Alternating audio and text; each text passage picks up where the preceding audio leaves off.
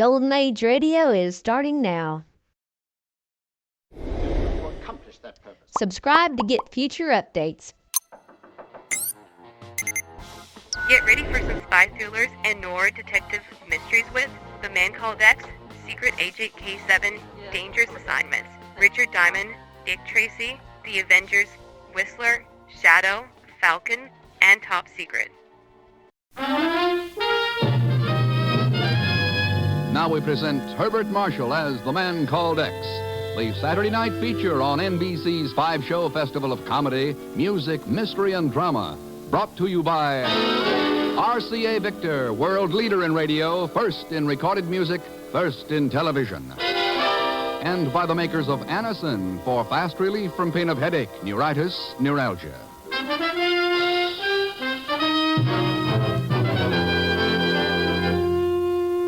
Herbert Marshall as The Man Called X. Wherever there is mystery, intrigue, romance, in all the strange and dangerous places of the world, there you will find The Man Called X.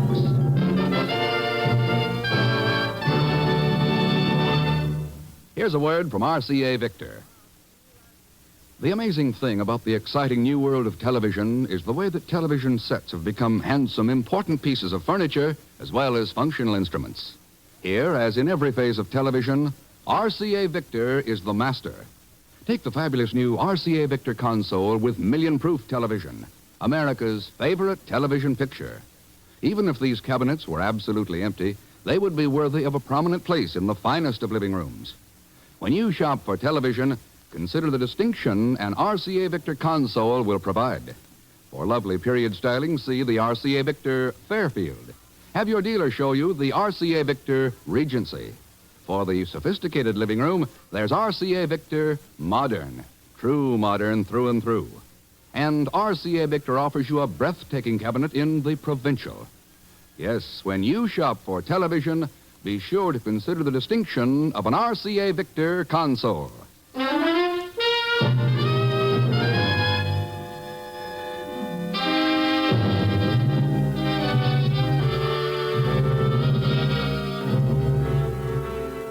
Off the east coast of India lies Bengal Bay, a vast and rolling tropic sea stretching 1,000 miles from the mouths of the Ganges southward to Ceylon, Sumatra, and the Indian Ocean. Many an adventurer of the past sleeps damply beneath its dark waves, and even now on starless nights, others of the living go to join the dead. Steady, keep the searchlight on that fishing dhow. Yes, sir. Still no sign of life on board. Scared, I guess. Yeah, I imagine. Better fire another shell into it. Okay, sir. Try for the waterline. Right. On target. Steady, all. Steady it is.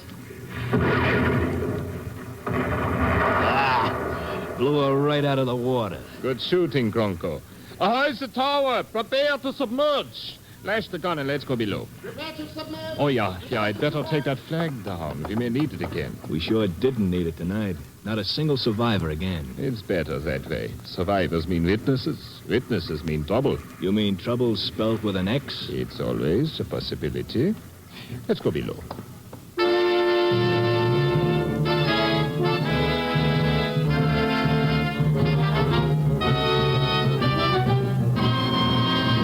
I know, Ken. I know it sounds fantastic, but it's happened. There's the cable from Calcutta. The third ship in 6 months to leave Calcutta and disappear somewhere in the Bay of Bengal. Guess I'd better read the cable, Chief. Now, later, Ken. Here's the story in brief. This Mohammed Lal had been fishing in the Andamans and was beating north for Calcutta in a sailing dhow. Around midnight, he noticed the lights of a freighter coming from the northwest. It was still 4 or 5 miles away when it suddenly blew up. A tremendous blast. And sank immediately, is that it? Yes. By the time he reached the spot, there was only a few pieces of wreckage and this submarine. Cruising around on the surface and machine gunning survivors. Chief, if that's true. Yeah. Anyway, Lal was smart enough to grab a life jacket and slip over the side of his boat and swim away from it. A few minutes later, the sub picked it up in the searchlight and sank it with a couple of shells. Oh, it's quite a story. Listen.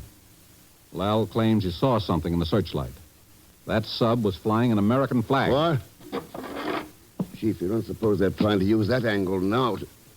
I don't know, Ken, but we've got to find out. Right. I checked with the Navy just to cover.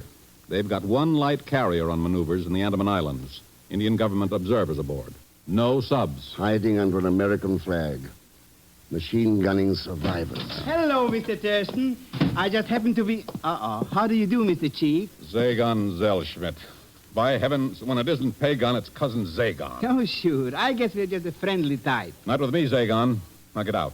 I just got here. Hey, what is this big map on the table? Get out. The Bay of Bengal. Boy, is that an ocean for you. I used to be a steward on the Georgia line from Cairo to Calcutta. I don't care what you used to be. If you don't... Chief, I'll have Miss Brooks check the airlines right away. All right, Ken. I want to get Calcutta fast. I wonder whatever happened to that girl. Zagon, are you aware of the fact that you and I are alone? We are? Oh, well, I suppose that's the way... We are? Now, look, Mr. Chief, let's keep our tempers. Let's not be hasty. Let's not... Mr. Thurston! Mr. Thurston!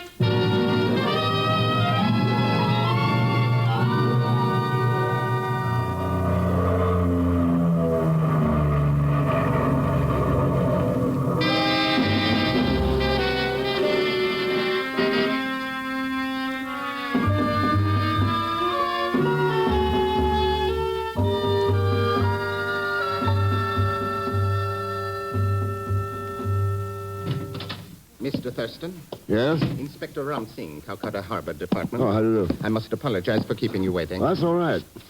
I've been looking over these cargo and passenger lists, the final voyages of those 3 missing ships. Yes. Sailings to destiny, rendezvous with the unknown. You have a poet's viewpoint, Inspector. The influence of the Orient, Mr. Thurston. The proximity to strange occurrences. Yes. Now, according to these lists, the missing freighters were all carrying small, highly valuable shipments in their strong rooms. Rubies, gold, sapphires. And on the last one, the Mozambique, nearly $1 million in platinum bullion. It's possible, of course. They also carried passengers. True enough, but Accomplices. That submarine had to have help from somebody on board the ships. Some to knock out the radio, break open the strong room, so on. The radio, of course, to prevent distress signals. That's right. In one or more cases at least. Pardon me. Inspector Singh? What? Oh, yes. Yes, I see. Thank you. Mr. Thurston, I told you I'd arranged for a car to take us to the hospital to talk with Mohammed Lal. Yeah. Shall we go now? It won't be necessary. Mohammed Lal is dead.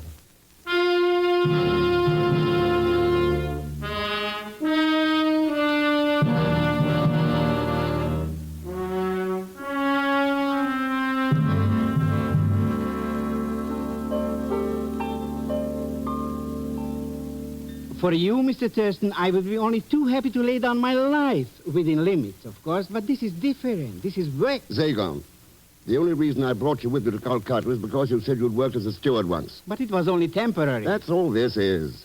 You don't have to make a career of it now.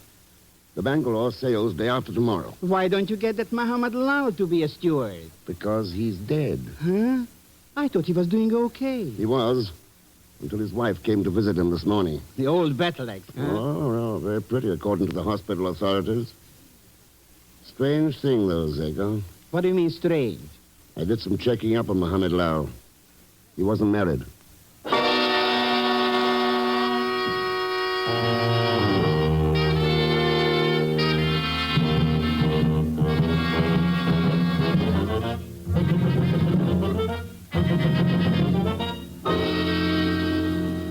You can count on my cooperation to the fullest extent, Mr. Thurston, and the entire facilities of my ship.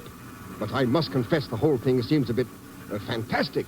A pirate submarine. 3 freighters have disappeared without a trace, Captain Macon. I know, but still, well, we'll sail in a few minutes now. Captain Macon. Yes, what is it, Mr. Winslow? Sparks has Batavia on short wave, sir. I think you wanted to talk with the port agent there. If you'll excuse me, Mr. Thurston. Of course, yes. See you later. Hello. Well, I hope you don't disapprove of informal introductions between fellow passengers. I'm Carla Reaver. I'm Ken Thurston. How do you do, Miss Reaver? Has your table been assigned yet? Oh, I'm at the captain's, I believe. Oh, nice. Yours, too? Why else would I say how nice? Miss Reaver, I'm beginning to form a very high opinion of the cuisine on the Bangalore. Oh, there you are. Hello, Mr. Thurston. I beg your pardon? Huh? What is this, I beg your pardon, stuff? You seem to have the advantage of me, steward. Advantage, steward? What? Oh, you remember, Mr. Thurston, the George line. Zellschmidt. I worked on B deck. Of course, Cairo to Calcutta run. Well, small world, isn't it? You said it. And crazy, too.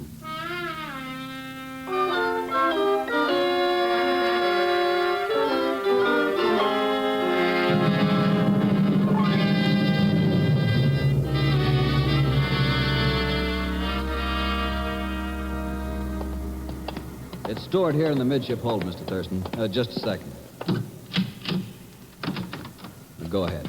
Thanks. Now over this way. Captain Macon told me why you're aboard, but I don't see what this 5-ton shipment of candles has to do with it. That's what I want to find out, Mr. Winslow. Every one of those missing ships also carried 5 ton of candles. Here we are. It's these cases stacked at the sides. Right against the hull. Let's open one of these cases. On my responsibility, of course. All right. I guess I can pry the top off with this bar. I can't see any connection between a submarine attack and candles. There you are. Let's see now. That look like a candle, Mr. Winslow? No, it doesn't. Why, it's... Yeah, that's right. 5 tons of it. Well, let's close it up again. Who is it? Come on out of there. All right. I'm coming. Just keep your...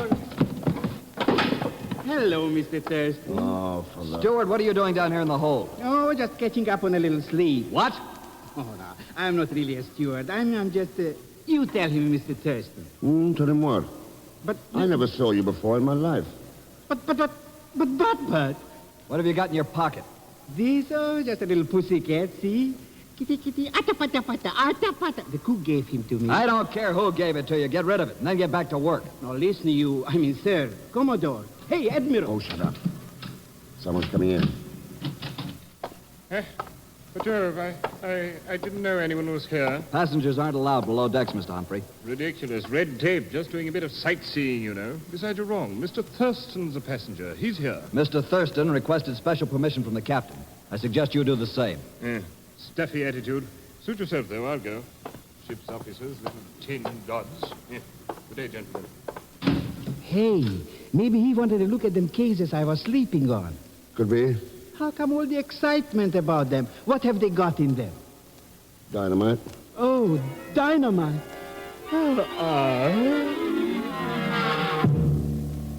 Got a bucket of water handy, Mr. Winslow.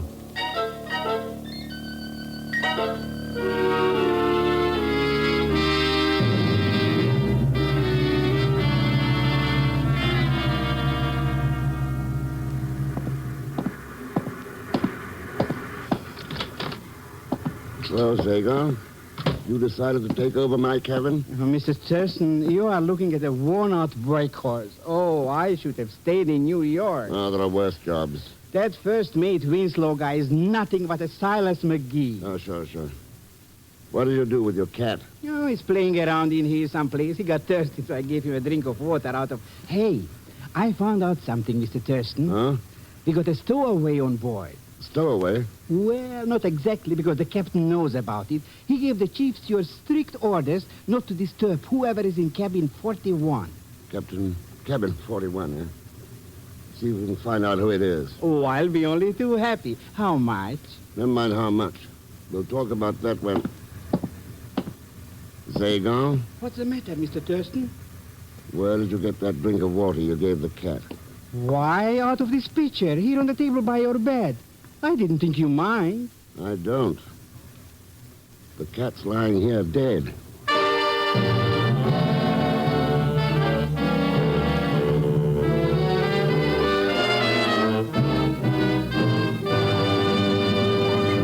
We will continue with The Man Called X in just a moment.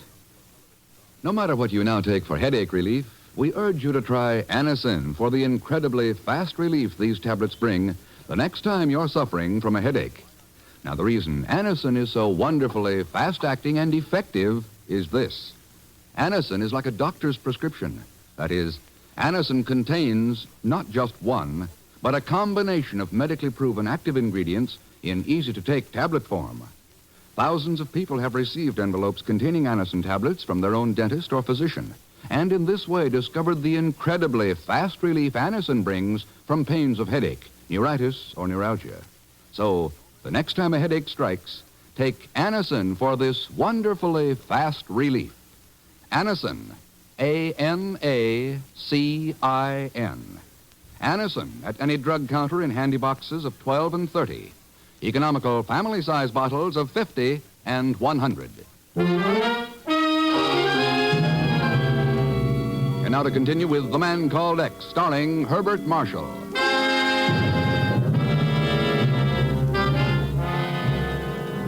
9 o'clock at night, and the freighter Bangalore plows steadily southward through the warm swells of the Indian Ocean.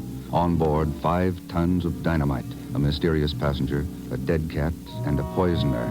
Ahead, waiting somewhere in the darkness, a submarine, violence, and death. I'm always such a fool on an ocean voyage. About friendships, I mean. Rest of the world so far away, nothing seems to matter but just living. But the rest of the world still exists, even if it is far away. No, not for me. When I close the door of cabin 25, that's my word. What's that, Miss Reaver? 25's your cabin? Yes, I'm a next-door neighbor to Mr. Thurston. That's right. I'm in 26. Well, my neighbor too, then. 27's mine. Miss Reaver and I have you hemmed in, old boy. Right between Scylla and Charybdis. Between... Pardon me. Oh. Here is your coffee, Mr. Thurston. Thanks, steward. What about the captain? Meet me outside on the deck, Mr. Thurston. I got a hot tea. Right, Sagan. Maybe you can tell us, Mr. Thurston, the captain. Why doesn't he show up for dinner? Oh, I don't know, Mr. Humphrey. Navigation problems, I suppose. The Indian Ocean isn't quite as tame as it seems. Oh, but you're wrong, old boy. Still in the Bay of Bengal, you know. Northeast of the Andaman Islands, if I'm correct. I imagine you are, Mr. Humphrey. You'll excuse me. I think I'll go on deck, get some air. Eh? I say now, touch his own chance. No intention. Over here, Mr. Thurston. All right, Sagan, what's up? Well, it's the story I was telling you about. I got a look at him. Guess who, Mr. Thurston? Who? Is that harbor guy in Calcutta, Inspector Ram Singh.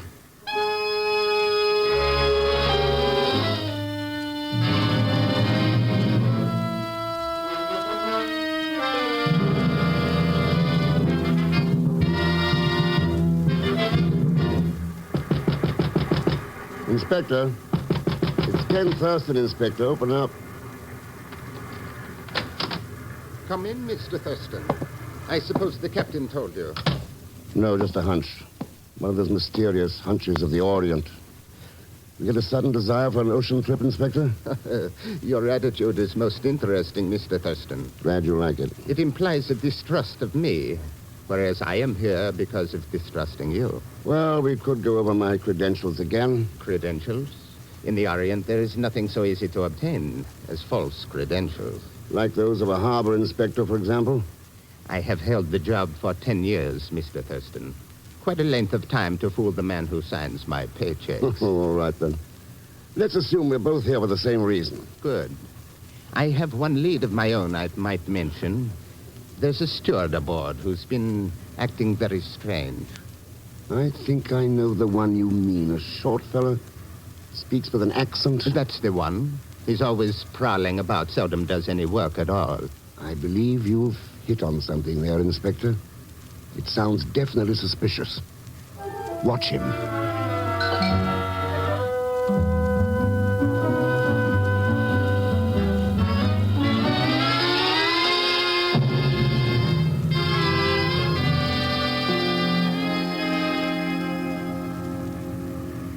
Perhaps I should have told you that Inspector Singh was aboard, Mr. Thurston. But frankly, not knowing you, I felt it just as well to have 2 independent investigators. Mistrust seems to be fairly common in this part of the world, Captain Macon. No, it's not that. But I'm responsible for this ship, the passengers, cargo, and crew. And when I think about what could happen, well... What about the passengers? Know anything about any of them? No, they're all strangers. Except Mr. Humphrey, of course. He's sailed with me before. I see. Inspector Singh may know some of them. Under the circumstances, I suppose you'll work together. We're doing it already. We're watching Zagar. But I don't see what... Time for your relief, Captain. All right, Mr. Winslow, take over the bridge. The log's up, and everything is in order, so far. You'll excuse me, Mr. Thurston. Of course. Good night, gentlemen. The captain's a good man, but he's certainly jittery on this trip. Well, he may have reason to be. That's the trouble. Not knowing when they'll make their play or even if they'll make it. They'll make it. I'll lay odds on that. When they're left a witness to the sinking of the Mozambique, that... What is it, Mr. Thurston? Turn out the bridge lights. I want to open this window. All right. There. What do you see? Somebody's flashing a light down there on the boat deck. Why, that's international code. Yeah. Check it with me. ONIG. Tonight at... TWOAM. Tonight at 2 a.m. And there's an answering flash from across the water. The submarine. Well, we know when. All we have to find out is how. And then stop it.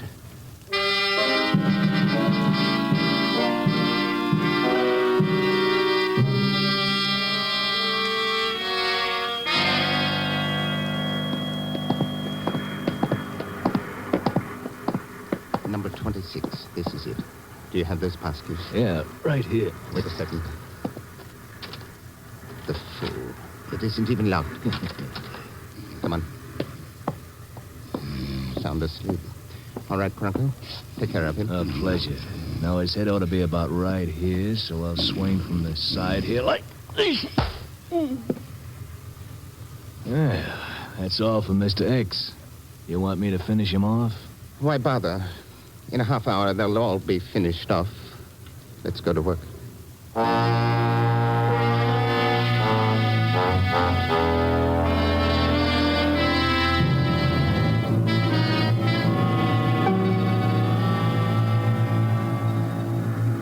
Sparks isn't in there. The wireless room's empty. It doesn't matter. The important thing is to smash that radio. We can take care of Sparks later. Come on. Tear off the mic and the key first, Cronco, and then we... Insomnia, Inspector? Thurston. But I slugged him. It can't be insomnia. You're dreaming. All right, Mr. Winslow, put the cuffs on them. Okay, boys, turn around. Not me, you don't. I said hold it. All right. Poor Cronco. I much prefer the handcuffs, Mr. Winslow. You're opposed to personal violence, Inspector. Only when it has no chance of succeeding. I'm a fatalist, Mr. Thurston. Influence of the Orient. I'll get it. Wireless room, Thurston. Good. All right, Captain. Take him to the lounge. I'll meet you there. The boys in the hold just caught 2 men setting a time detonator on the dynamite. There's still been no move in the strong room. Singh, who else is in with you? I fear I won't be much help to you, Mr. Thurston. I don't feel very talkative. Too bad. We might have had an interesting conversation about your next move, for instance. Breaking open the strong room and then using one of the ship's boats to get out there to the submarine before the explosion. What about that sub, Mr. Thurston? Suppose they get suspicious and try to board us. Well, it's 1:46 now. They'll probably stand by for another 15 or 20 minutes at least. That's enough time. Maybe you'd better open up the radio and make contact. All right, sir. Then you want me to search that cabin, right? Right. I'll see you in the lounge. Well, Inspector, pick up your friend and let's go join the party.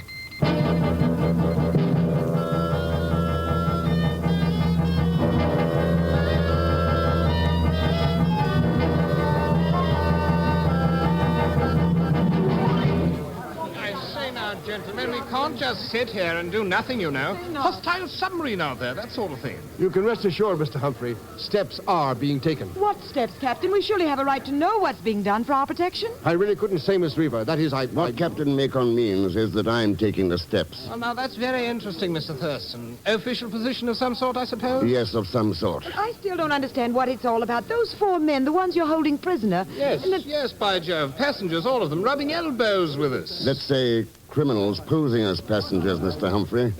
Part of the same gang that's manning that submarine. But who is manning it? After all, we're not at war. Maybe Inspector Singh can answer that. Words still seem to fail me, Mr. Thurston. Right, then I'll make a guess. A German U-boat that was operating in the Arabian Sea or the Persian Gulf at the time of the surrender and remained unreported. Some of the crew must have stayed with it and kept it in commission. Possibly hiding out along the East African coast. Right, Inspector? I think I hear plane motors, Mr. Thurston. Good, right on time. Anyway, by some means or other, the sub-crew contacted Inspector Singh at Calcutta, made a deal with him, and went into business. Piracy. Singh was in a position to pick out the ships for them, supply course data, plant accomplices on board, and so on. It worked 3 times in a row. And the Bangalore was intended to be the 4th victim. Also the last, probably. Since they'd let a witness get away and the heat was on. I say now, what is this, Mr. Thurston? Where do those planes come from? They're light bombers from a U.S. carrier on maneuvers in the Andaman Islands. I radioed for help. Look, they're dropping flares on the water. And there's the sub. Yeah, surfaced. And with half the crew on deck. Caught cold. Yes, by heaven, they're going to fight. They've manned the deck gun. A chance. The planes are circling back. Man the lifeboats! Man the pumps! Man alive! Zagon, let's drive all over your head. What's the matter? You should ask, Mr. Thurston. Just because I sneaked into your cabin for a wink or two of sleep, you didn't have to do that. What happened? Who knows? When I woke up, I was unconscious. So you're the one seeing his partner slugged. I seem to have made a number of mistakes. So did your friend out there on the submarine. Those planes will blow him out of the water. Oh, there's the first one now, coming in for a bomb run.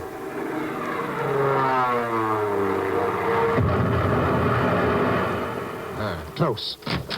Come on in, Mr. Winslow. Things are getting a little exciting. Well, I found it, Mr. Thurston, right where you said. Good.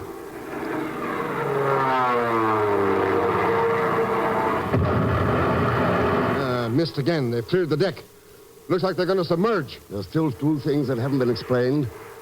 Mohammed Lau's death in the Calcutta hospital and the poisoning of Zagon's cat. Oh, come now. Hardly the time to track down cat killers, old boy. I think it is the time, Mr. Humphrey.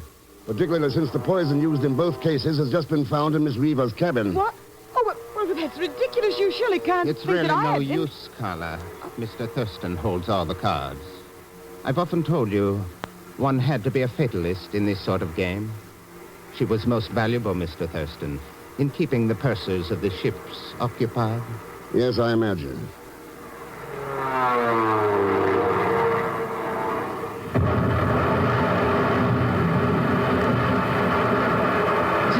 Look, dead center. No more sub. No more sub. And no more American flag being used to cover up somebody's crooked game. That was your big mistake, Singh. Trying to confuse witnesses by using that flag. Been tried before, and it may be again. But it never works. You were right about one thing, though. The man who plays that game had better be a fatalist. Because that's a game that's always fatal.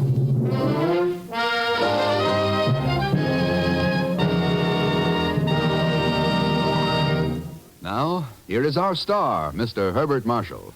Thanks for being with us. And I'm sure you'd like to know that tonight you also listen to Betty Lou Gerson, Stephen Garay, Will Wright, Herbert Rawlinson, Stan Waxman, Harry Bartell, Daniel Hurley, and Peter Leeds. Next week, our story is called As Black as Diamonds. And believe me, the black diamonds involved are worth the peace of the world. Oh, and Leon Belasco will be back with us as Bygone Zellschmidt. So join us, won't you, when next I return as the man called X. Good night.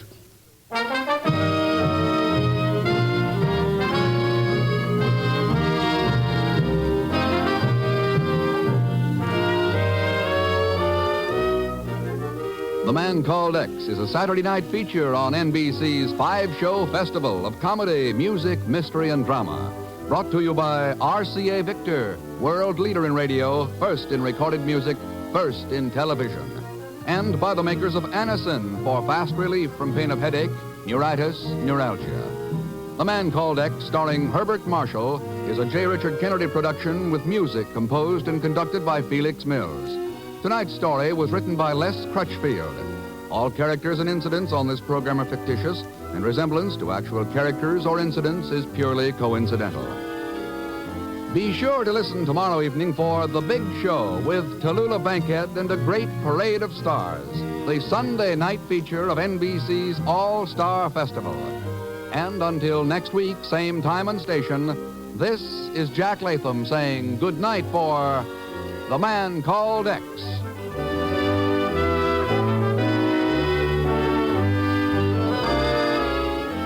Join your hit parade and hear The Big Show with Jimmy Durante on NBC.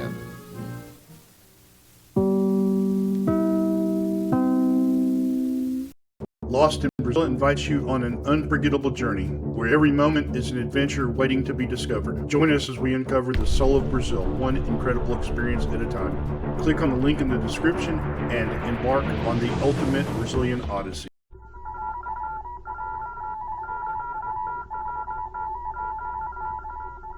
Secret Agent K7 returns.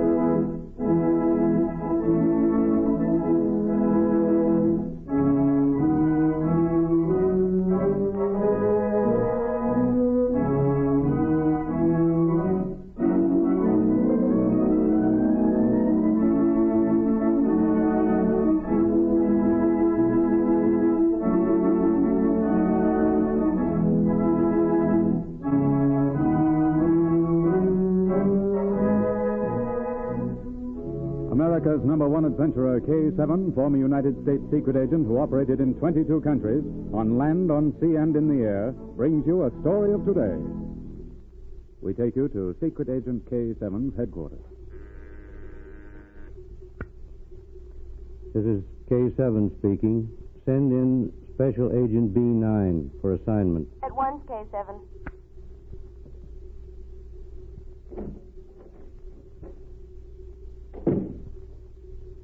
Special Agent B9 reporting for assignment.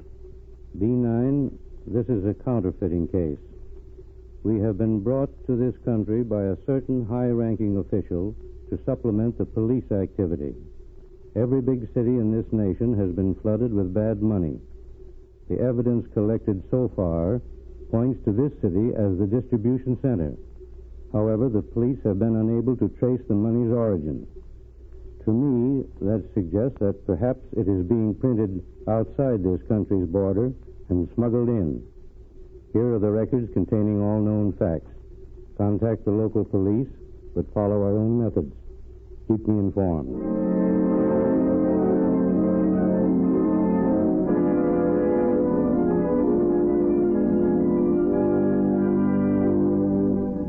A few hours after B9 was assigned to the case, he was called by the police, whom he had contacted immediately.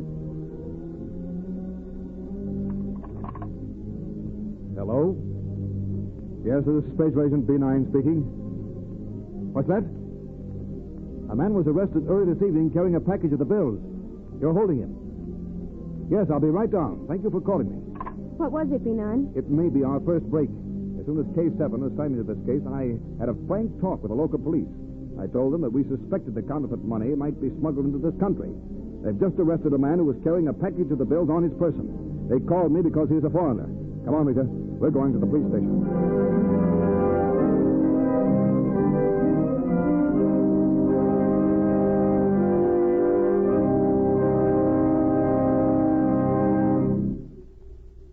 A few minutes later, B9 questioned the prisoner. What's your name? Adler. Max Adler. How long have you been in this country? 2 years. I suppose you don't know this money you had was counterfeit. I don't know anything about it. A man gave it to me to deliver. He told me I should give it to a man in a black car in front of the place where I was arrested. Where did you get the bill you tried to pass? It was the one they paid me for delivering the package. They gave you that much money to deliver a package? Yes. Who was the man who hired you? I don't know. I never saw him before. He came up to me and asked me if I wanted to make some money. So you don't know the name of the man who gave you the package of money or the name of the man you were deliver it to? I told you. I said the man would be waiting in a black car. What did the man who hired you look like? You must have seen him. He was tall, and he had light hair, and that's all I remember. You have a very convenient memory, haven't you, Max? I don't know what you mean. Never mind. You can go. And then I'm free? No. Not until you tell the truth. You will find a police officer waiting outside that door. Now, get out. I don't know anything more. I've told you everything. Right out that door there. Go on.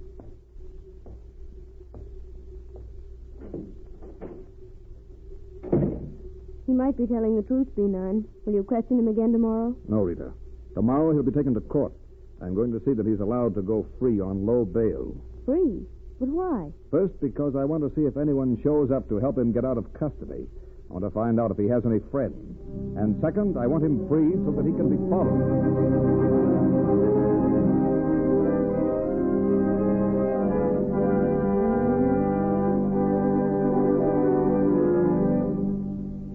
Before court opened the next morning, B9 learned some facts about the man Adler. He confirmed the fact that he was an alien. He also learned that he was active in a party which claimed its activities were patriotic, but which actually sought to undermine the government and its leaders. It was nearly night before B9 returned to his laboratory and talked again with Rita. But B9, I expected you early in the afternoon. I know, Rita. It was nearly noon before I left the court. Then I checked on the man who put up the bail for the man Adler. Then someone did put it up. Yes, Rita. The bail was supplied by the secretary of the party Adler belongs to. I'm more than ever convinced there's some connection. Now I want to make a microscopic examination of one of the bills. A microscope is all set up here. Hand me one of the bills, please. Here's one. Now do just this. Oh, turn on that light. It's better. Yes, just as Hargreaves said. Who is Hargreaves? A great expert on papers, Rita. I called on him this afternoon also. He told me how to recognize paper made in different countries. Of course, I may be wrong, but from what I see under the microscope, the paper in this bill was made in another country. Which one? The same one Max Adler came from here. A country that sponsors his political party. One of the totalitarian states. Yes. I'll get it. I'm expecting a report from L6. Hello? Yes, this is B9. Oh, yes, L6. What? Adler killed? When? Yes, I see. Rita and I will come immediately. Yes, we're leaving now. Adler was killed? He was shot a few minutes ago, Rita. They wanted to make sure that he didn't talk. Come on. We're getting a cab at once.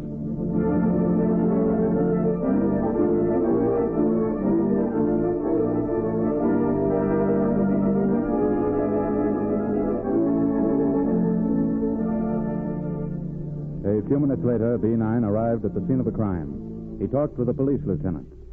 Have you found out anything yet? Not much, sir. We found the gun near the body. Where is it now? I've got it. It's wrapped in a handkerchief to keep the fingerprints. Here, don't touch it. I don't need to touch it, Lieutenant. I merely want to see what make it is. It must have been made in another country. It was. This gun was manufactured in the country of a man who was murdered. One thing more. Have you seen another special agent here since the shooting? No, there was no one here when we arrived. And I'll see you later, Lieutenant. And when I do, I may have some information.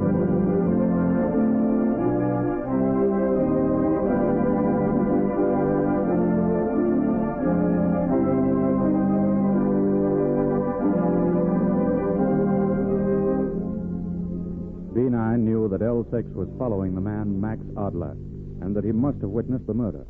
Knowing this, he returned to his laboratory and waited for L6's report. Within an hour, he received a call. Hello? Oh, yes, L6. Yes. Max Adler was shot from a car. You got the number? Yes, I've got the address. Go back to headquarters. I'll call you there if I need you. L6 had succeeded not only in getting the license of the car, but in trailing it to the home of the man who was driving. Later that night, Agent B9 and Rita approached the house in the darkness. There's a light in the side window, Rita. If we're lucky, we may be able to see who's in the room. You know who lives here? Yes, Rita. The net's closing in. The man who lives in this house is the head of the party Max Adler belonged to. K7 was right. Consider the facts. The money is printed on paper manufactured in another country. Adler was from that country. The gun he was killed with came from there. And the man who lives in this house came from there, too. It all fits together, but it's not enough to make an arrest. No, parts of the jigsaw puzzle are still missing. We've got to find those missing parts. Keep your voice down. We're close to the house now. There's 2 men in there. Yes, I see them. Perhaps if we get closer, we can hear. We have nothing to fear. Police will not be able to question Max. But they will be watching for the counterfeit money more than ever. Oh? I am not passing it, neither are you. The others don't even know who I am. Yeah, they know me. Perhaps you want to stop working for me? No, I did not mean that. I tell you, there is nothing to worry about. We have plenty of bills on hand. They are so good, even the banks are fooled by them. See, they are better than ever. The police will never suspect them. Fools, they will never even find them. Now, here are the bills you are to deliver tomorrow. Oh, this much? The party needs money. They are planning some new activities. Here, take them. Deliver them in the morning to the passers. It is a big bundle. And you have your car. Now, good night, my friend. I will see you tomorrow night. Quickly, we'll go around in front of the house. He's going to come out. Stay behind me. Will you arrest him? Yes.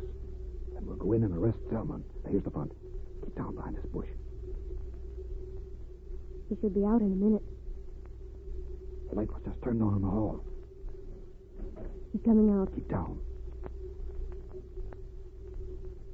Put up your hands. You're under arrest. No. B9, he's running away. He fell, B9. You hit him. Wait. Keep back until I look at him. Is he... Yes, he's dead. What is it? What has happened? Who is the man on the walk? I think you'll know him. He just left your house, Zellman. No, you are wrong. I've never seen him. A burglar, maybe. It's no use, Zellman. You know this man. You just handed him the package of counterfeit money that's lying beside him. Your fingerprints are on the package. I arrest you on the charge of passing counterfeit money and for the murder of Max Adler.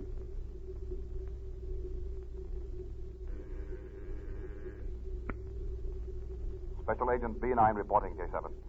I've arrested Roxas Zellman, the man responsible for the distribution of counterfeit money in this country. One of his confederates was killed resisting arrest. The entire counterfeit organization in this country has been rounded up as a result of the records found in Zellman's home. Zellman is held on the additional charge of murder.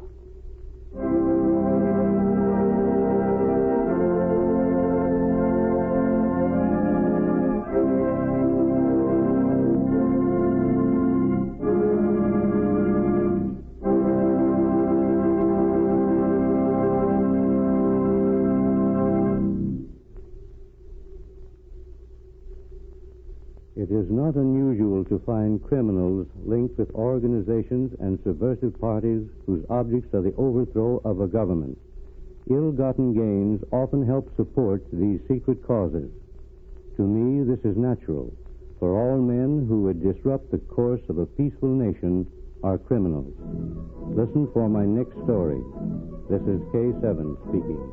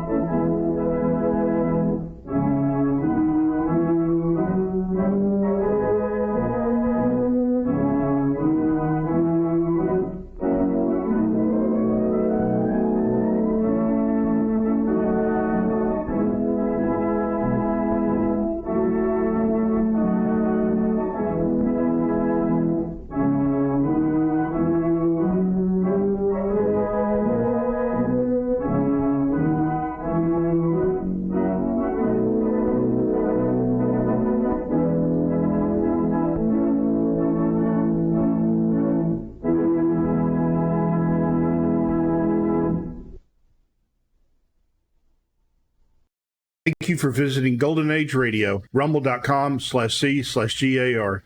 Please support our veterans by visiting veteransradioministry.com. Together we can honor their great sacrifice. Thank you. The National Broadcasting Company brings you Brian Donlevy as Steve Mitchell in Dangerous Assignment.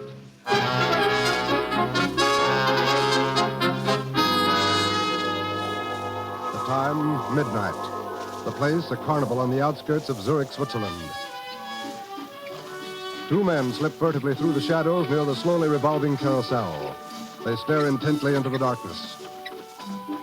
Triflis must be around here somewhere, Carl. Yeah, handsome. We both saw him enter the carnival grounds. Well, where could he hide? The carnival is almost deserted. You see, there's only one person riding on the carousel, and... Carl, it is he, Triflis, right under our nose. Yeah, riding on the carousel. Good. We wait and we will ride right into our arms.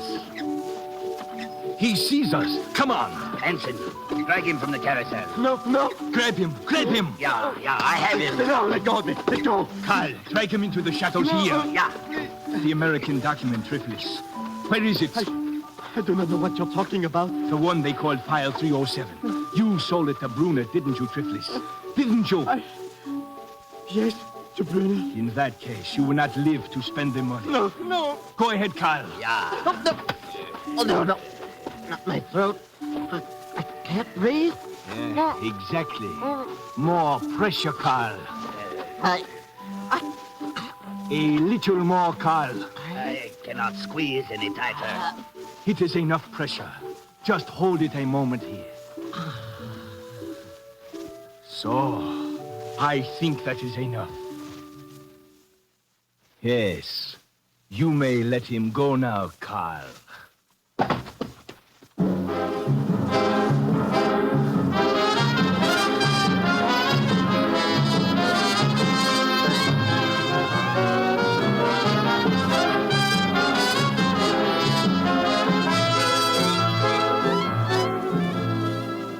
You've seen him in such pictures as An American Romance, The Great McGinty, and Command Decision. Now, here is our star, Brian Donlevy, in another two-fisted portrayal as Steve Mitchell in Dangerous Assignment.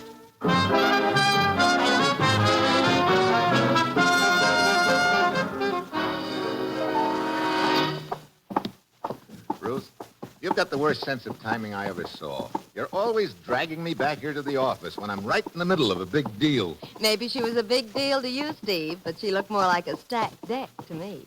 You know, some of these gals may start picketing you. What's this all about, anyway? That's what the commissioner's waiting in his office to tell you. Here we are. I have your passport and credentials ready when you are. Okay, thanks, Ruth. Oh, Steve. Hello, Commissioner. Well, where am I going this time? Zurich, Switzerland. Switzerland? Look, I can't even yodel. You won't have time to yodel. Steve, ever hear the name Brunner before? Brunner? Sounds vaguely familiar. Who is he, Commissioner? I don't know. Huh? Brunner's always been a very mysterious figure, Steve. None of our agents has ever seen him. Matter of fact, I don't suppose there are more than a handful of people in the entire world who know what he looks like. Yeah, I remember now. Brunner's a sort of an international mystery man who sells information to the highest bidder. We think Brunner has File 307, Steve. File 307? Top secret document containing defense plans. 2 weeks ago, it was stolen from this country. Oh, you think it's in Zurich now? We had information it was temporarily in the possession of a seamy little man named Triflis. This morning, his body was discovered near a carnival grounds outside of Zurich. Needless to say, File 307 wasn't on Triflis's body. No, but Triflis paid a visit to Brunner's villa 2 hours before he was murdered. We think he sold File 307 to Brunner. And I'm supposed to get it back from this international secret seller, huh? Great. Well, have we got any contacts in Zurich? One. His name is Max Raber. He runs the carnival over there. Just one more thing, Steve, as to the danger involved. Yeah, I don't imagine trying to get into Brunner's villa is a habit-forming occupation. There's more than that. Other interests are also trying to get File 307 from Brunner. Naturally, they'll try to stop you permanently. Their agents may be watching you right from the start. Yeah? Well, that's it, Steve. As usual, you'll pose as a foreign correspondent after an interview with Brunner. Actually, you ought to find File 307 and bring it back. You've got your assignment. Good luck.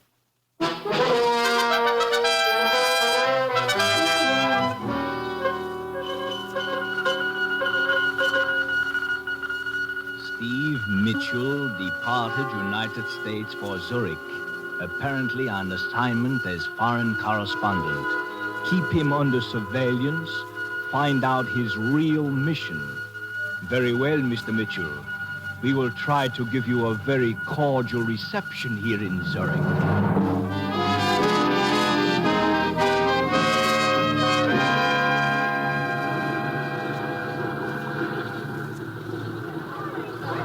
Taxi cab, sir. Taxi. Oh, okay, driver.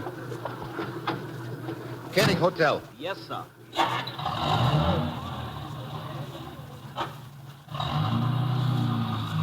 You're an American, sir. Yeah.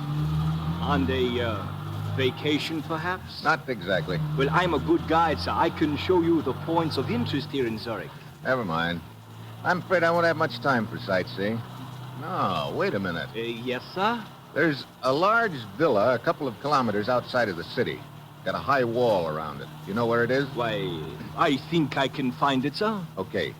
When you get me to the hotel, wait for me. I'll want you to take me out to that villa. I will be very happy to, sir.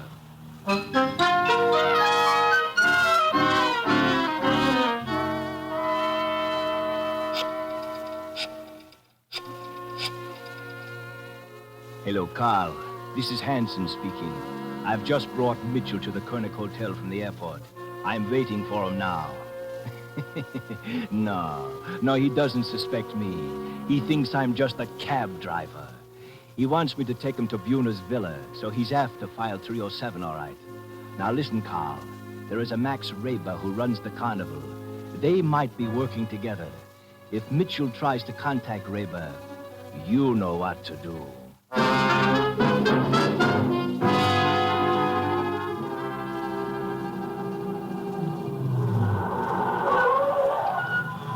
I believe this might be the villa you are looking for, sir. It is the only one with a high wall near here. Well, that must be it, then.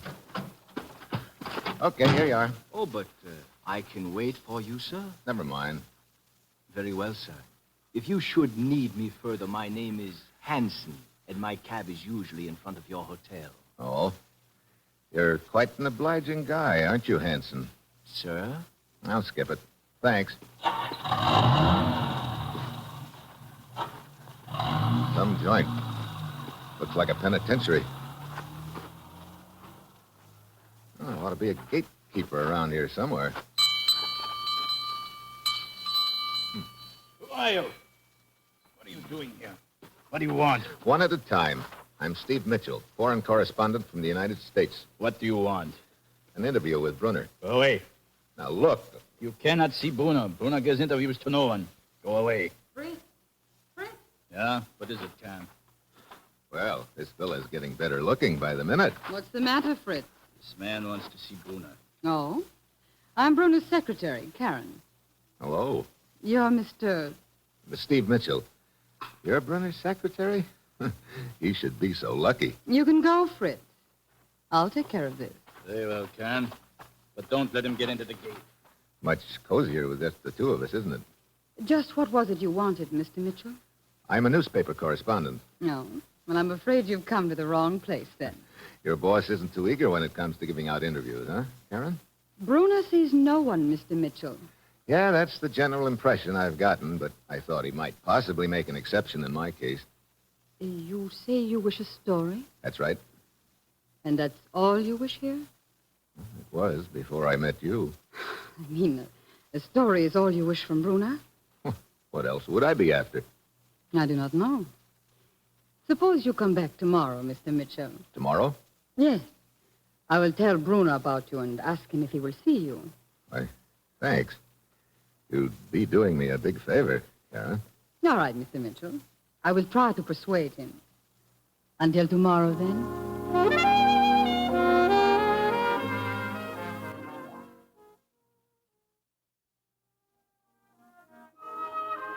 Hi. Is the boss around? The boss? Yeah, the guy who runs this carnival. You mean Max Raber? That his name? I'd like to talk to him. Where is he? Over there, standing at the shooting gallery. The short man with the gun in his hand. Oh, okay.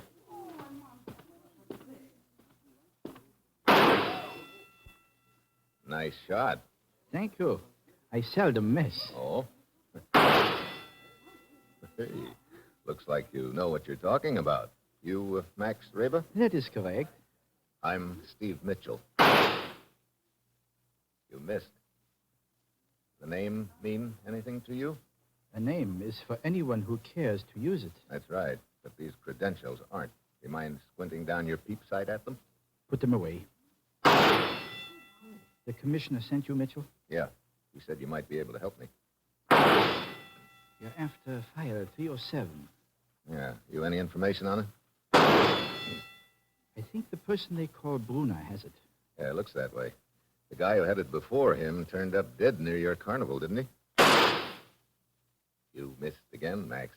Perhaps because you're crowding me, Mitchell. Oh, sorry. Go to 25 Roligstrasse and wait for me. As soon as I close the carnival for the night, I'll come. We'll talk further. 25 Broligstrasse. Right. Only 6 hits out of 8.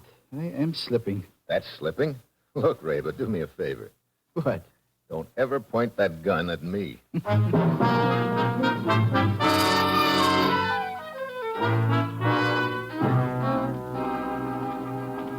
21. 23. Here it is. 25 Broligstrasse. All dark. Unlocked. Well, Max said to wait here for him. Wonder where the lights are. Hey, who closed the door? What?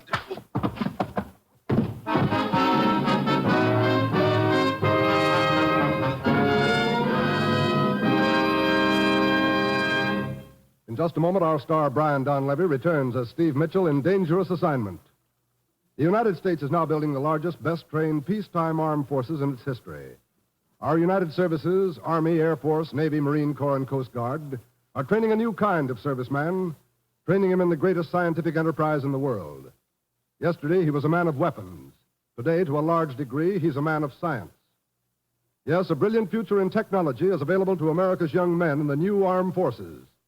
So remember, the time for the future is now. Find it in the Armed Forces of the United States.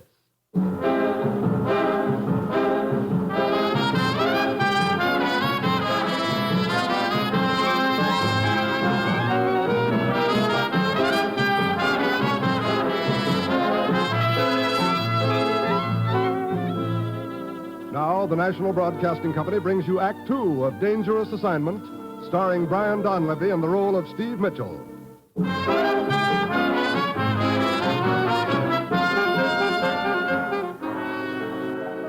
The time, 1 hour later. The place, the police station in Zurich, Switzerland. Oh. So, you're coming around at last. What? Oh. The head, it hurts, huh? The head, it hurts, huh? Hey, this looks like a jail. It is. I am Police Inspector Baumgartner. Police? Jail? Look, I don't get it. Neither do we. When we found you 4 kilometers west of the city, How did I get 4 kilometers west of the city? Last I remember was walking in a house at 25 Broligstrasse and getting hit on the head. One of our policemen saw a cab with 2 men in it, traveling at high speed out of the city. He gave chase. The men finally abandoned the cab. When the policeman got to it, he found you lying on the floor, unconscious. Remind me to thank him. Looks like I was getting taken for the well-known ride when he came along. Eh? Skip it. You say there were 2 men in the cab. Whose cab was it? We are checking that. Why? Oh, I was just thinking about a very eager cab driver named Hansen who wanted to show me the sights around Zurich. Now it is my turn to ask the questions.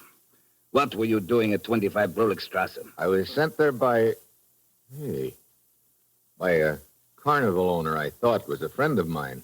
Incidentally, is there a telegraph office around here? Down the street. Hey, Mitchell, your credentials are those of a newspaper correspondent. May I inquire what you are really doing here in Zurich? It's very simple, Inspector. I'm trying to get an interview with a mysterious character named Brunner. Brunner? Herr Mitchell, a word of advice. You are apparently involved with very dangerous people. It might be better for you to give it up. Oh? Well, thanks for the advice. I'd sleep on it, except it's almost morning. Yeah, you sleep on it, Herr Mitchell. Only be sure you're able to wake up. May I inquire what you are really doing here in Zurich? It's very simple, Inspector. I'm trying to get an interview with a mysterious character named Brunner. Brunner. Herr Mitchell, a word of advice. You are apparently involved with very dangerous people. It might be better for you to give it up. Oh? Well, thanks for the advice. I'd sleep on it, except it's almost morning. Yeah, you sleep on it, Herr Mitchell. Only be sure you're able to wake up, huh?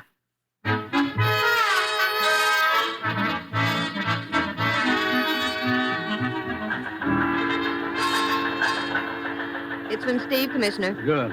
I've been expecting a report from him. Here you are. Oh, thanks, Ruth.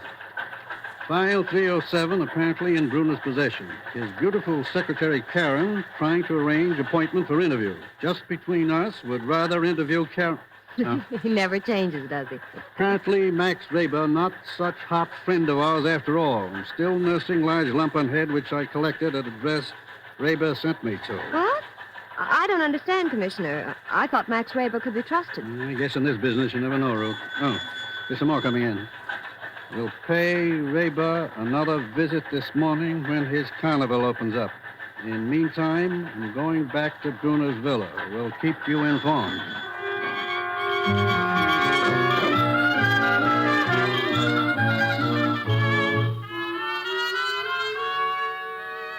Well, this is quite an apartment you've got here, Karen.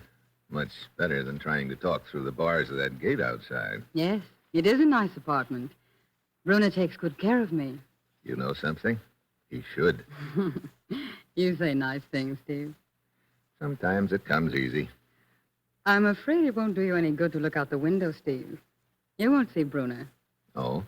He lives in that other wing, across the courtyard. Look, what kind of a guy is he, anyway? A short little man, very quiet. A short man. A fascinating man to work for. I can imagine.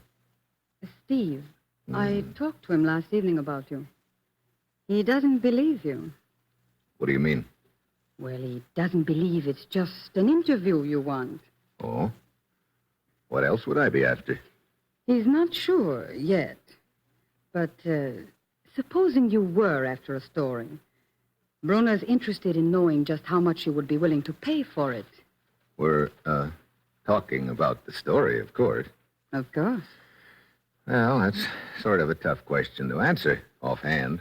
You see, there are others anxious to, shall we say, write a story about Brunner. They're willing to pay a great deal. Yeah, I'll bet they are. And, well, Brunner knows a lot more about you than you think, Steve. He knows you cannot pay as much for it as others can. I see.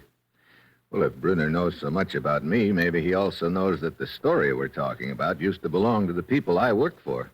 Yes, he knows that. But I'm afraid it does not make any difference to him.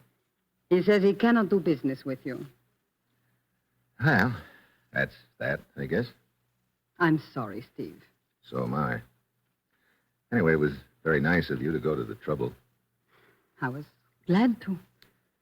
I don't quite get why you've been so nice to me. Well, I guess I...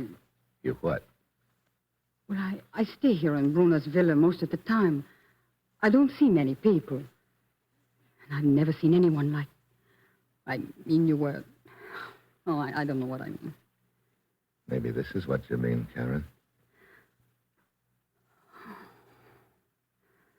Oh, Steve. You must leave, Steve. Okay. But I'll be back. No, Steve, they would not let you in. There's a high wall and guards. Look, I said I'd see you later, and I will. With you here, I could grow wings.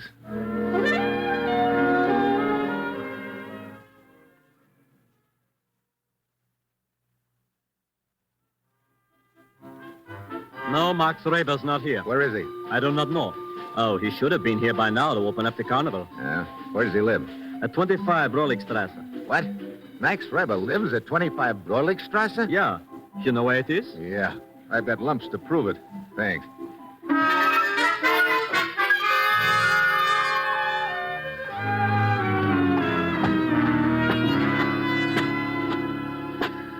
Well, Mitchell, here we go again. 25 Broligstrasse. Hey, Sounds like a fight inside. Mitchell, help me! Get these men off me! Mitchell!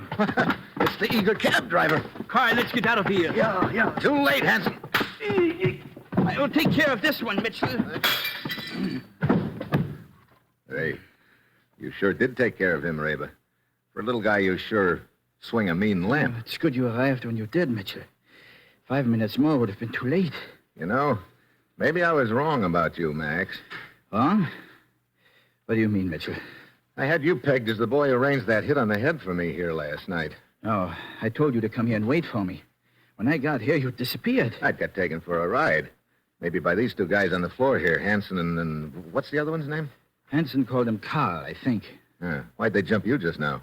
They know that we're working together, that we're after File 307. They are also after it.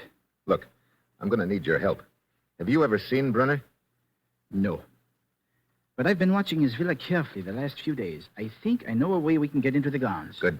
At one place, in the rear of the villa, there's a tree which overhangs the walls. It looks like a difficult climb, but perhaps we can make it. Okay. We'll tie these two apes up and leave them here for the present. And after dark, you and I will pay a little call on our friend Brunner.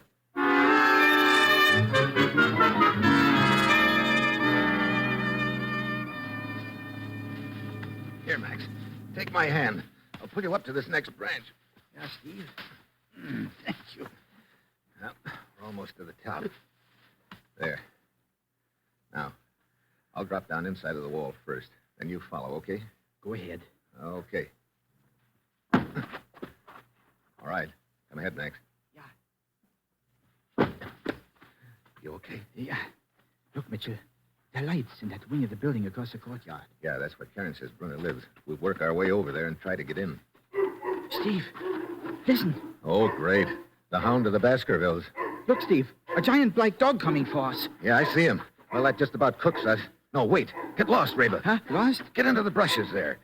Watch where they take me and try to get to me later. Now get moving. All right, Steve. Hey! Get away from me, you big lug! Hey, will somebody get the black monster off of me? Here he is, Fritz, over against the wall. Hurry up! This dog got me on his menu. So, it is the nosy reporter. Get this timberwolf off me. Stop or get the dog. Fritz, take this man to the room in the cellar and tie him up at once.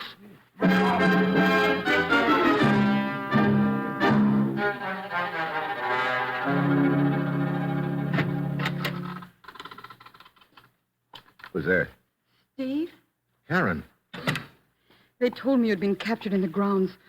How long have you been lying here in the cellar? I don't know. Half an hour, I guess. You should not have tried to come back, Steve. You're sorry I did, Karen? Oh, Steve. I'm afraid for you. Look, just get me untied. I cannot do that, Steve. What? Now, look, Angel, fun is fun. Bruno but- would kill me if I did a thing like that. Look, you let me worry about Brunner. Oh, I cannot untie you now. I must get back right away or they will become suspicious. But, well, perhaps I can come back later. Come here. Okay. But make it sooner instead of later. I'll try, Steve. This is a great spot you got yourself in, Mitchell. Steve? Max, how long have you been in the next room? For several minutes. Here, I'll untie you. Good. I would have come in sooner, but from what I could hear, you were not very anxious to be rescued. Yeah. Look, you know your way around this villa pretty well, don't you, Max? What do you mean?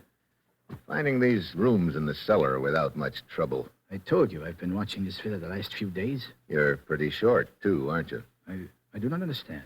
Karen told me Brunner was short. Don't let your imagination run away with you. I'm trying not to. How did you get in here so easily, anyway?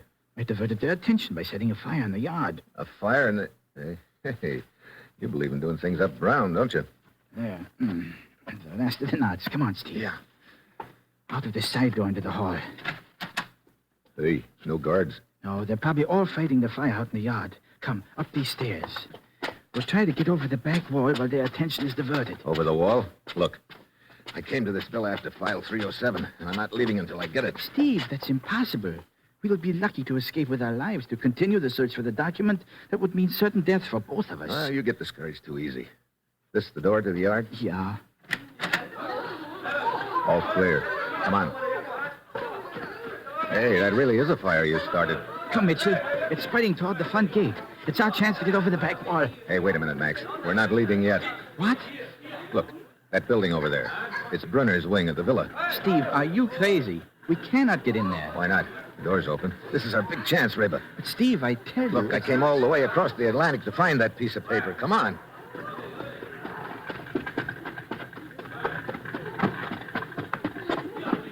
Anybody spot us? I don't think so. They're all fighting the flames. Okay, let's get inside. Close the door. Yeah. Bruno must be out at the fire, too, Steve. Yeah. Brother.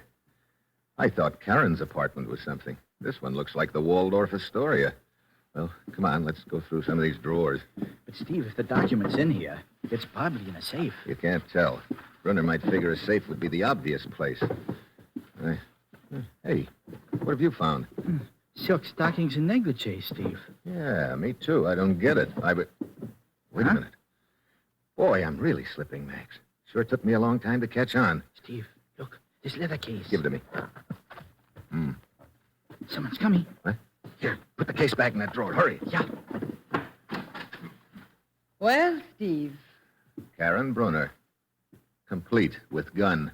Karen Brunner? I see you've discovered my little secrets. I should have figured it. You're not Brunner's secretary. You're Brunner.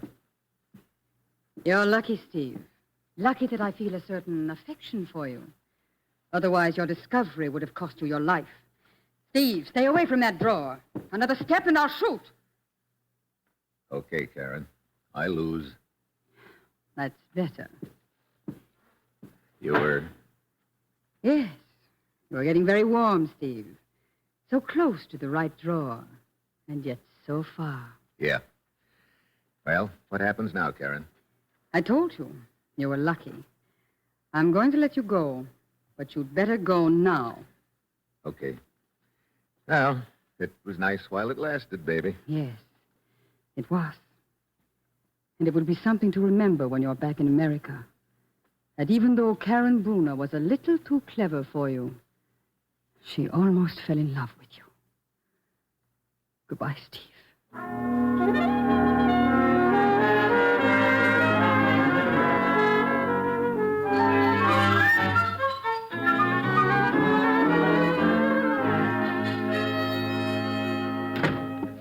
Hi, Commissioner.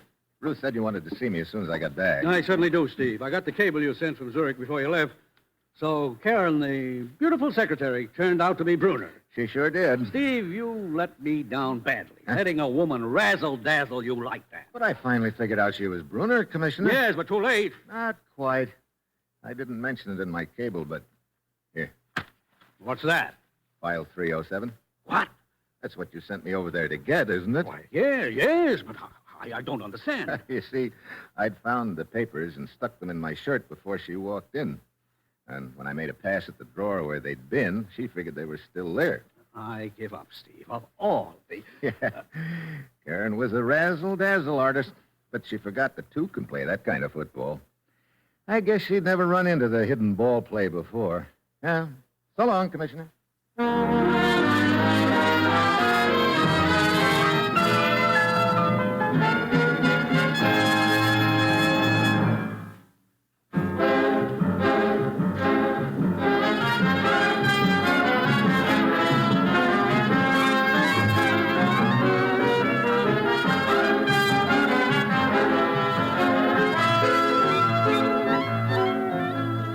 You have just heard the seventh in an exciting new adventure series, Dangerous Assignment, starring Brian Donlevy as Steve Mitchell.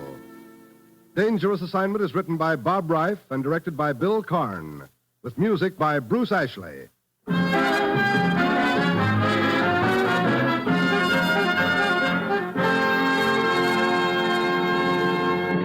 This program came to you from Hollywood. This is NBC, the national broadcasting company.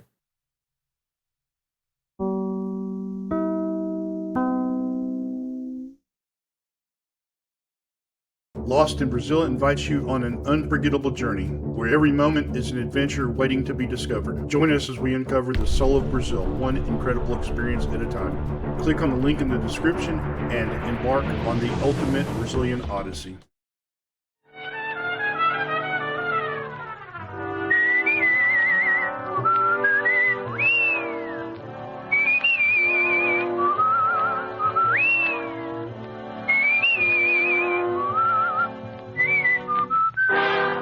Here's Dick Powell as Richard Diamond, private detective.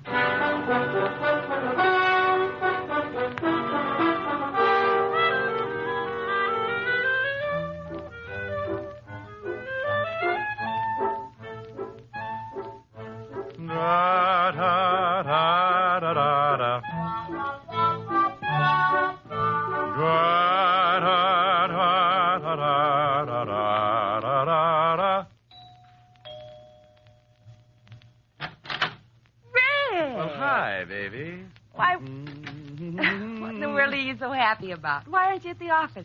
Now, don't confuse me, dear. One question at a time. Come on in the study, and I'll tell you all about it. Oh, now stop being so mysterious. You never come over here at this time of the day. Read some of these. What are they? Letters. Read them. All of them?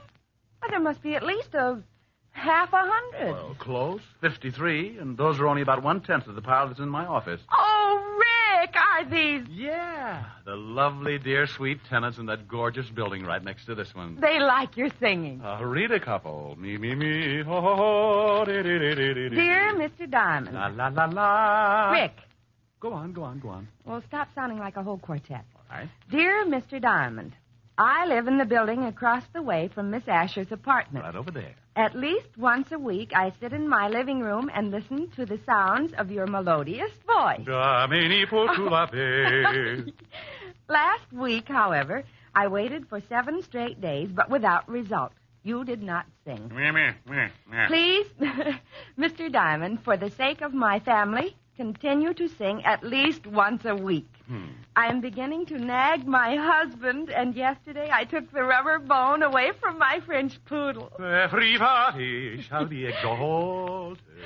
You see, it's getting to be a real problem with me, and if you want to save me the $25 a day, I would have to pay my psychiatrist sing. Yours expectantly, Mrs. Louise Cartwright. Rick, are they all like this? Well, certainly not.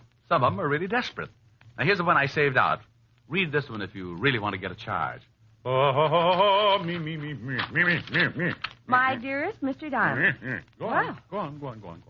I have been listening to your beautiful singing. What?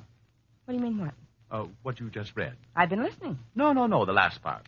Your beautiful singing? Yes, I'm in a enchanted evening. Oh, you show off.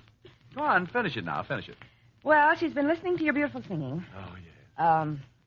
And many times I've seen you going into Miss Asher's apartment, and I think you are as beautiful as your voice. Oh. What? Now, you said that. Turn off the steam and read the last part. I wouldn't miss it. Last week, I waited and waited, but you didn't sing. Everybody shall be exalted. I know you were in Miss Asher's apartment, and you certainly had the chance. If Miss Asher is the one that won't let you sing, come over to my apartment. I have a piano, and I just love it. 977 Park, apartment 303. Signed, your most ardent fan, Ellen. Mademoiselle from Armitage. Rick, what are you doing? Opening a window.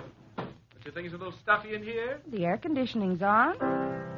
Rick, now stay away from that piano. No, I knew it. Ellen's right. You really don't want me to sing. At 11 o'clock in the morning? No. I want you to sing tonight when it's more romantic. Oh, shame on you. Me? Yes, you. You want to deprive those poor, discouraged people of a little honest, simple pleasure? You want that woman to take her dog's bone away again? You idiot. Oh, no telling what'll happen. Those people might not leave their apartments for days. It'll get to be like a prison camp. Think of it. No food. They won't leave the building even to go out and get an orange or a lime or something. And you know what? What? Scurvy. Oh. They'll be dying like flies. Well, go on. What's the matter? Dying like flies. I wonder who thought up that bright little simile. I've got a big green fly in my office that's so tough he carries a manslaughter. Oh! Well, you think it's funny, do you? Think what'll happen if those poor people stay in that building, withering up with scurvy, you fiend. I know it.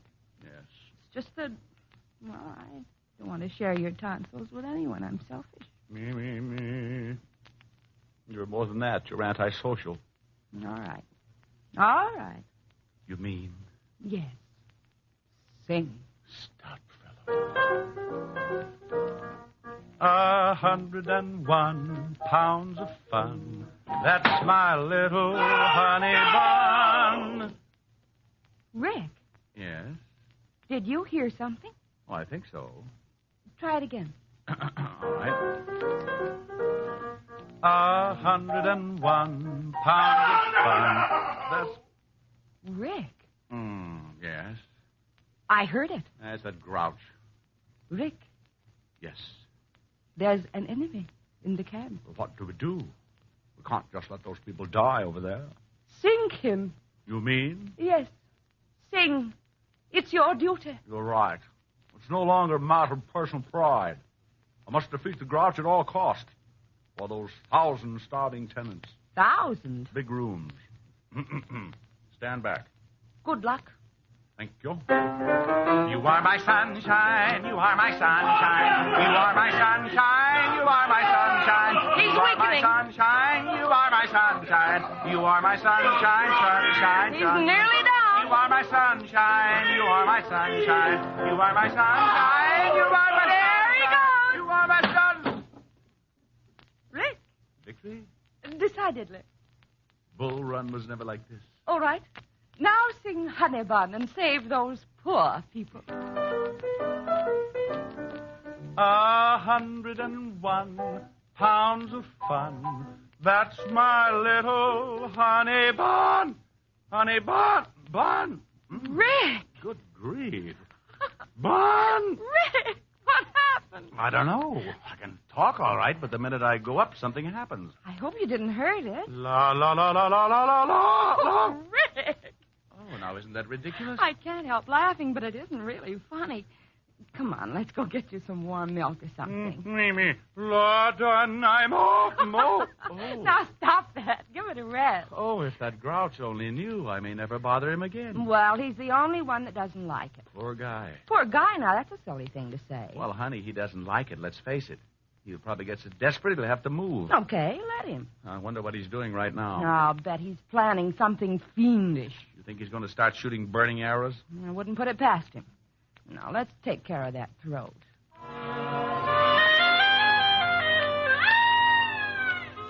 Well, sometimes silly things like that happen. I come on like a big baritone and lose my voice. Helen has to feed me hot lemon juice and honey for about 3 hours, and the grouch across the way in the next apartment starts thinking up the 10 best ways to eliminate Diamond. Think I'm kidding? Well, let me tell you. I didn't know it then, but that fast course of You Are My Sunshine with my own lyrics started more trouble than a hopped-up mouse in a herd of elephants. While Helen fed me the tonsil cure, old Grouchhead was dreaming up a cure of his own. What am I going to do? I work in the daytime, try to sleep at night. He sings at night. I switch to the night shift. He sings in the daytime. Oh, I'll fix him. We'll fix that Diamond. Yeah, phone book. Phone book. Detectives. Private detail. Ah, look at that. Richard Diamond, private detective. Full-page ad. Wouldn't you know it? Yeah, look at that slogan. Whoever you are, whatever you do, if you're too dead to walk, we'll come to you. Ugh. Must be other detectives in here. Oh, here's one. Pat Kosak. You are my sunshine, huh? Oh, Diamond, I'll fix you. I'll fix you good. Yeah. Is this Pat Kosak? Yeah, for employment. Haven't I heard of you before? I doubt it. Probably that shamus in Frisco. He's always stealing my stuff. Well, my name is Ernest Lumpkin. Happy Halloween, Mr. Pumpkin. No. Lumpkin. Okay. What can I do for you? Well, I've got a problem. It concerns another person in your line of work. You mean another shamus? Yes, he sings. You mean Diamond? Oh, is he a friend of yours? A competitor isn't a friend. Diamond gets more clients than anyone in the business, so he isn't even a competitor. He's a capitalist. He can advertise. People go to him instead of me. I hate him. Oh, Mr. Koslak, you're not alone. The name's Kosak, Mr. Dumpkin. Lumpkin. Lumpkin Dumpkin. You want to hire me? But you don't even know what I want you to do. Can you pay me $50 a day? If you can do the job in one day. For $50, I'll steal a Chrysler building and Bring it over to you on a motor scooter. What's your address? 977 Park Avenue. And hurry. How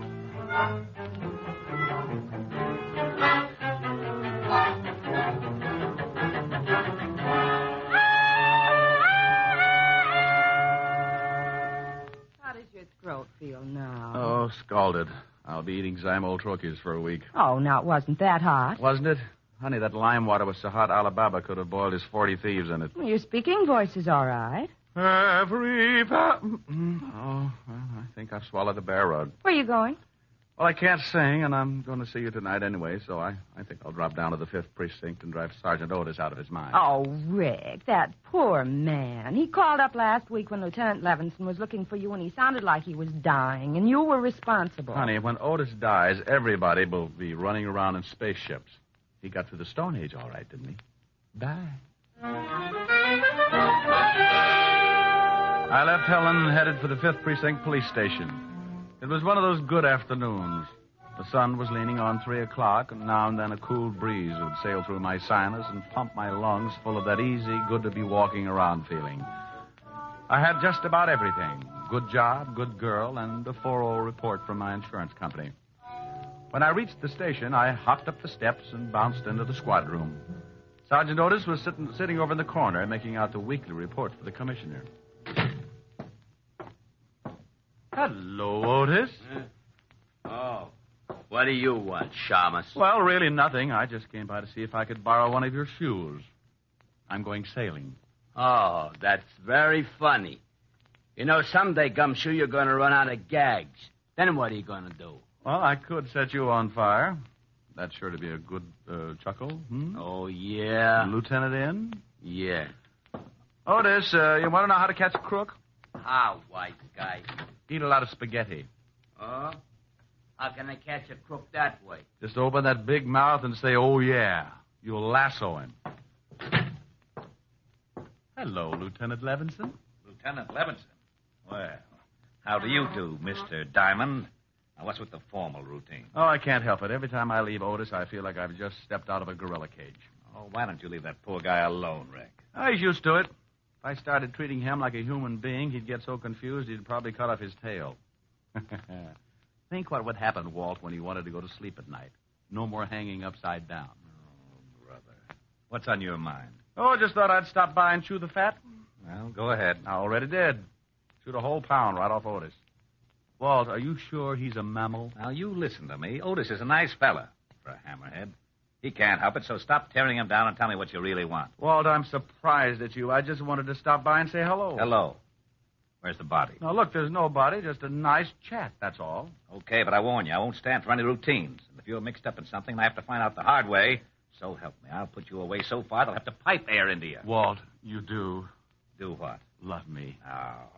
Would you like to wear my Sig Alf pin? Rick, for Pete's sake, what's the matter with you? You've been growing poppies in your office? Wait a minute. Yeah, what is it, Otis? Miss Asher on the phone for Diamond. Okay. Phone for you, Rick. Helen. Oh, thanks. 5th Precinct. Remember our motto. A corpse in the morgue is worth 2 in your basement. Oh, no. It's true, Walt. It's true. Oh, that wall just jumped out of the window. No, honey, there's a cash system around here. When Walt feels like jumping out of a window, he throws Otis out first to see if it hurts. Oh. Hiya, baby. Hi. Rick, Mr. Jones called and said it was very important that he see you at once. Said it was a matter of life and death. Jones? First name John? Well, he didn't say. Just gave me an address and asked you to come over immediately. 137 River Street. He called me at your apartment? Uh-huh. Hey, I never thought of that. How'd he get the number? No telling. Well, I'll go on over. Maybe he'll turn out to be a good client. Call you later, baby. How's your throat? Oh, la done, I'm all. Goodbye, Rick. Hey, you really sound terrible. I'll see you later, Walt. Huh? Oh, thanks for the brilliant conversation, Sporty. Walt, just because I didn't have a corpse hidden out someplace, you get mad. All right, see if I care. Oh, now, wait a minute. No, I understand. Well, you can just get someone else to play jacks with. I'll send you Sam Spade. Now, Rick. Otis, Yeah, Lieutenant. why haven't you got that report in here? I've been eating spaghetti. Spaghetti? Yeah, and that Diamond's a liar. I can't lasso nothing. Maybe you have to be a cowboy.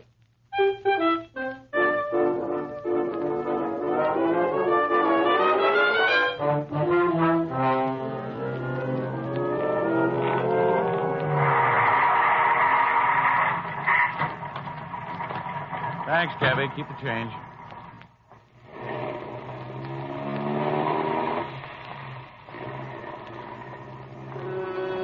"137 River Street," the address Helen had given me over the phone, was an old deserted warehouse. Now, I want to stop right here and say I admit it was pretty stupid to wander into an empty warehouse like that.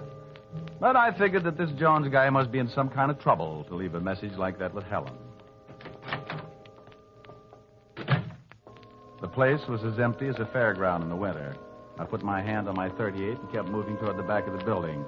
Then I saw a door. A sign on it said, "John Jones. Enter." And wouldn't you know it, I did. Hey! What's going on? Where am I? Let me out of here! Come on, Mr. Lumpkin, let's get out of here. Let me out of here! But I don't understand. He's liable to stay in there forever. I don't want him to stop singing like that. Somebody will come along, I promise you that. I just want him to stay in there for half an hour, that's all. And now, wait a minute. I want to know just what this is all about. You want him to lose his voice, don't you? Oh, I love it. Well, when he went through that door, he started losing it. How? Well, what's behind that door? An ice box. Come on, Mr. Grumpkin.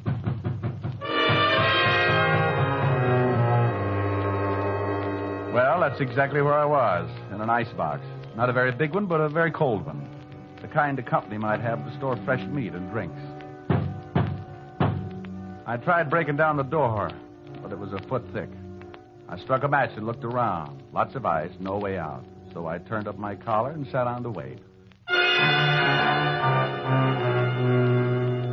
don't know how long I sat there, but I guessed it to be about 20 minutes. I could tell because my feet had frozen up about 20 minutes worth. Then I heard that lovely sound. Rick, you in there? Yeah. Hand me an ice pick. I want to get my feet uncrossed. How in the devil did this happen? Well, I think one of the frozen food companies got a new idea. What's the matter, Diamond? Forget your sleigh. Shut up, Otis. You think you can walk, Rick? Yeah, sure, but I might squeak a little. Ooh, got a Bunsen burner handy? Otis. Okay. How did you find me? We got a call. From a guy named Jones? Yeah. Said he was in danger and that you were coming down to meet him at the warehouse. Said he saw two guys lock you in this icebox. Oh, dandy. Did he say where he was? Yeah.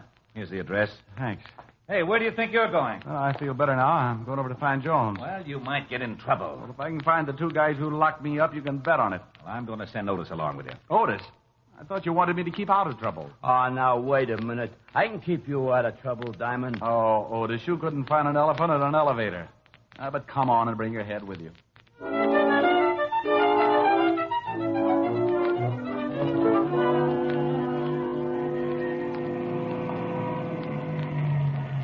This is the address where that Jones guy said he'd meet you. I'm Mandelbaum, Swedish massage.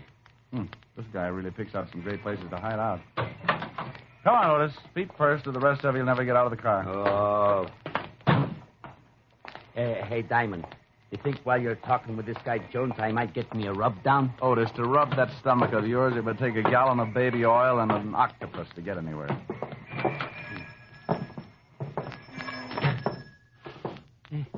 Hey, it smells kind of good, don't it?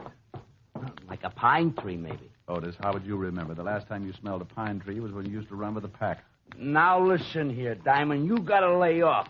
I don't go around... Yeah, what can I do for you? Holy cow. Get the biceps. Oh, I'm looking for a guy named Jones. Oh, yeah? Who wants him? The name's Diamond. Oh. Well, Mr. Jones is expecting you. I think he's back in the steam. Which way is it? Straight back. I'd show you, but I gotta give a guy a rub. Come on, Otis. You must be at the end of the hall. That's a pretty bright observation, seeing as how there's only one door and it's at the end of a hall. Yeah, that's the steam room. How do you know? By this little window in the door. What do you see? Steam. Then, by golly, it must be the steam room. Hey, I can't see nothing. Mr. Jones? Hey, ain't that some guy lying over there on the bench? Looks like it. Mr. Jones? He don't answer. No. Otis, look, I'm going over there. Keep the door open. I don't want anyone to lock me in this place. Oh, okay. Mr. Jones, Well, hey, Otis. It's just a bunch of towels rolled up to look like somebody. Hey! Otis, what's the matter? Diamond. Yeah. Where are you? Right over here. Well, what are you doing there? I told you to stay by the door and keep it open. Well, I did stay by the door until I got pushed. Pushed? Oh, no. You know something? What? I think we're locked in.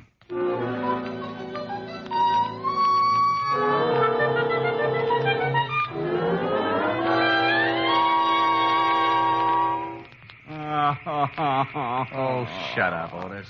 But I don't feel so good. What are we gonna do? Oh, why don't you be happy? It's the only chance you'll ever get to sweat off some of that blubber. Yeah, you want I should look like one of them atrocity pictures? Otis, you could lose 300 pounds and still weigh in with King Kong. Yeah, there's no time to get nasty. Well, relax. Read a magazine or something. What do you mean? Just what I said. Read a magazine. Isn't that one right over there? Yeah. Oh, for Pete's sake. How can I read this thing, Shamus? The pages is all stuck together. You couldn't read the first line of an eye chart anyway. Just look at the pictures and shut up. Okay. Hey! What's the matter? This magazine. Take a look at this. What is it? It's one of them movie magazines, Movie Stars Parade. So what? Well, get a load of these pictures. Ain't that you? Let me see. Well, how about that? Some guy acting like Richard Diamond, private detective. Well, it looks like you. No, it's that Powell guy, that actor. Tear it up. Oh, no, it's a good magazine. Give me that. Oh, hey, what'd you do that for? If it hadn't been for that juvenile, I could have been in pictures myself. Now try kicking in that little window again. It's no use. That glass must be bulletproof. Oh, swell. First an icebox and now a steam bath. I'm going to start thinking I'm in California. Well, don't just sit there sweating. Do something. My uniform's shrinking. Well, maybe now it'll match your head. I just can't figure this. If someone wants to get rid of me, why did they do it the old-fashioned way? Oh, don't say that. How long do you think we've been in here? I don't know. Hey, Diamond. Yeah? My socks just disappeared. Well, go kick on the door again. It's your turn. I don't think I can make it. We've been in here for days. Hey, look at your watch. It's all steamed up. I can't tell. You think there'll be anything left? Just your shoes, Otis. It'll take a blast furnace to get rid of those. Oh, wait a minute. What's the matter? I thought I heard somebody outside. Yeah? Hey, help! Help! Shut up. Here. Hey, what's going on in here? Who closed the bolt on the door? We're saved? Would you mind helping us out, old man? We seem to be a little limp. Hey, where's Mr. Jones? Hey, what are you doing in here with your clothes on? Trying to get them steam cleaned. Oh, fresh air. Now, would you two guys mind telling me what this is all about? Maybe you better tell us, Buster. I don't know what you mean. Who locked the door on us? How do I know? I give a guy a rub. When I come back, I find the door bolted. Hey, where's Mr. Jones? You sure he was in the steam room? Sure. He comes in, says he wants a steam. You should show up. I should send you back. I told him I was going to give a rub to stay in long as he liked. Did he ask you how long the rub would be? Yeah. Matter of fact, he did. I said it'd be about half hour. I don't get it. He wanted me in that steam room for just a half an hour. He wanted me in that icebox for about the same time. What's with this? Diamond, look at this uniform. Oh, I think it's lovely, Otis. You should always wear knickers.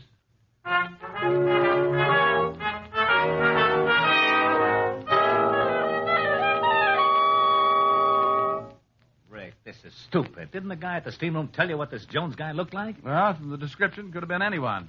Look, I'm just as mixed up as you are. Well, we'll keep after it. Just don't worry, that's all. Hey, Diamond.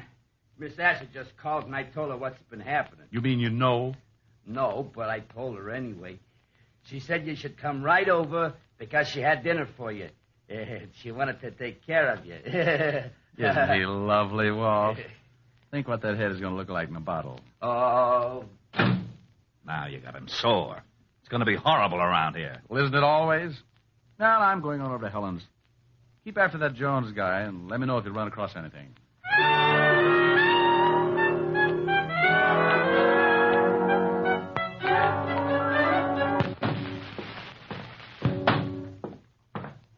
How are you, Mr. Klumpkin? Lumpkin.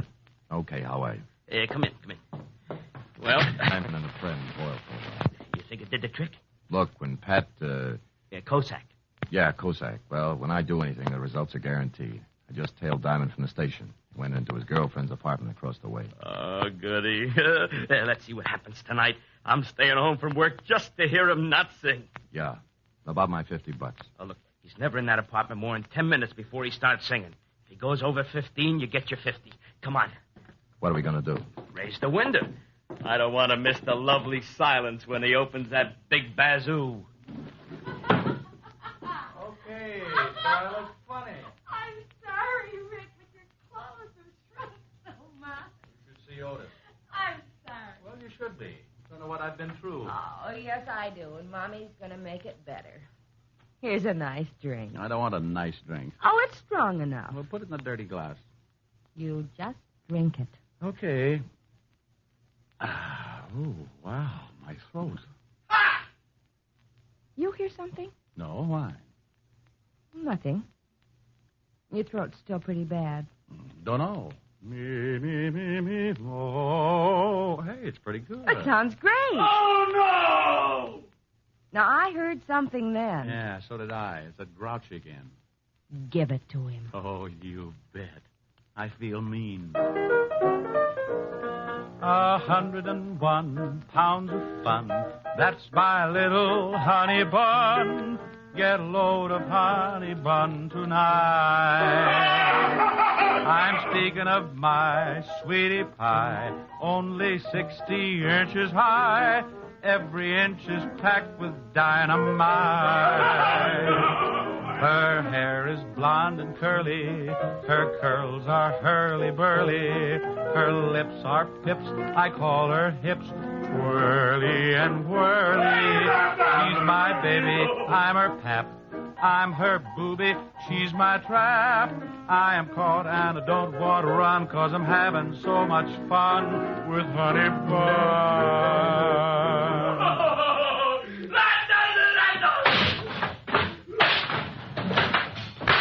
What's going on over there? You're Cossack. Okay, but don't hit me again. You can keep the $50. Said he wouldn't sing again, huh? Said you fixed it. Well, I'll fix you. No, not that. Put down that chair. Go on, get out of here. That vulture's singing better than ever. Okay, only don't hit me again. Helen, Yes, Rick? you know that ice box and that steam bath were the best things in the world for my throat. Yes. After you lost your voice this morning, I didn't think anything was going to help. But that ice box and that steam bath really did. Diamond, Oh, hello, Mr. Lumpkin. did I hear you say you lost your voice this morning? That's right, Mr. Lumpkin. Then didn't think I was going to get it back either. Good night, Mr. Diamond.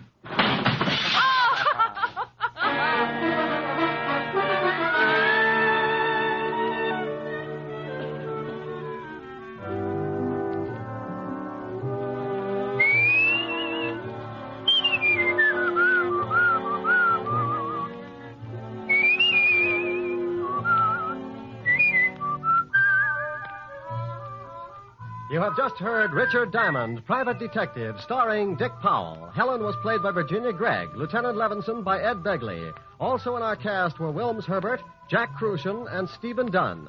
Music was under the direction of Frank Worth. Richard Diamond is written and directed by Blake Edwards. Richard Diamond, starring Dick Powell, was previously released over the National Broadcasting Company for listeners in the United States and has been re-released to you men and women overseas by the United States Armed Forces Radio Service, the voice of information and education. Thank you for visiting Golden Age Radio, rumble.com/C/GAR. Please support our veterans by visiting veteransradioministry.com. Together we can honor their great sacrifice. Thank you.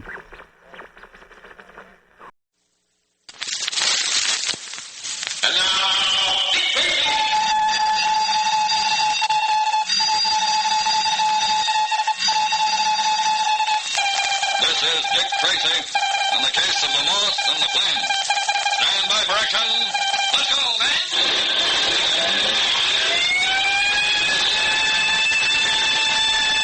Yes, it's Dick Tracy, protector of law and order. Say, boys and girls, do you ever wonder what was on the other side of the moon? That's a funny question, but, well, If you haven't wondered, you might like to know that nobody's ever seen the other side. You see, the moon revolves around the Earth. But as it does, it always keeps the same half toward us. And this gives rise to some pretty important questions. For instance, what's the other side of the moon like? We know what one side is like. We see it through telescopes. But how about the other side? Are there mountains there and craters, or is it flat? Is there any life on the other side of the moon? The scientists are almost positive that there's no life there, but for knowledge of what it's really like, I guess they're going to have to wait until somebody sends up a rocket with a camera in it to circle the moon and photograph the other side. What a wonderful day that'll be when you get a rocket like that. Well, until that day, the secret of the moon will be kept. You'll never know what the other side is like. A secret about something we see every night, and yet which remains a mystery. It's a mystery because we just don't know what's on the other side. And now, Dick Tracy. Yesterday, Tracy and Patton stopped at a large warehouse fire to see if they could be of any help. The building that was in the process of being destroyed was owned by a firm of hardware jobbers known as the Black Marquette Corporation. This company, a shadily run outfit dealing in goods disposed of through illegal channels, had been faced with a federal investigation. And unknown to Tracy, they had decided to have the warehouse burned down to destroy any incriminating evidence. The burning itself was carried out by a gang of professional arsonists headed by a sinister character known as the Moth. However, during the burning, somebody apparently died as a body was found in the wreckage. Now, the next day, Tracy and Patton are going over the still-smoking ruins with Fire Chief Kelly. Have you come across anything unusual in your investigation, Chief Kelly? No, nothing yet, Tracy. I don't see how you can hope to find anything of interest here. There's hardly anything left to investigate. Yeah, the place is a total loss, all right. There's nothing left. Not even a sign of any merchandise in the warehouse. Would it have been logical for all the merchandise to have burned up, Chief? Almost anything could have burned up or melted if the fire was hot enough. And I might add that this fire was certainly hot enough. In fact, that's one of the things that worries me about the whole thing. Well, fires are usually hot, Chief. Yes, I know, but it takes time for them to make that much headway. This building, you see, was equipped with a regulation sprinkler system. It was checked recently and found to be in good order. But sprinkling systems by themselves don't always put out fires, do they, Chief? No, very seldom. But they do retard the fire and create a lot of smoke, which causes it to be discovered sooner than otherwise. And yet no one saw this fire until it was completely out of control. Huh? And that's exactly my point, Tracy. Why? And don't forget there was a night watchman in the building. Why didn't he discover it? Oh, yes, him. I meant to ask you about him. Was that poor fellow that we found in the records really the night watchman? Well, according to the coroner's report, he was. Identification was difficult, though, as was the exact cause of death, Chief. Well, he probably fainted from smoke poisoning and was later pinned under from fallen timber. You know, the floors apparently fell in pretty quick. Yeah, but why didn't he have time to turn in some kind of an alarm? At least holler. You tell me. Chief Kelly, did I understand you to say last night that there had been several similar fires the last 2 weeks? That's right. 2 warehouses and a packing plant were completely destroyed by fires that had gotten out of control before being discovered. I see. Chief, do you mind if Patton and I poke around in the ashes here a while? No, not at all, Tracy. If you have any questions about anything you find, I'll try to answer them. All right, thanks, Chief. In the meantime, I think I'll wander over and see Lieutenant Giles. See if he turn up anything. Hey, Mike! Dick, you're up to something. Patrick, what makes you think of such a thing? I can always tell when those wheels inside your head begin to spin. All right, Pat, here it is, but it's not much more than a half-formed suspicion yet. Now, listen. In the first place, after what Chief Kelly said about his suspicions last night, I took the trouble of checking on the Black Marquette Corporation, which owned this building. Go on. It seems they were suspected of dealing in under-the-counter building materials. But the important point is they were about to be faced with a federal investigation on their business methods. And so you think they might have burned the building down to have destroyed any incriminating evidence? That's more than a possibility, Pat. Yeah, but my stars, Dick, if that night watchman died in a fire that was deliberately set, that would make it murder. That's just exactly what it would be, Pat. In fact, it was that angle that prompted me to look into the records of the Black Marquette Corporation. Yeah, but Tracy, supposing that something... Tracy, Pat, will you come over here a minute? Oh, sure, Chief. What's up? Hey, Tracy, I think we found exactly what we're looking for. Oh, what is it, Chief? Well, you see that pipe there? I mean, the one with the plug in it? Yes. Well, the point is there shouldn't be a plug in it. That's the pipe that fed water to the main sprinkler system. Well. Yeah. Now, look.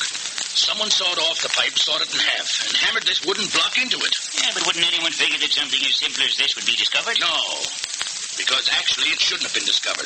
You see, 99 times out of 100, the heat of the fire would have burned up the wooden plug and allowed the water to run out when it was too late to do any good. I'd be more than a little interested to know what the night watchman was doing while all this was going on. And, I've been thinking the very same thing, Tracy. You may have more of a case on your hands than you bargained for. I'm afraid you're right there, Chief. Tell me, from your experience, would you say that this was the work of an expert? Very definitely, yes. I see. Well, Pat, it looks like you and I had better get down to headquarters and do a quick checkup on all the known arsonists in town. So long, Chief. Keep me informed on anything new you find. All right, Tracy. So long. Yeah, but Dick, I thought you suspected the owners themselves had burned the building down. Pat, you remember that Chief Kelly said that there had been several other such fires lately? Seems to me I do, yes. Well, I'm beginning to wonder if there isn't somebody in this town who's in the business of burning down buildings. No, but Dick, how would any such person know when anyone wanted a building burned down? That's only one of about a dozen things I can't answer right now, Pat. But I certainly intend to find out. We're going down to headquarters and look into every possible... Use your head. Telling the watchman was really awfully stupid. But like I told you, Mort, it couldn't be helped. We had his routine all checked, and according to the time, he should have been on the 5th floor. But the dope must have forgot something, and he comes stumbling back into the cellar just when we were sawing the pipe. Most unfortunate. And how did you dispose of him? I trust nobody was thoughtless enough to shoot him? No, we didn't want to leave no bullet holes. Bernie tapped him with his sandbag. The fire did the rest. Well, I suppose that was making the best of an unfortunate situation, but this is the sort of mistake that could get us all into a lot of serious trouble. You know, Moth, I never can figure you. You wouldn't mind burning up a whole house full of people, but you don't like to sap a guy in the conch while you're doing it. Might I inquire how come? Of course you may inquire how come you put in, but I doubt if you'll understand it. Try me. The business of setting fires flash is a highly skilled and time-honored profession. It requires skill, imagination, artistry, and it is not to be confused with so gross a pastime as murder. Here. Huh? Flame, where'd you come from? What a way to greet me when I was about to compliment you on your scholarly dissertation. Cut it out. No, I really mean it. You grow positively lyrical on the subject of fire, like to the lark at break of day ascending. Hey, what's she trying to do, boss? Give you the bird? That's wonderful, Flash. I didn't know you had it in you. What do you mean? Did I say something funny? No. Look, Flame, Flash and I were having a business conversation. I know. I just happened accidentally to overhear it. It's too bad the night watchman had to be, quote, sapped on the conch, unquote. It's really too bad. What do you mean? I begin to detect the presence in this room of an unnecessary party. A fifth wheel, as it were. Flash, would you kindly blow? Now, look here. I don't take no orders from dames. Oh, well, in that case, we can discuss what I have to say tomorrow. Of course, it'll be much too late by then, but surely the moth won't mind. All right, Flash. See you later. Sure, Moth, sure. If you want it that way. Your dame comes in and I got to start taking orders.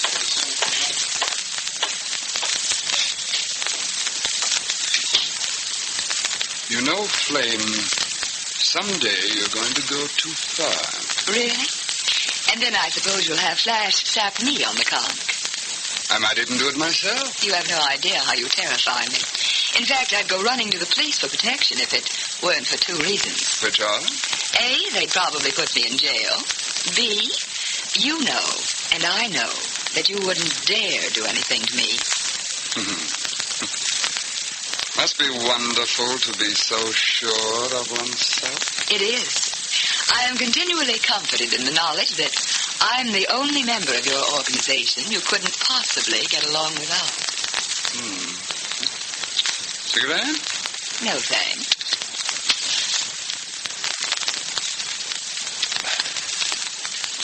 What did you want to talk to me about? That's better. Blackmar is pretty upset about the death of his night watchman in the fire. How do you know? I contrived to be invited to a little shindig that I knew Mr. Blackmar was attending. I knew there would be a lot of sympathetic questions asked him regarding the fire. Oh? There were. But the thing which was uppermost in Blackmar's mind, and to which he kept returning, was the unfortunate death of his night watchman. Well, it's easy enough to see what he's thinking of course. That if it's ever discovered that the fire was not accidental, he could be mixed up in a murder investigation. You don't think he has any idea that the watchman's death wasn't accidental? I doubt it. He's not very smart. And I noticed that. By the way, did you hear anything about his partner, Ket? But of course. Hepburn Ket is on a fishing trip somewhere in the West Indies. I guess Blackmar told the truth then. About what? That he was playing a lone hand when he hired us to burn down the warehouse. It looks that way. The flame? I think I'm going to have a little job for you tonight. In a moment, we'll return to Dick Tracy. But first, say, Tracy fans, do you want to hear a really pleasant show tomorrow night? Well, listen to the tales of Willie Piper. It moves along so smoothly and delightfully that you'll be surprised to find yourself completely absorbed in the story, not aware that your face is covered with a broad smile. 30 minutes pass just like that. You're left with a mellow, contented feeling. The hero of the show is Willie Piper, a well-intentioned youth who blunders his way through the darndest predicaments. He's married to a wonderful girl, and together they live in one half of a two-family house in a New England town. They live there with Willie's father-in-law, whose attitude is, quote, "Oh, you youngsters just go ahead and do what you want. Pretend I'm not here," end quote. But he is there, and there's no mistaking it. And if ever you need a good example of three making a crowd, just think of Willie's father-in-law. Treat yourself to some wholesome chuckles. Listen to the whimsical Willie Piper Show, and it's heard tomorrow night on most of these ABC stations. And don't miss those other great shows ABC has lined up for your entertainment every Wednesday night: the Paul Whiteman Show, the Pot of Gold, Bing Crosby, and the Henry Morgan Show. Now back to Dick Tracy. Well, that completes the list of the known arsonists in town, and a story looking through the eye, too. Patrick, I think we're on the wrong track. What we should be doing is investigating the owners of the Blackmar Ket Corporation and finding out if they have any known underworld connections. And indeed, there are underworld connections. But will it be possible to uncover them? Tune in tomorrow, same time, same station, for the Adventures of Dick Tracy, produced by Charles Powers. This is George Gunn speaking. Well, we've been doing a lot of gabbing recently about a Wednesday night show on ABC, a show you've probably heard many times, the Bing Crosby Show. But I wonder if you and your folks stay tuned to ABC on Wednesday nights for something new in the radio world. Henry Morgan and his zany, funny program. Not exactly trying to compare Crosby and Morgan. Guess you couldn't do that very well because their respective personalities and abilities are quite different, almost as different as their respective shows. But both guys and both shows are tops. Find out for yourself tomorrow night. Crosby and Morgan, Bing and Henry on most of these ABC stations. This is ABC, the American Broadcasting Company.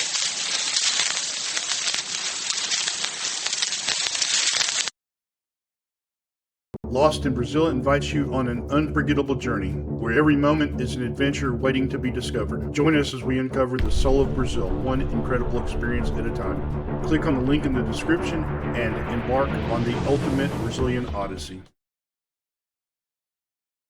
Now, from the makers of cold water Omo, two men in monks' cassocks moved silently down the stone passageway of Old Hill Monastery. They opened and closed a heavy Gothic door and walked across the carpeted room. One of the men removed his monk's robe, revealing the uniform of a colonel in the British Army. Nearly 12 o'clock, Baxter. Yes, Colonel James. Better do a round. Take a walkie-talkie and report back. Very good. Baxter helped himself to a walkie-talkie from the cupboard and left Colonel James to some paperwork on the desk. A short while later, in the passageway beneath, Baxter paused at each of the monks' cells. They were all heavily bolted on the outside, for Old Hill Monastery was a prison for captured spies.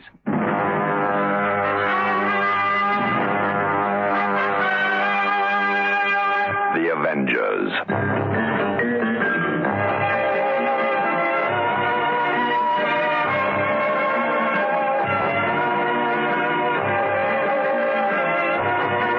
Sean Steed and Emma Peel, The Avengers.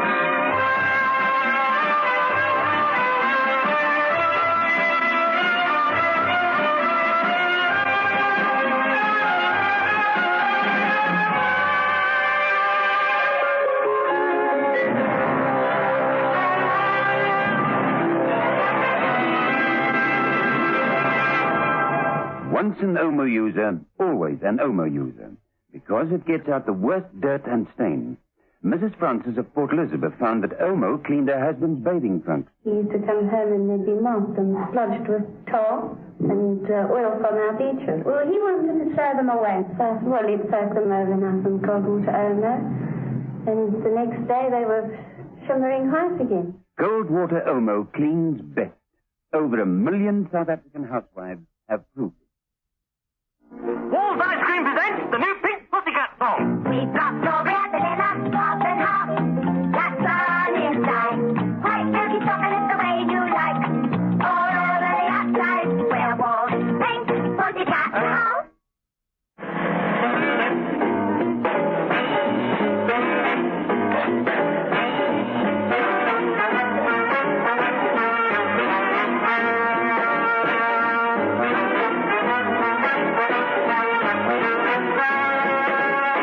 Episode 1 of this story, in which John Steed and Emma Peel celebrate a little too soon, and an enemy makes a killing and a clean getaway.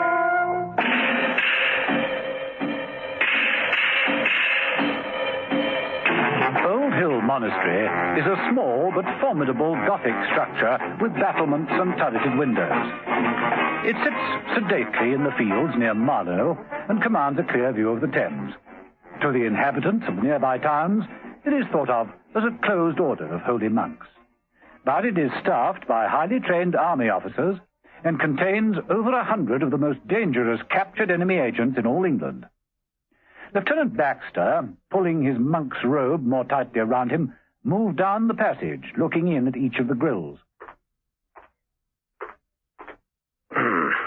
There's Dorf. Yes, he's reading as usual. Lubin. Playing chess again. How a man can play chess against himself beats me. Who wins?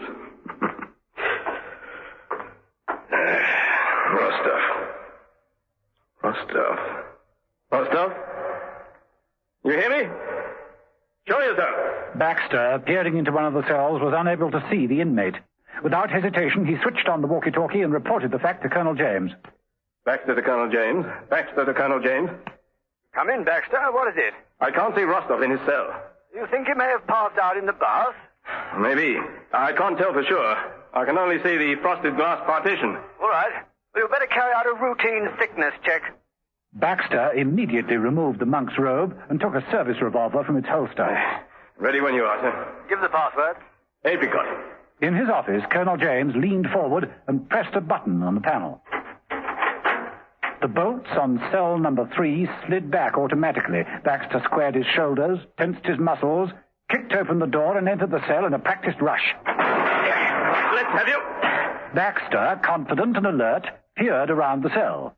He moved across to the bathroom. It was empty. So was the rest of the cell. Quite empty. The figure of the prisoner seemed to appear by magic through the wall. What the devil? Before Baxter could recover from his surprise, Rostov landed a terrific blow, knocking him over the table. In his office, Colonel James heard the sound over the walkie-talkie. Baxter! Baxter! What's happened, Baxter? Alarm! Alarm! Rostov! Taken my gun and escaped. Colonel James moved like lightning. His hand went out and set the alarm bells ringing. Instantly, from all over the monastery, men began running at the double to the cell.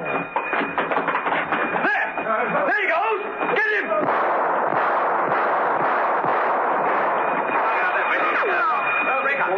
Rostov, at the end of the passageway, whipped off a few warning shots and raced to the next corridor.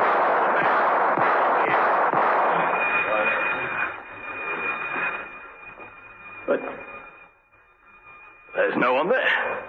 Just a blank wall. He couldn't have got away. disappeared.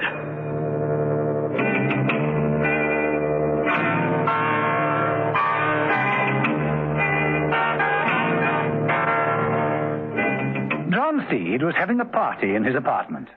It was a small reunion. Steed had two old pals, fellow agents, Paul Ryder and George Neville. The three men were in dinner jackets. Mrs. Peel was with them, wearing a stunning full-length gown. It was all very smart and select, and it had got the last drink and cigar stage. Steed, did you ever see anything more of that Admiral, what was his name? Pebbly chap, heavy breather. Surely that description can fit any admiral in the British Navy. Not quite sure who you mean, Paul. I want to propose a toast. Oh, you must remember the old boy. Toast, I insist. All right, a toast. To our benevolent host, the man you can always trust, the man you can always rely on, to the man with... With the wooden leg. Eh? Steed hasn't got a wooden leg. Have you, Steed? If you have, I must say you can't off very well. I'd never have guessed. Admiral Corman, that's who I was thinking. Ah, yes, Corman. Yes, of course I remember. I give you John Steed. Oh, glass is empty. Oh, let me. Thanks. John Steed. Yes, John Steed. And another toast to John Steed's partner in crime. I must say, Steed, you certainly know how to pick 'em. She's delectable, she's delicious, she's also a dab hand with a caviar canopy. Gentlemen, I give you Emma Peel. Emma Peel. And another toast. No, it's my turn. To Paul Ryder and George Neville. We trained together, we fought together, and I hope we'll remain together for many years to come. Steed drank and shattered his glass in the fireplace. The simplicity and sincerity of his speech moved them all.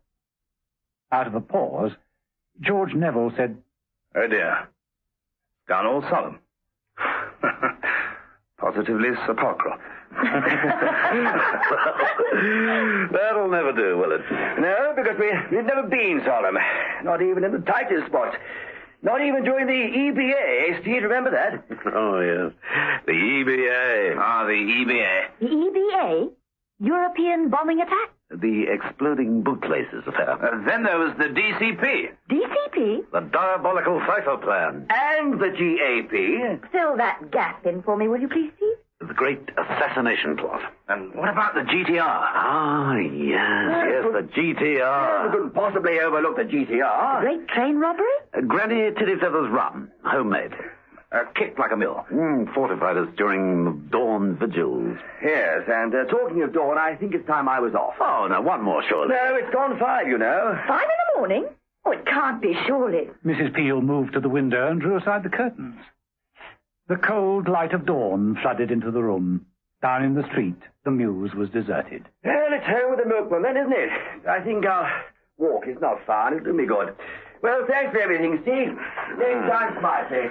Goodbye, Emma. Great pleasure meeting you. See you all again soon. I can let myself out, so don't worry. Goodbye. Goodbye. Bye, old chap. Bye. Well, how about you, George, old man? Well, I'm very easily led, and the prospect of even 5 minutes more with the delectable Mrs. Peel. I agree. Another bottle? Oh, thank you both. I'll join you.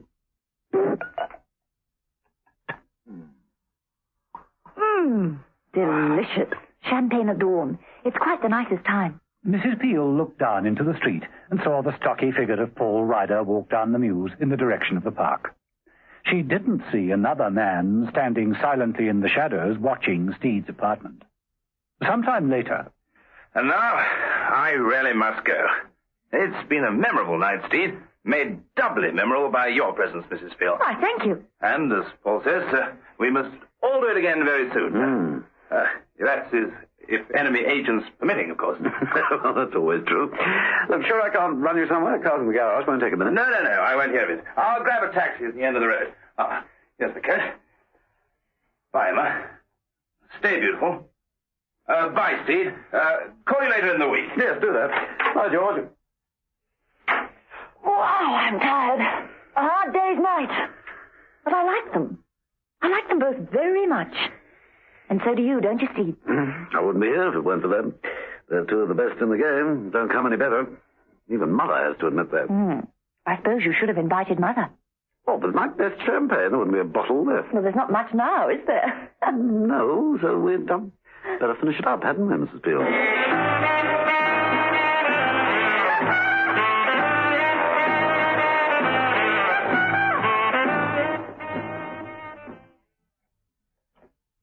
Down in the street, George Neville turned up his coat collar against the chill dawn and quickened his walk. Near the corner of the mews, he stopped. A voice from the shadows said, Neville. George Neville. Here. What the devil? Neville took a pace towards the voice. The figure of Rostov appeared near the blank wall like magic. Neville reached for the gun in his shoulder holster, but too late. Rostov had a gun trained on him and fired it several times. George Neville was spun round by the impact of the bullets. He fell among the dustbins. Steed and Mrs. Peel, hearing the shots, tore out of Steed's apartment. George! George! Neville! Steve? Steve, is he all right? George, who did it? George Neville managed to gasp out, Rostov. Was Rostov. and then he died in Steed's arms.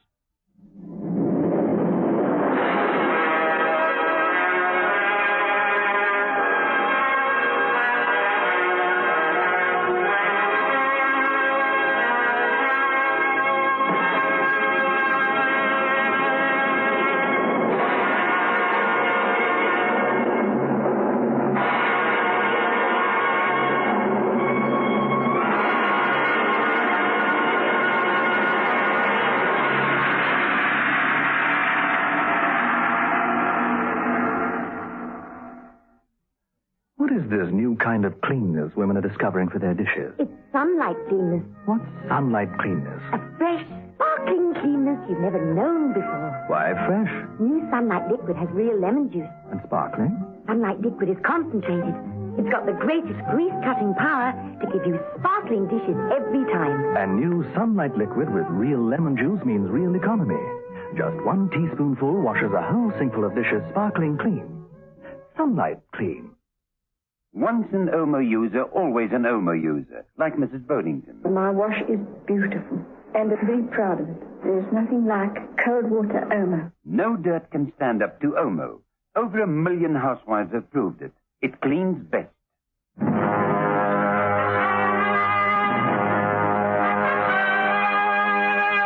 The Avengers.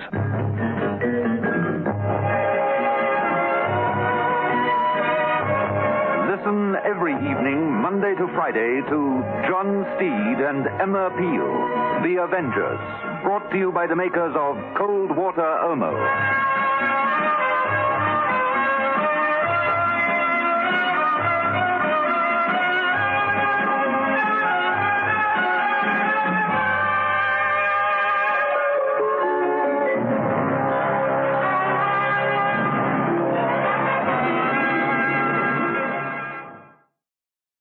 Thank you for visiting Golden Age Radio, rumble.com/C/GAR. Please support our veterans by visiting veteransradioministry.com. Together we can honor their great sacrifice. Thank you.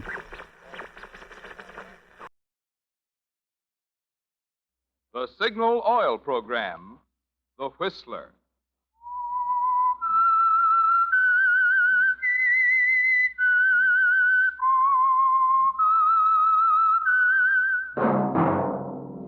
That whistle is your signal for the Signal Oil Program, The Whistler.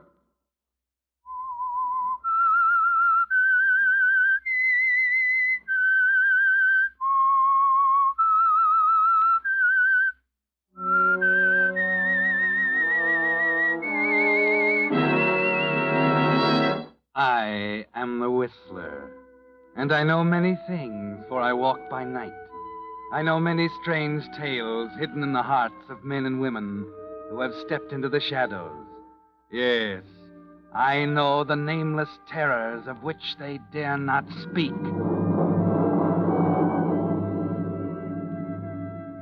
Yes, friends, it's time for The Whistler, rated by independent research the most popular West Coast radio program.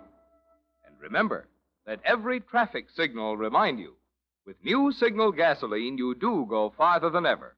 Look for the familiar big yellow and black circle sign.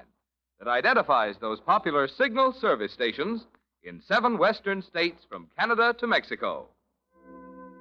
And now, the Whistler's strange story, Boomerang.